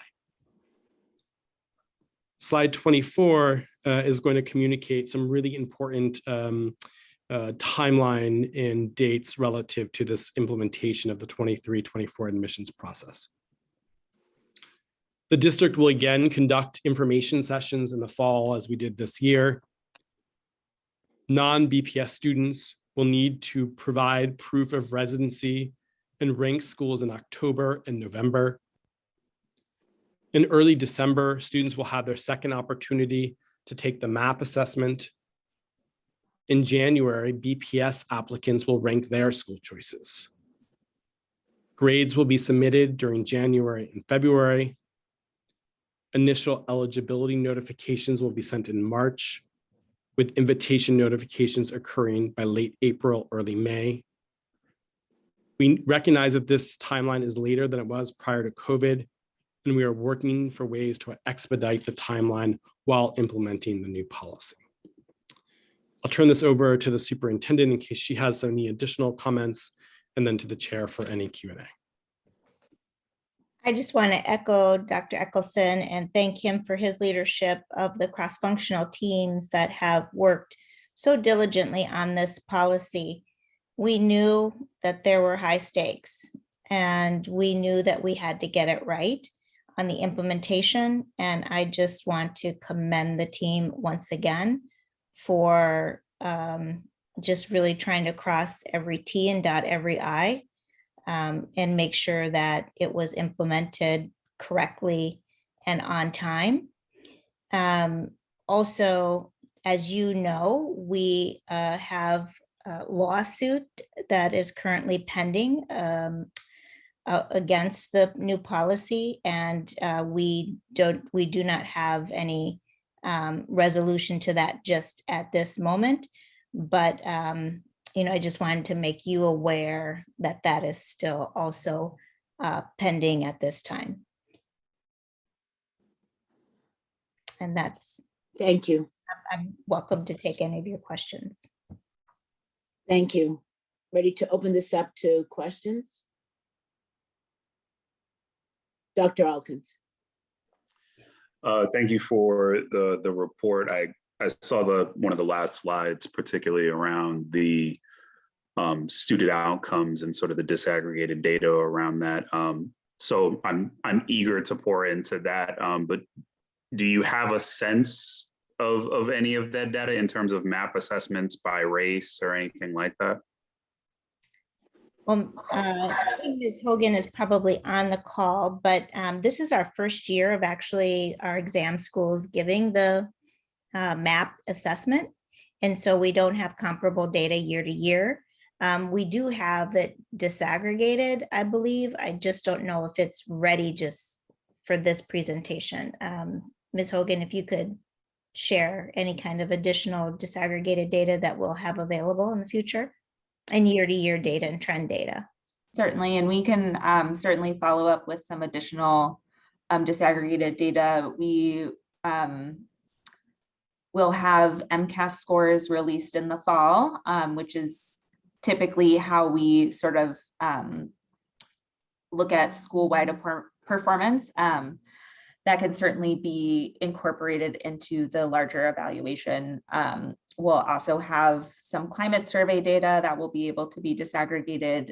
So it's sort of a timeline challenge with what data is currently available, just given how close we are and that the school year is not even technically over yet. So it's certainly going to be incorporated as we think through this evaluation, and as we're having conversations with an external researcher to help us ask those questions. Thank you for that. And then a follow-up question is that, obviously, the report in terms of the redistribution is showing that like the policy is indeed sort of doing what it set out to do. I'm just also curious of what next steps are we undertaking, or are you all undertaking to now look at the more finer points of the policy, refine it, make it as optimal as possible, obviously there's conversations sort of even around the 10 points and the 15-point system, and how efficient is that, and where are the gaps that still might exist even with that. So I'm just wondering what level of analysis you all are doing with that. Absolutely. We've done some initial looking at that. And as Dr. Eccleston mentioned, because this past year did not use an assessment, we don't fully know the impact that the additional 10 and 15 points will have until we have a full year of implementing both the assessment and grades and the admissions policy. So we'll be able to better answer that after this first year's full implementation of the policy, just because we haven't fully implemented it yet. I do think, there was also the request to work on the timelines and the timeframes. But again, we're trying to wait until we make major adjustments for a full year of implementation for the full policy. I do want to be fully transparent that I am a little bit worried about the standardized tests. I've not been secretive about my feel about standardized tests. And the impact that 30% might have on the progress that we were showing this year. And then we're also bringing forward a grading policy. And so, at some point, the school committee will reflect upon the grading policy that has been worked on by teachers and by our school leaders. And, it's been brought to our SPEDPAC and EL task force, as well as our BSAC students. And it's an equitable grading policy, and it's one that we would ask all of our schools to adhere to. And that could also bring some change in GPAs and how GPAs are calculated. And I think that could have an impact too. So there may be some up and down in the pool of invitations that we see going out over the next 2 to 3 years as we try to gauge a more equitable policy and have greater adherence to similar standards of excellence across the district. And as teachers, shift their practice to match this new policy in teaching more social studies, teaching more science, ensuring that we have grades that are common, looking at exemplars for work, all of that kind of standard setting around what excellence and high quality looks like is work that we're just embarking on right now. And so really excited about the future and the foundation that's been laid here with this policy, because it is a really good policy. I'd also urge the school committee to be patient with this policy and not be too quick to take away any 10 points or 15 points, because that is, I think, the one piece that really gives a hand up to our kids who have been dealt a bad hand in some of the life circumstances that they've had to endure, which impacts whether they have deep relationships in schools, which matters in how you're graded and how the opportunities that are provided to you, and also whether they've lost time or lost papers and records, because they've been homeless or they have, not had that continuity of learning with multiple transfers to schools and such. So I would just encourage you all to just think really deeply about the reasons why we have these equitable policy pieces in this policy in order to give these kids, a hand up. Thank you. Are there other questions? Mr. O'Neill. Yes, 2 quick questions. Thank you, Dr. Eccleston, for the presentation. I just want to make sure I understood one slide in particular, and that is where, and I understand the point the superintendent made, but I just want to make sure I'm clear. Dr. Eccleston, in the slide where you talked about the 10 points, you had one line about the schools that where students did not receive any points because they attended a school that was less than 40% poverty. the line did not say the number of schools that ultimately ended up being involved. I know that was a moving target last year. But I believe the slide said students from schools that attended a school that received no points received invitations. I believe it said between 38 and 80%. Was the 38 the minimum? Does that mean every school that received no points still had students receive invitations? I'm gonna actually pass that to Monica Hogan, if that's okay. Okay, thank you. I believe that number is 6, Mr. O'Neill. I'm sorry, Ms. Hogan, what there was The 6 number of schools? schools, I Okay. believe it's 6, and I can double confirm that with you. But yes, so in 7th grade, the percentage of applicants from those schools who received invitations ranged from 38 to 80. So the minimum that a school with no points received was 38% of their students who applied received an invitation. So that there were not, and I know this may be a double negative, there were not any schools where the students received no points. I guess it's going to be a triple negative, where the students also did not receive an invitation, if that makes sense. If I believe I followed your question. Yeah, I may be saying that wrong. Is there any of the, you said there were 6 schools that received no points. In any of those 6 schools, were in any of the 6, where there, did no students receive an invitation?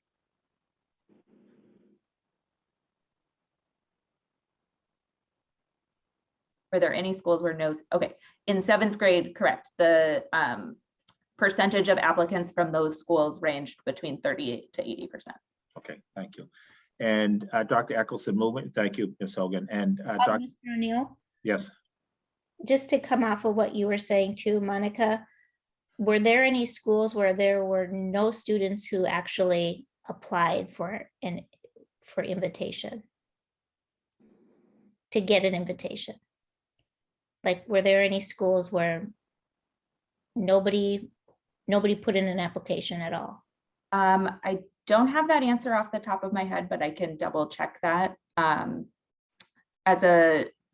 In order to be considered in the applicant pool, students needed both a B average GPA and had to have ranked at least one of the 3 exam schools. So if students did not actively rank an exam school, we would not consider them as part of the applicant pool. So I can double check to see if there were any schools that actually had no applicants. I don't have that answer in front of me. thank you. And Dr. Eccleston, you, on your last slide, you talked about the timing for next year. And you acknowledged that people know, even as you said, late April, early May, for invitations to go out. You acknowledge that, you know, folks know that's late and you're working to try to improve it. And I know in this past year, it was a brand new process. And there were 2 real holdups, right, as I understand it. One was getting all school leaders to ensure that grades were actually put into the system. And that ended up being a bit of a delay, as I understand it. And then the second was we had a third-party source that double-checked all the calculations to make sure, you know, in the spirit of transparency, et cetera, which made sense to do, but it also delayed the process. And what it did was it delayed the process past when parents had to decide about some other potential options that they had for their child who may have been accepted at another school as well. And so how are we looking? So with that as background, Dr. Eccleston, 2 quick questions. One, is adding in the testing this year also going to present a new delay, or do we think we have the systems in place to get those grades and do that calculation? And 2, are we going to be faster this year in getting school leaders to get all the grades entered in, et cetera, that we think we can shave some time out of that to get answers to parents and students faster? Yeah, I would just say that I see it slightly differently, which is that I don't think it was about, there was some follow-up we had to do with individual schools, both BPS and non-BPS schools around grade input for sure. But the real issue was that we couldn't actually start the process until the close of the second term, right? Because we needed 2 terms of grades. And so that really was, I think, something we need to think through. And I think Monica can speak a little bit about the 23-24 process, but it feels like that's the thing that needs to be unlocked a little bit relative to the process to start it earlier. I've heard the feedback from this community, the Boston Public Schools community more broadly, and I've heard the feedback from this governing team that an earlier process that provides families with good information about what their options are in VPS is important. We're committed to that for sure. And I think that the challenge, at least last year, or at least with this year's implementation, was thinking about how to get that process moving while also ensuring that we had closed out the second term. Monica, I don't know if there's anything that you wanted to add to that. I just wanted to address Mr. O'Neill's question about the addition of an assessment. Because the assessment will be given in December, we will actually know, and you need to have a full assessment score to be considered. We will sort of have the finite pool of students who can be considered by the time assessment administration is done in December. So we will still need to collect grades and school choices. But if you don't have an assessment score by the time the assessment is given in December, you're not able to be considered moving forward. So in terms of implementation, I think that actually helps us narrow the students that we need to ensure that we're following up with to make sure that we have grades and that they have submitted school choices.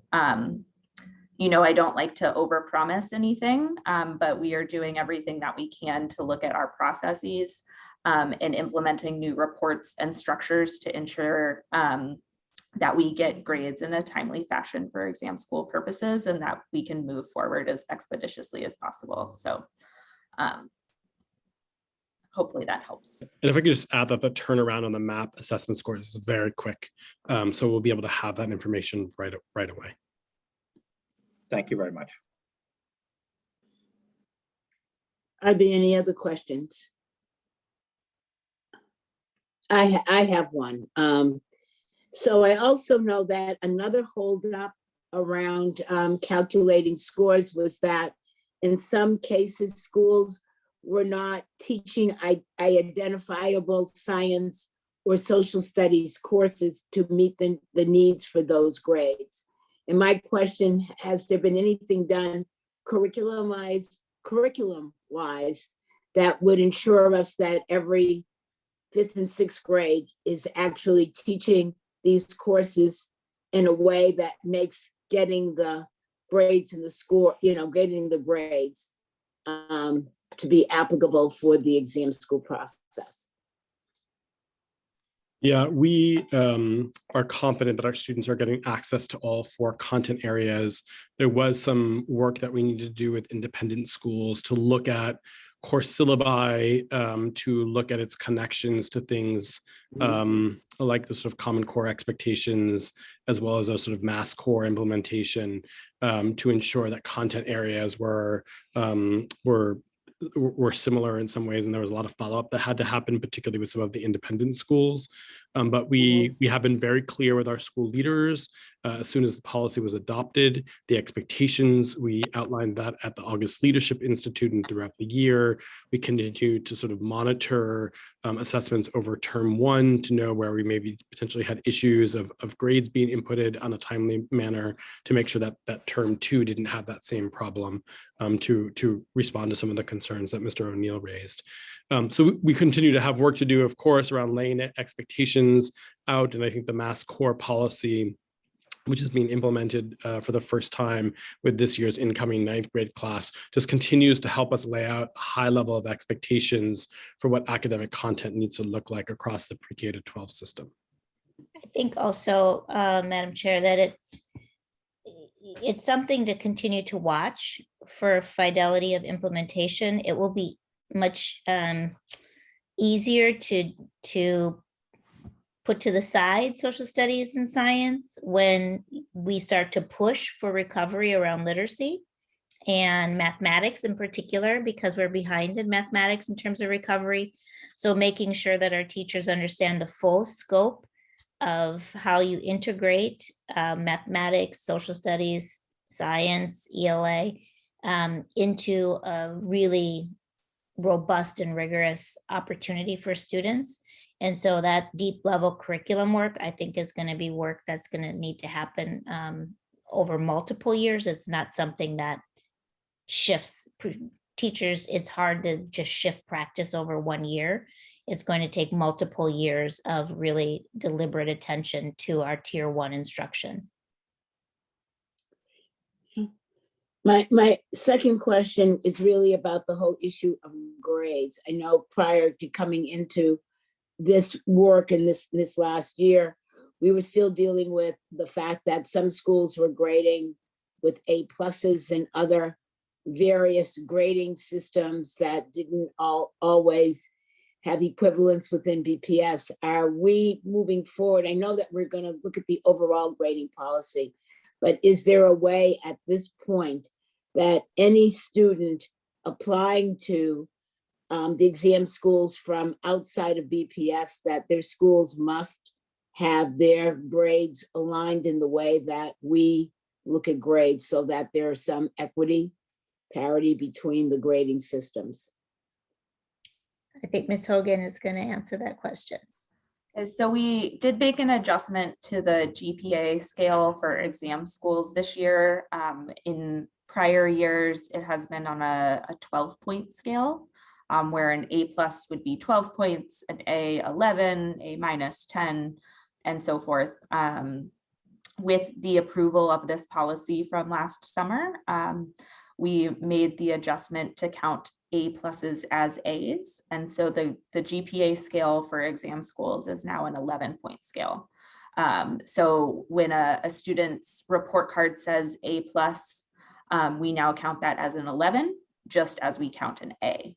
And so it doesn't quite necessarily answer fully how those grades are being assigned by different schools. And I think that's something that we're continuing to think about. How do we better understand what that means? But we're sort of we've adjusted the GPA scale to try and account for that on the admissions side of things. Great, thank you. My last question is more about the students and student experience. At some point, will there be some survey of students, particularly kids will be 7th, 8th, and 9th grade, that came into the exam schools during the pandemic, to get a sense both on their sense of preparation and experience as this new policies are being entered into?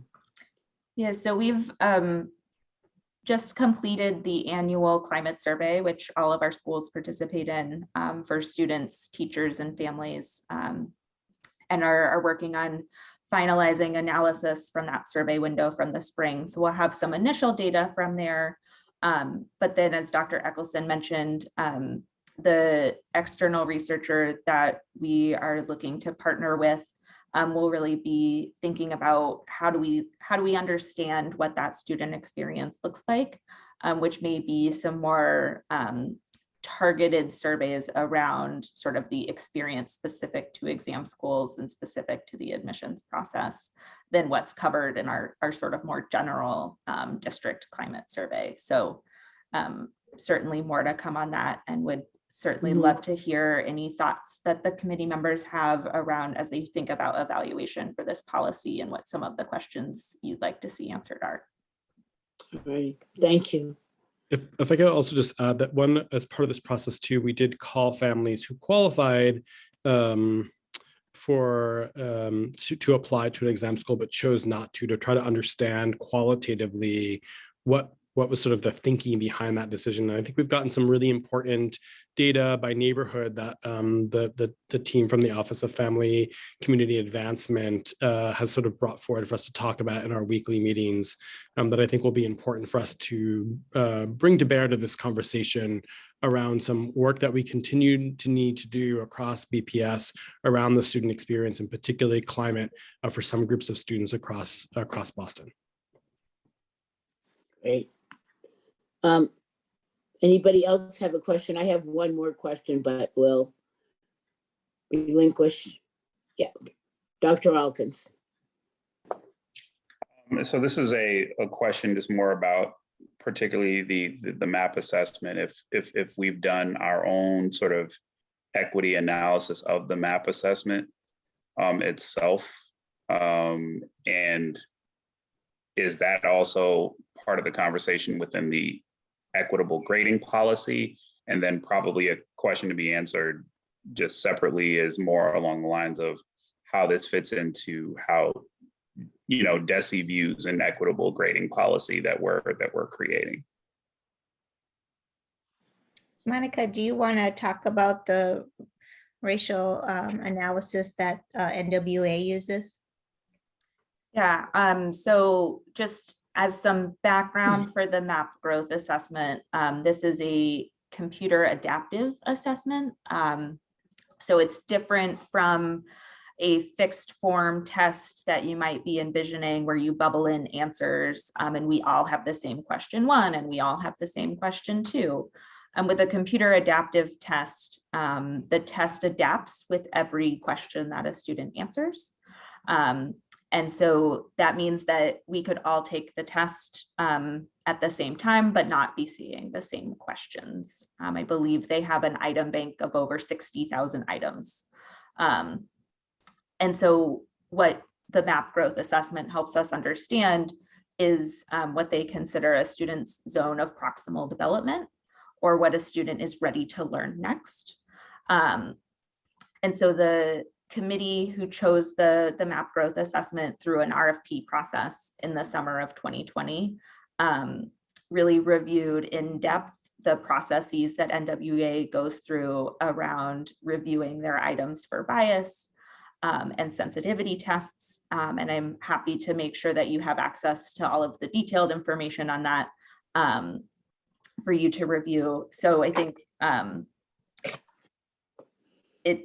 they have done some research, and we've seen that the test is aligned to the Massachusetts curriculum frameworks in ways that the ISEE was not. And we will see sort of what that, we've just sort of completed our first full year of implementation of the MAP growth in BPS for formative assessment purposes. So we'll be able to see more as we administer the test fully through the exam schools process as well, what that means for our students. Dr. Eccleston, I don't know if you have anything you want to add. Just to add to the question about how MAP fits into the equitable grading policy, I think the equitable grading policy that we'll be bringing forward to the school committee very soon, it's been, to the superintendent's point, it's been vetted and provided feedback by CERT and other groups, including students, but it's really focused on ensuring that our students that their work is viewed in a really consistent and unbiased way as possible. We know that all of us as educators bring bias to the work that we do, and we have to make sure from a policy perspective that we're doing everything to ensure that our students are being treated as fairly as possible during the grading process.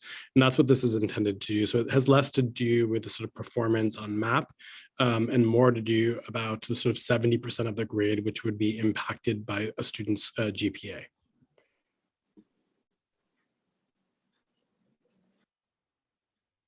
Okay, thank you. My last question is about the wait list, knowing that this is the first time that this is going to be implemented. You said that it would be opened in August, but not closed until November. Is that the end of the first marking period, or why is that range of dates chosen? November 30th is consistent with when wait lists for all of our BPS schools expire. And I see Ms. Gomez-Bonre has also joined us, who can answer any more specific questions. Yes, so we're following the wait list from the BPS for all other students in BPS. That's the timeline that we use, is November 30th. We're calling August 1st, and our welcome services staff have been calling families now who have not RSVP'd to find out whether they want their seat or not. And then the second step is sending an email confirmation to those families just to make sure that they know that they're giving up their seats and that the seat will be given up to a student on the wait list. And then we hope to start making calls so that we can have students in the class in September. So if I'm on the wait list and my number gets called, I get called for whatever school I am the next person on the wait list. So I can't hold out if I've decided, if I didn't get any school at all and I put myself on 3 wait lists, do I get called for the one for which I have the lowest number and with the expectation that I will accept that, or can I hold off until I get the school I want? How does that work? No, sorry, similar to what we do with our BPS family, students will start choosing the one school, but there's, we'll go through, let's see, BLS, right? And a seat opens up after we make these phone calls. We'll call the next student who was in line to get that BLS seat. The student may be at BLA or may be at O'Brien because it's whoever was that student. And then it's a domino effect managing that, right? Yeah. So that student moves there, and this is why we're trying to make sure that we're calling families now so that we know our pool and our seats available early August so that we can make those, start calling families and place those families in the seats available. Right. So we'll be looking for to understand the difference between people switching places from moving up or down wherever versus kids who've gotten no seat that finally get a seat into an exam school with the idea that all 7th grade seats that are available will actually be filled. Yes. Or 9th grade seats. And so there won't be any seats. Okay. Thank and you. we may continue to call because if students don't show up in September, then we'll call students there until end of November. Okay. Chair, if I could just Thank you. acknowledge Sonia's leadership in all of this. Yeah. Her entire department that she leads has just been an extraordinary asset to the entire project and have really carried the heavy water on all of this and really worked with Monica and me and others.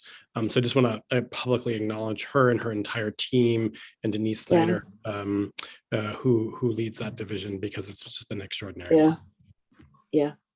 I just want to thank you all for what I know has been a lot of tedious, stressful work over the last couple of years as we've tried to move forward to creating more equitable policies and more opportunity for more of our students.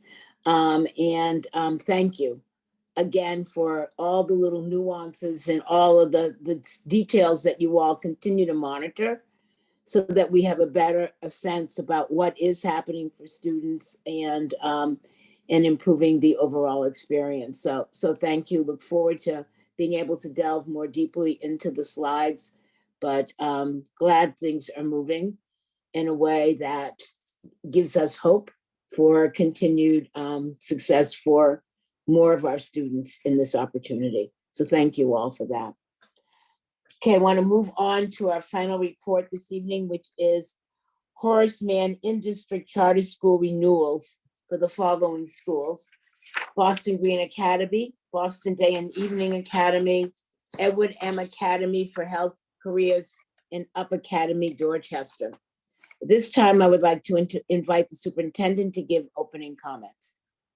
Thank you, Madam Chair. As you know, Boston has 6 Horace Mann charter schools, which are also referred to as in-district charter schools. They're innovative, semi-autonomous schools that are approved by the Boston School Committee and the Massachusetts Department of Elementary and Secondary Education, and funded by Boston Public Schools. Tonight, the school committee is going to consider 3 in-district Horace Mann charter school renewals. And shortly from the school leaders for Boston Day and Evening Academy, Edwards M. Kennedy Academy for Health Careers, and Up Academy Dorchester. The committee is also going to consider 2 charter amendments for Boston Green Academy, to its memorandum of understanding, which is required to be reapproved every new charter term, and details the operating relationship between BPS and BGA. And then the accountability plan, which is required by DESE for each new charter term. And then both were preliminarily approved by DESE and approved by BGA Board of Trustees and the BTU. And if approved by the school committee, both will be sent to DESE for their final approval. The school leaders for all 4 schools are going to present on their schools this evening. And I'm going to turn things over to Karen Walker Gregory for EMK presentation now. Thank you. Thank you, Dr. Casilius. Can everybody hear me okay? Mhm. Okay, great, great. Well, first, good evening, Madam Chair, Superintendent Casilius, and members of the school committee. I want to first thank Dr. Casilius for all of her support that you have provided Boston students and families. Thank you for securing free M7 passes for grades 7 through 12 to utilize during July and August. This is just another pivotal step in providing equitable access to transportation for our students. Thank you. I'm going to have Diane Bassett. Are you still on, Diane? Oh, yeah, she's still there. Diane has been with us for about 30 years. So Diane, why don't you go ahead and take over? Sure, I know it's late and there is still more to do, so I will be quick with a short 4-slide presentation that I think will provide the school committee with the rationale for supporting the renewal of the charter of Kennedy Academy. You have also our full narrative and charter application for your review, and Dr. Walker Gregory and I would be happy to answer any questions at any point about that full application. But the most compelling reason to approve the renewal of the charter is the clear evidence of success. Our school is consistently among the highest performing high schools in the Boston Public Schools. On key measures in the Department of Education's accountability system, we are always in the top 5 high schools in the district. In English and in math, we rank number 4 and number 5, right behind the top exam schools. We rank number 4 in science. Our dropout rate and graduation rank have been number 1 and number 2 in the last couple of years and are always in the top of all high schools in Boston. Importantly, our Mass Core completion rate ranks us number 3 in Boston, and our overall place in the accountability system, which ranks EMK against all of the other 9 to 12 high schools in Massachusetts in the district, it places us number 1 of all Boston public 9 to 12 high schools. So if you are looking for evidence that we are reaching our academic goals as the State Department of Education defines them, I think you'll find it here. We also, if you can go ahead to the next slide, believe that we show clear evidence that we're meeting the unique mission of our school. Our design elements focus on preparing every one of our students for higher education and preparing them to take their place among the health professionals of tomorrow. 98% of all of our graduates over the last 5 years were admitted to colleges of their choice, 2-year and 4-year colleges of their choice. And more than half of them at the time they graduate identify a health-related major. Almost 20% of them, 1 in 5, specifically identify nursing. So when we're trying to change the face of the health professionals in Boston, serving an increasingly diverse community, that is an important part of our mission, and we are clearly reaching that goal. Go ahead to the next slide. I remind you, just for reference, that the population of students we enroll at EMK looks very much like the population for the district overall. So the numbers that we just talked about, the extraordinary performance of our students and our school, is not indicative of a selection issue. These are students admitted by lottery from schools all across the district. They reflect the high needs, low income, students with disabilities, English learners population that you would see across the district. We have that diversity at EMK also. And we have a waiting list of more than 400 students every year. Go ahead to the next slide. And maybe the final reason that we believe it's the right thing to do to renew the charter of EMK, it's because our faculty and staff demonstrate extraordinary growth to their own professional development and to the development of the district. Our choice to be a Horace Mann charter school way back in 1998 was about being part of the solution to education in Boston, not outside of it.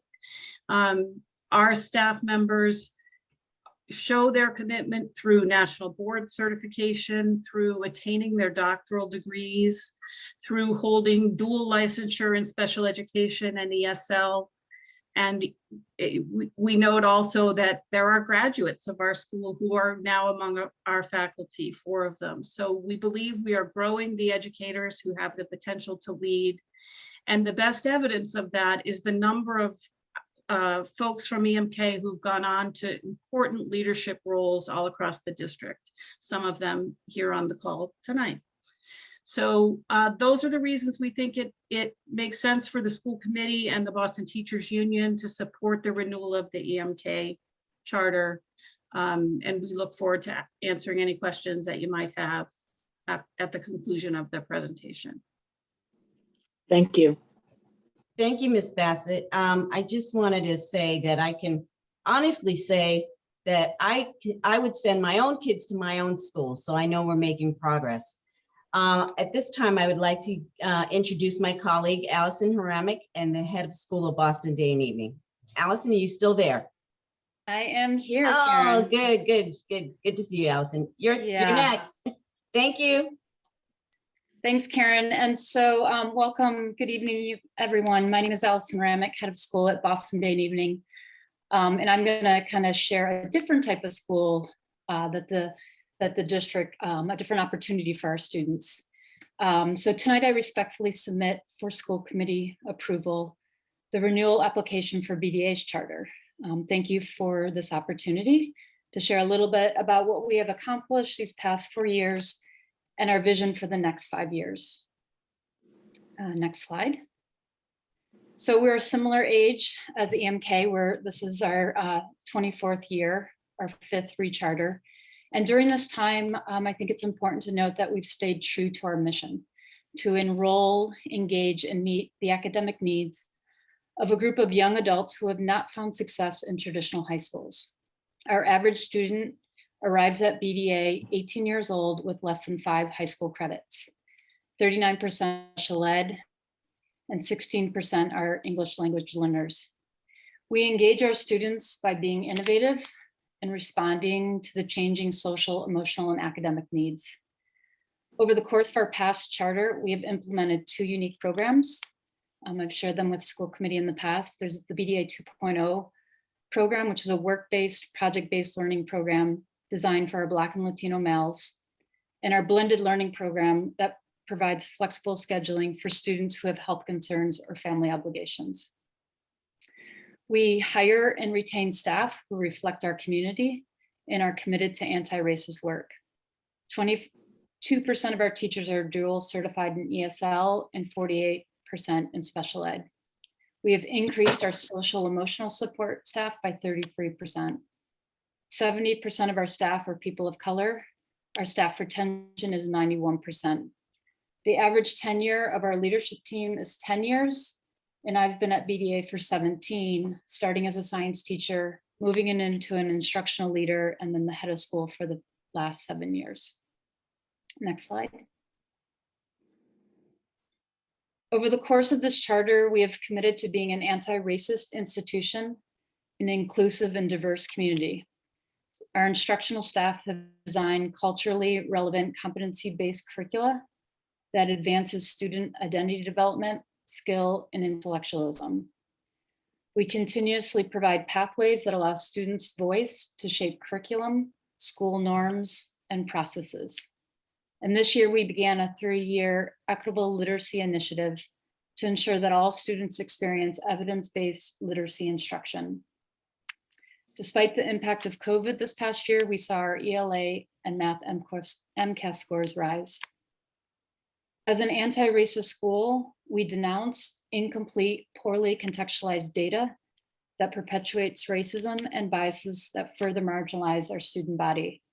And as a result, we've developed a robust data information system on Salesforce that streamlines communication, allows us to track student interventions, review disaggregated data so that we can authentically assess our programming and make changes in real time.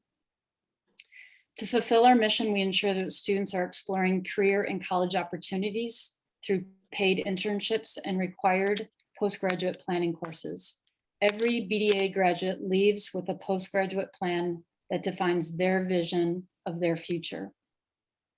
In the past charter, 161 students graduated, 50% headed to college. These are 161 students who otherwise would not have finished high school. 27% of them go on to career advancing pathways. And the last slide.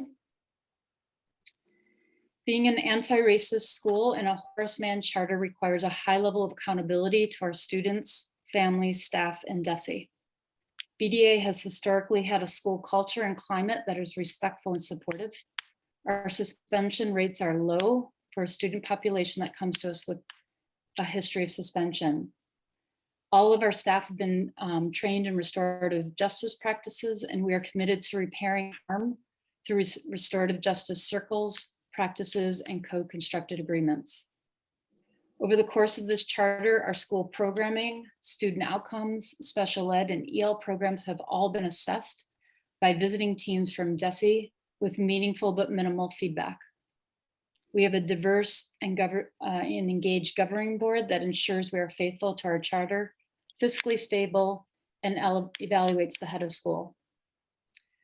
Our vision for the next 5 years is to work with the district and community partners to create a state-of-the-art alternative school that will provide us the space to continue our work as an anti-racist school, invest in health and wellness of our schools with wraparound services, strengthen our postgraduate program with career pathways, and hire much needed staff to help us address ongoing attendance and attrition challenges that have increased due to the lingering impact of COVID.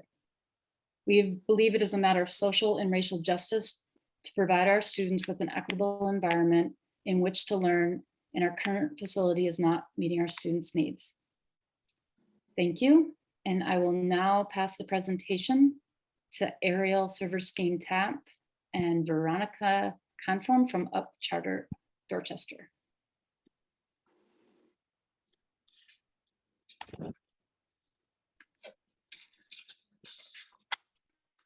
Great. Can everybody hear me? Awesome. Yes. Good evening. Good evening, Boston School Committee. I know it's been a long night.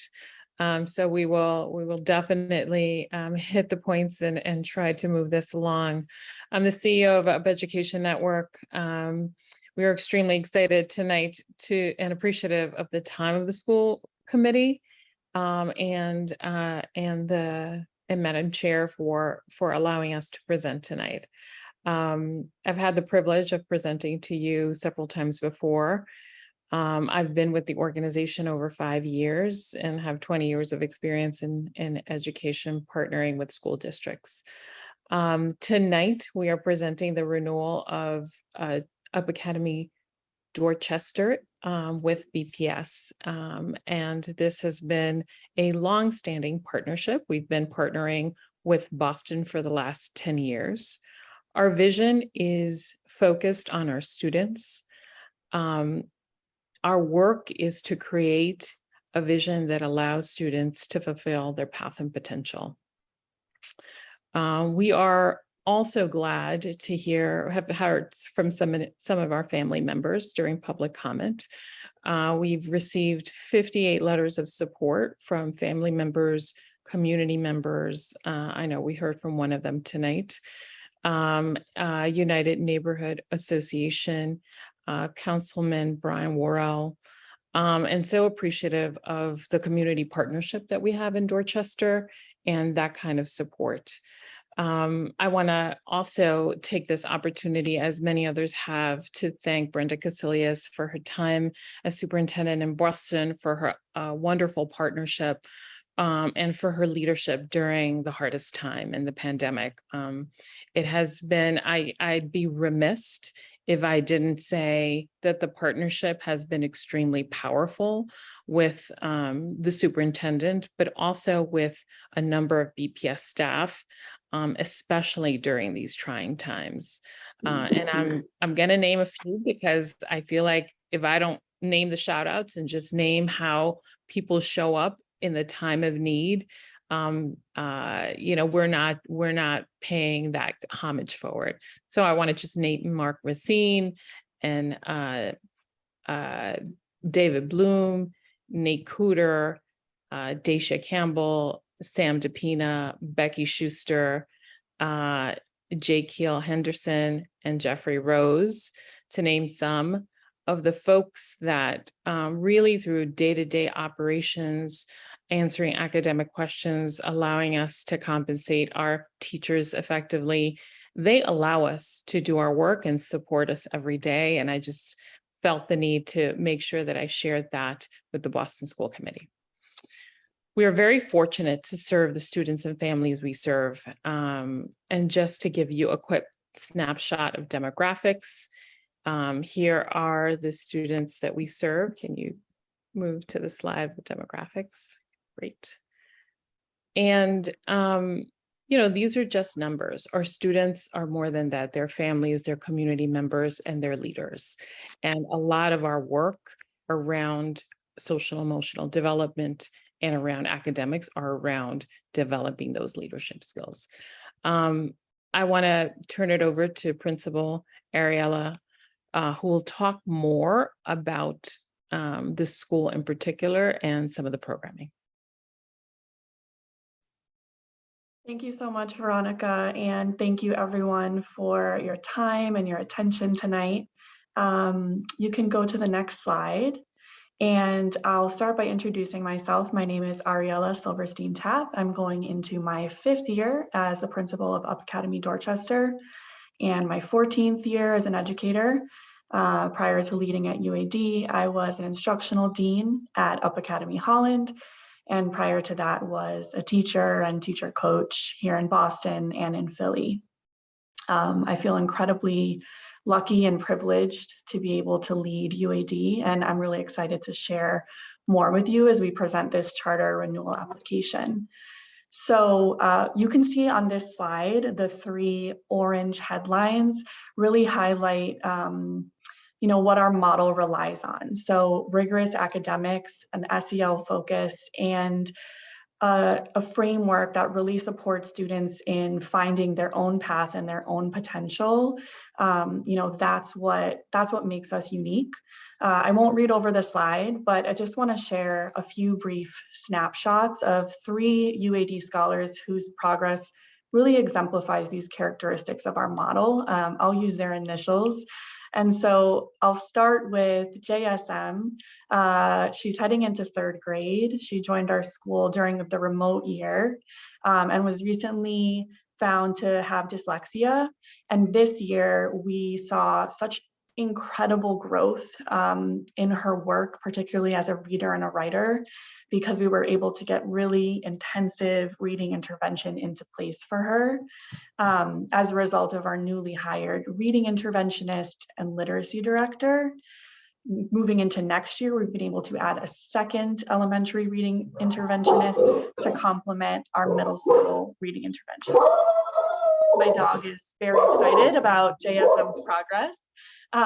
She adores reading now, and she's gone from struggling on all 12 skills on our literacy assessment to mastering 10 out of 12 at the end of the year. So she grew 3 microphases or levels in our curriculum. She's so proud. Her mom is so proud. And she really exemplifies joyful, rigorous learning and the strong results we're seeing from our new curricula and newly created roles, supporting intervention, multilingual learners, and students with disabilities. So just one small example of this tenet of our model. When I think about the SEL focus, I think about a student, JF, who just graduated from 8th grade. and grew immensely with the support of the mental health team, his advisory teachers, the daily lessons he was getting from our social emotional learning curriculum, Second Step, and the relationships he built with trusted adults in the building. So this student really learned to harness his goofiness and his irreverent sense of humor, grew in his self-awareness, navigated really hard dynamics at home, just by being very open and vulnerable with his teachers about what he needed. And he graduated with the Principal's Award just a week ago and is off to high school. And then finally, a little tidbit about a student, AD, who actually graduated from 8th grade at UAD last year. He had undeniably struggled with attendance, grades, meeting expectations. But because his teachers, his social workers, his school leaders knew his whole story, we were able to support him through some really tough moments and some choices that could have jeopardized his future. So 2 weeks ago, he actually rejoined us. We had our first cookout in a very long time. Such an amazing thing to be all together after COVID. And AD showed us his final grades, all A's and B's, and shared that he's on the path to earning scholarships so that he can continue his education, his athletic career, and he has plans to become a school psychologist if his MBA career doesn't work out. So those 3 students are just 3 of nearly 700 who really exemplify what Up Academy Dorchester is all about. You can pop to the next slide. We're really, really proud of all of the successes and the growth and the progress that we've made. Our approach to academics has shown tremendous growth and our trajectory is really strong. So this year we saw, for example, our teachers engage in some of the strongest intellectual preparation for lesson execution that we've ever seen in the history of our school. Our ANET results, one of our nationally normed benchmarks, show the fruits of that labor. So in every single grade that took ANET, students either exceeded the network averages or closed the gap to the network averages from a double-digit gap to a single digit. We saw major progress in our approaches to culture and climate with the help of aligning to the BPS Code of Conduct. It's led to a considerable decrease in student exclusions, and our families, some of who you heard from tonight, continue to just love our school more and more. We've expanded our mental health team, we've added a behavioral analyst, more social workers, and we've created a more robust curriculum and program for SEL. And that includes plans for next year implementing an official restorative justice program. We also know we have a lot more to do to improve. And one of the hallmarks of Up Education Network is continual improvement. And so we know that with a renewal of our charter, we can deliver the results that our families and students deserve. And we're committed to making that happen over the next term of our charter. You can go to the next slide. UAD students and staff and families are simply the best. They're gritty, passionate, purposeful, relentless in the pursuit of living out their potential. And again, we're so proud of our school. I feel so lucky and privileged to lead this school and work in partnership with all of these incredible humans that you can see and all of the others. These photos are just the tip of the iceberg in exemplifying the joy and the rigor and the energy of our school. And look forward to answering any questions that you have at the close of the presentations. And so now I will turn it over to Matt Holzer from Boston Green Academy. Thank you very much. Much appreciated. Can everybody hear me? I hope that's. That was a yes. Yes, we hear you. Thank you very much. I can't see you. Good evening from BGA. It's nice to see you all. Thank you so much for this opportunity. My name is Matt Holzer. I'm proud to be the head of school at Boston Green Academy. This is my 26th year as an educator. I'm really quite honored to have been one of the founders of BGA 11 years ago, and this is my 9th year as the head of school. And so it's my pleasure to share a little bit about our school with you this evening. You could go to the next slide, please. BGA, as you know, serves over 500 students in grades 6 to 12 from every neighborhood in the city with a very healthy waiting list of several hundred. Here in our beautiful 126-year-old building in Brighton, we love it very much, but we're also outgrowing it very fast. And so we hope that as the Green New Deal sweeps over the BPS, that Boston Green Academy can be part of that conversation. BGA is Boston's only school focused on sustainability and preparing the next generation of leaders for success in college and green careers. At BGA, green is not a club. It's not just for some kids, it's for everyone. And it's where schools— Excuse me, Matt, can you Yes. please slow down? Thank I'm you. so sorry. It's the New Yorker in me. I apologize. BGA is a school with a purpose. And for us, that means preparing our students and their families for green careers. And it's not just a good idea, it's a moral imperative, we believe. BGA exists to create a bridge between our students and our families and the innovation that's happening throughout the city and beyond. And we know that without deliberate attention to those relationships, that our students will often be bypassed. And so BGA believes in equity very strongly as part of our mission to make sure our students have every opportunity to do those kinds of things with their lives. We do those things deliberately. We are the only school in Boston with a Chapter 74 CTE program in environmental science. We are proud to have been the winner of the United States and Massachusetts Green Ribbon Schools Award, and we have numerous green partnerships. All of our seniors just finished a 6-week green internship somewhere in the city of Boston or beyond, many of them with startups, biotech labs, all sorts of great places.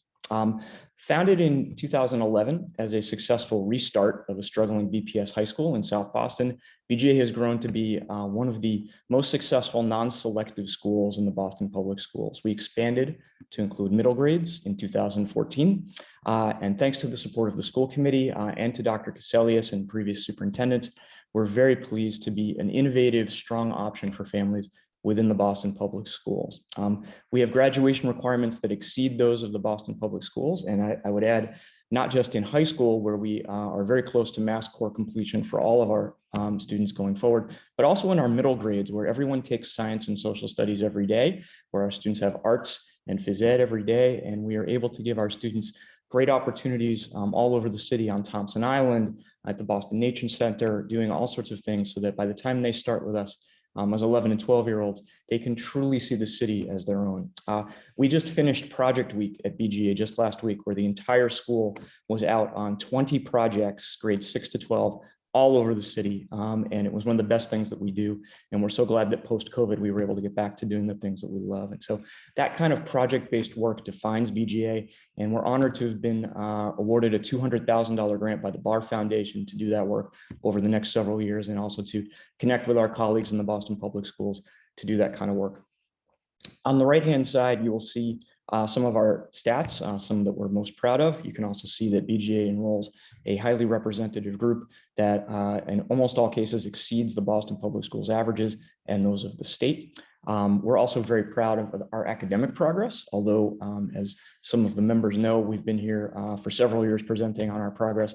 DESE recently recognized BGA's academic progress when we were renewed just last year by this committee, and we appreciate your continued support, but we're not satisfied, and we know that we have more work to do. And so even though we're proud of a very low dropout rate and a very high graduation rate, we know that our MCAS scores can grow. We're proud that our SGP has moved in the right direction and is now well above average on almost all grade levels, and that we still have to help our students, particularly our students with disabilities and our ELLs, make more progress. And that's something that we're very committed to. If you could go to the next slide, please. So at this late point in the evening, it's really important to just focus on what brings us here, and that's our kids. And so from the upper left, with our youngest students who arrive when they're 11 and 12, all the way to our folks in the center who are graduating, you can see just the range of experiences that our students have, whether they're out in the White Mountains, that's our young men's group, whether they're out in our brand new Freight Farm, which is a fantastic 21st century container farm that grows 100 heads of lettuce at a time. And you can see our kids learning how to grow a business, how to do really 21st century skills in a 19th century building, to everything in between. We think BGA is a great experience for our families, and we're proud that our families feel the same way. Many of the school committee members know BGA for a while, but some are new, and we encourage you to visit us. We'd love to have you out to see our kids, to see the work that we're doing and the really innovative stuff that we're doing. If you could go to our last slide, please. So as you know, we were rechartered last year for 2021 to 2026, so we don't have to present you with the full package of details. We appreciated sincerely the support of the superintendent and of the school committee last year during the pandemic to recharter us. I have only two asks this evening on behalf of our Board of Trustees and myself.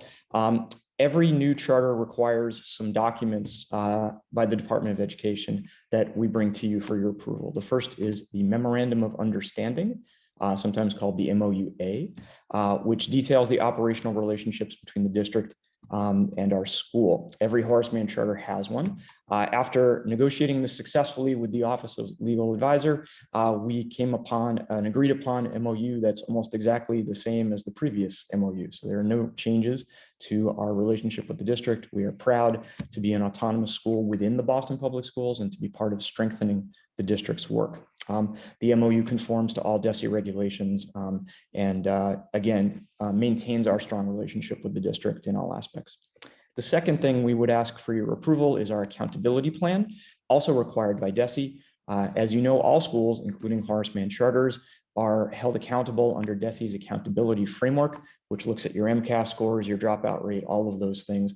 But Horace Mann charters are asked to delineate other items, other metrics by which we think we should be held accountable. And they are linked to the 3 clauses in our mission, as well as our commitment to equity and trauma sensitivity. And so within our accountability plan, which is submitted for your approval, you'll find a whole host of measures that we think are both rigorous, innovative, and compelling that will keep our school moving forward on an upward trajectory and also embrace the accountability that we have as an in-district charter. And so we would ask for your approval. We're very grateful to the Boston Teachers Union for their continued support and to President Jessica Tang, who has given their approval to both of these documents. Our Board of Trustees has also approved them. And as you know, DESE has given their preliminary approval. And so we ask respectfully for your approval of these 2 documents. And we hope you'll come visit us at BGA. We look forward to showing you all the great work that our students and our incredibly hardworking staff are doing. And so with that, I will turn it over to Dr. Cassellius for some concluding remarks. Thank you.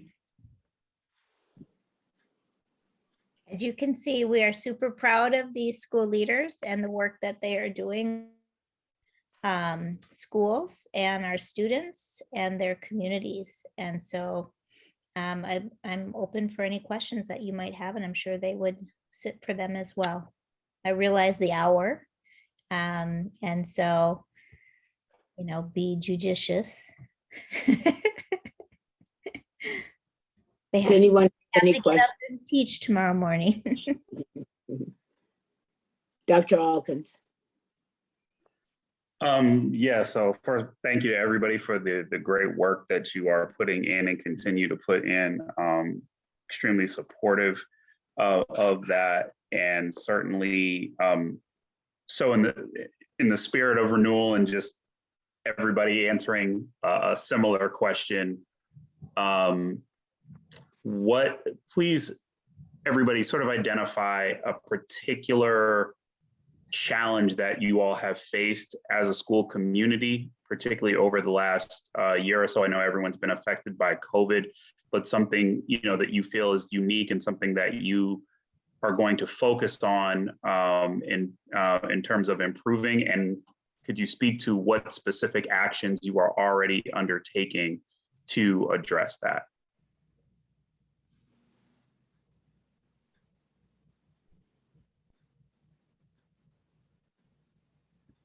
I can start. This is Allison over at Boston Day and Evening. I think, you know, for our BDA students, the lingering effects of the pandemic have been horrible on our students and our staff. I think our students have chosen not to return. So I think when we look at our alt ed schools, we are seeing low enrollment and low attendance, more so than our traditional schools. It's the nature of our kids. They're struggling with homelessness. They're struggling as young parents to find daycare. They're struggling with balancing the decision to work or go to school because they're caring for their families and they have other obligations. And so attendance is by far our biggest challenge, and staff exhaustion trying to bring these students back into the building. And so we've been working with our board and working with our staff to do a number of initiatives at the school. We are working with local daycares to try to get our young parents daycare vouchers for their children so they can come to school. We have hired another staff member to help do the home visits that our schools really spends a lot of time doing. It's going out to the homes and the families. Based program that we're using to help students have work-based learning be a part of their academic experience versus needing to quit school and finding a job. And we've put forth a bunch of other creative attempts to try to bring our students back in, but that is by far BDA's challenge, more so than I think any other school, along with the alternative schools. Ms. Bassett, you want to go ahead? Sure, I would echo what Allison has just said, that the rebuilding of our school community post-pandemic has been the challenge, I think, for all of us. We have done many of the things that you would expect around investment in the kinds of social emotional supports that our students are going to need.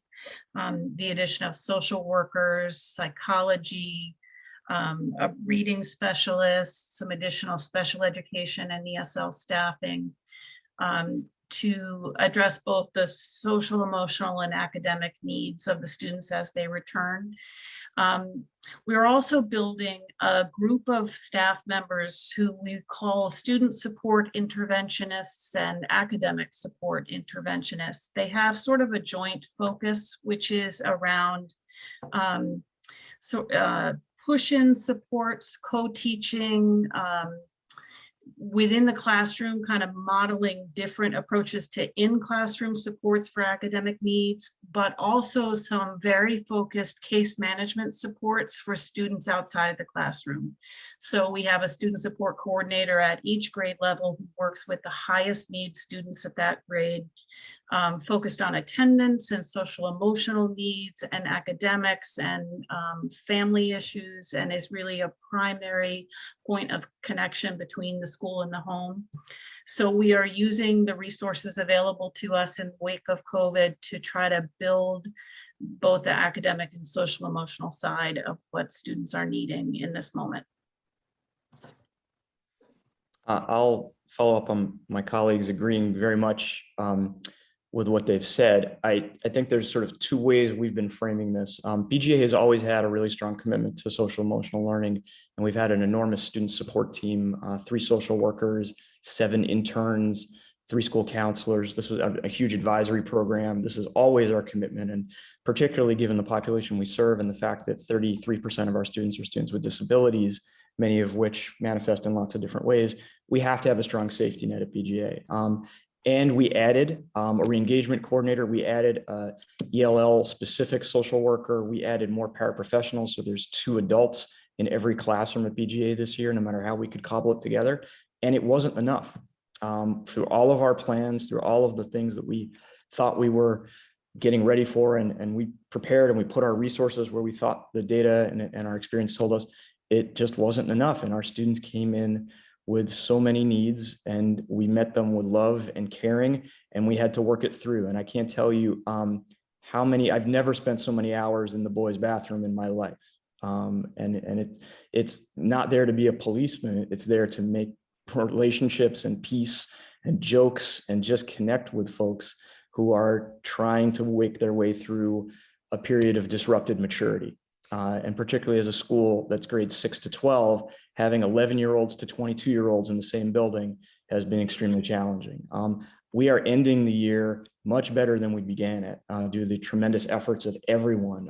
The home visits, the calls home, the endless pizza and talent shows, and any kind of way we could engage our kids just so they would embrace learning again. And I think we're setting up some really good momentum for next year, but the damage that's been done by this is significant and it will linger for many years. And so we're adjusting our approach significantly for next year. We've already got the first 3 weeks of school mapped out to focus on social emotional learning and connections and trust and anti-bullying and all the things that we need up front that I think we weren't able to get to in every way that we wanted to. And so I think we're gonna be the school we want to be, but a very different version of that going forward. I'll jump in, although I do see the chat that we're at time, so I'll be brief. I absolutely co-sign all of the challenges that were named by my colleagues. I think, you know, many of us were so grateful and relieved to not be doing another year of Zoom school that we were like, sweet, this year is going to be great. We're going to go back to what we know how to do. Little did we know, we didn't really know how to do school not even really post-COVID. So certainly the theme for us at UAD going into next year is all about being proactive versus reactive. And so our number one priority is relationships rooted in consistency. And that priority was landed on through a working group that I gathered for the last month of the school year. We met a number of times. And it's a number of different staff members representative of a lot of different roles, identity markers, and experience and perspective in the school. And so working with that group, looking at the data, and just having some really honest discussions about our barriers this year was what helped us narrow into that priority, which we then shared with larger staff to get their input. And so now we're in the phases of just kind of figuring out exactly what that looks like. What is our professional development going to be so that we can really build teachers' skill in cultivating strong relationships, because we know that it's not magic and it's not just something that some people are good at and others aren't. There are skills that go along with creating therapeutic, consistent, trauma-informed relationships with students that also hold the bar incredibly high for them. Because to do anything less would communicate that we don't believe that our students can, and we certainly do. We also know that things have changed a lot for them in the last couple of years. And so the addition of new positions, on our mental health team, on our behavioral health team, and just kind of rethinking and reimagining what it looks like to train teachers to build really strong relationships with students. That is where we're going to focus this coming year. Thank all of you for the adaptability and the creativity in this, and do hope it continues. Thank you. Are there other questions?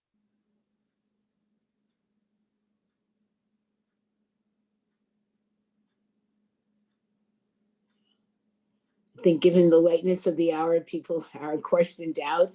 But I do want to thank you all for your presentations. We look forward to taking action on this at our next meeting. And hopefully we'll be able to come out and actually visit your schools in the fall. So thank you all for this evening.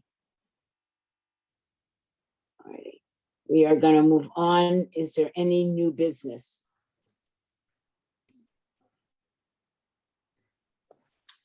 No new business. I'm sorry, I would Yes. just say an update. This can be offline, but certainly an update on sort of the conversations with the Russell, and just obviously how that went, but that can be offline. Yes. Mr. Atkins, I do think it's important though that we I'm sorry, I lost my train of thought here, that we acknowledge that it is 18 months in the making.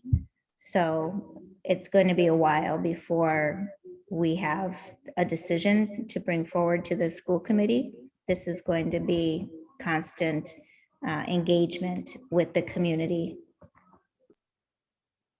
Yes, thank you. I need to back up. I'm sorry, I skipped over the fact that we do have one public comment on reports. Ms. Sullivan? Thank you, Chair. We have one speaker, Demetra Minasidis.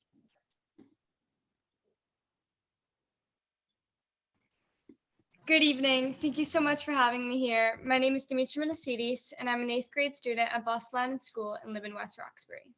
I'm here to talk to you about my proposal for the new exam school policy of the 2023 to 2024 school year. I am aware that there are many factors to take into consideration, but all I'm asking is to have my proposal be taken into consideration now or at a later time.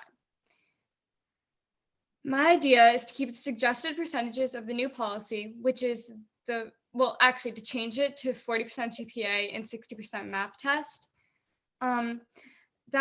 I also want to change the bonus points to the 2080 policy. That was a policy that was dropped last minute from the 2023 to 2024, 2022 to 2023 admission process. I believe that the percentages should be changed because the assigned curriculum is not being followed by many schools. If it's because of the curriculum isn't the same if it's because of the lack of supplies or other reasons, certain students are not able to get the same grades as others. It's like harder to achieve better grades because the curriculum isn't the same. This is extremely unfair. Whether an advantage or disadvantage, all students should have equal opportunities without dragging others down. And now for the addition of the 2080 policy. So what is it? The 20% is the top percentages of students who are the highest intelligence in all of Boston are guaranteed a spot in these exam schools. The 80% is the socioeconomic tiers. I believe that it would be beneficial to what we're trying to accomplish because it helps the people that are in need of aid and raises diversity because targeting neighborhoods is better than schools. Neighborhoods have a large range of students with low income rather than schools, which gives bonus points to students who potentially do not fall into that category, but attend a school with students who do, which isn't fair. Thank you for your time. Thank you so much. Thank you. Thank you. That concludes our speakers for public comment. Fine, and that concludes our business for this evening. The next remote school committee meeting will take place on Wednesday, June 29th at 5 p.m. But I look forward to seeing members in person on Thursday and Friday evening for our superintendent candidate interviews.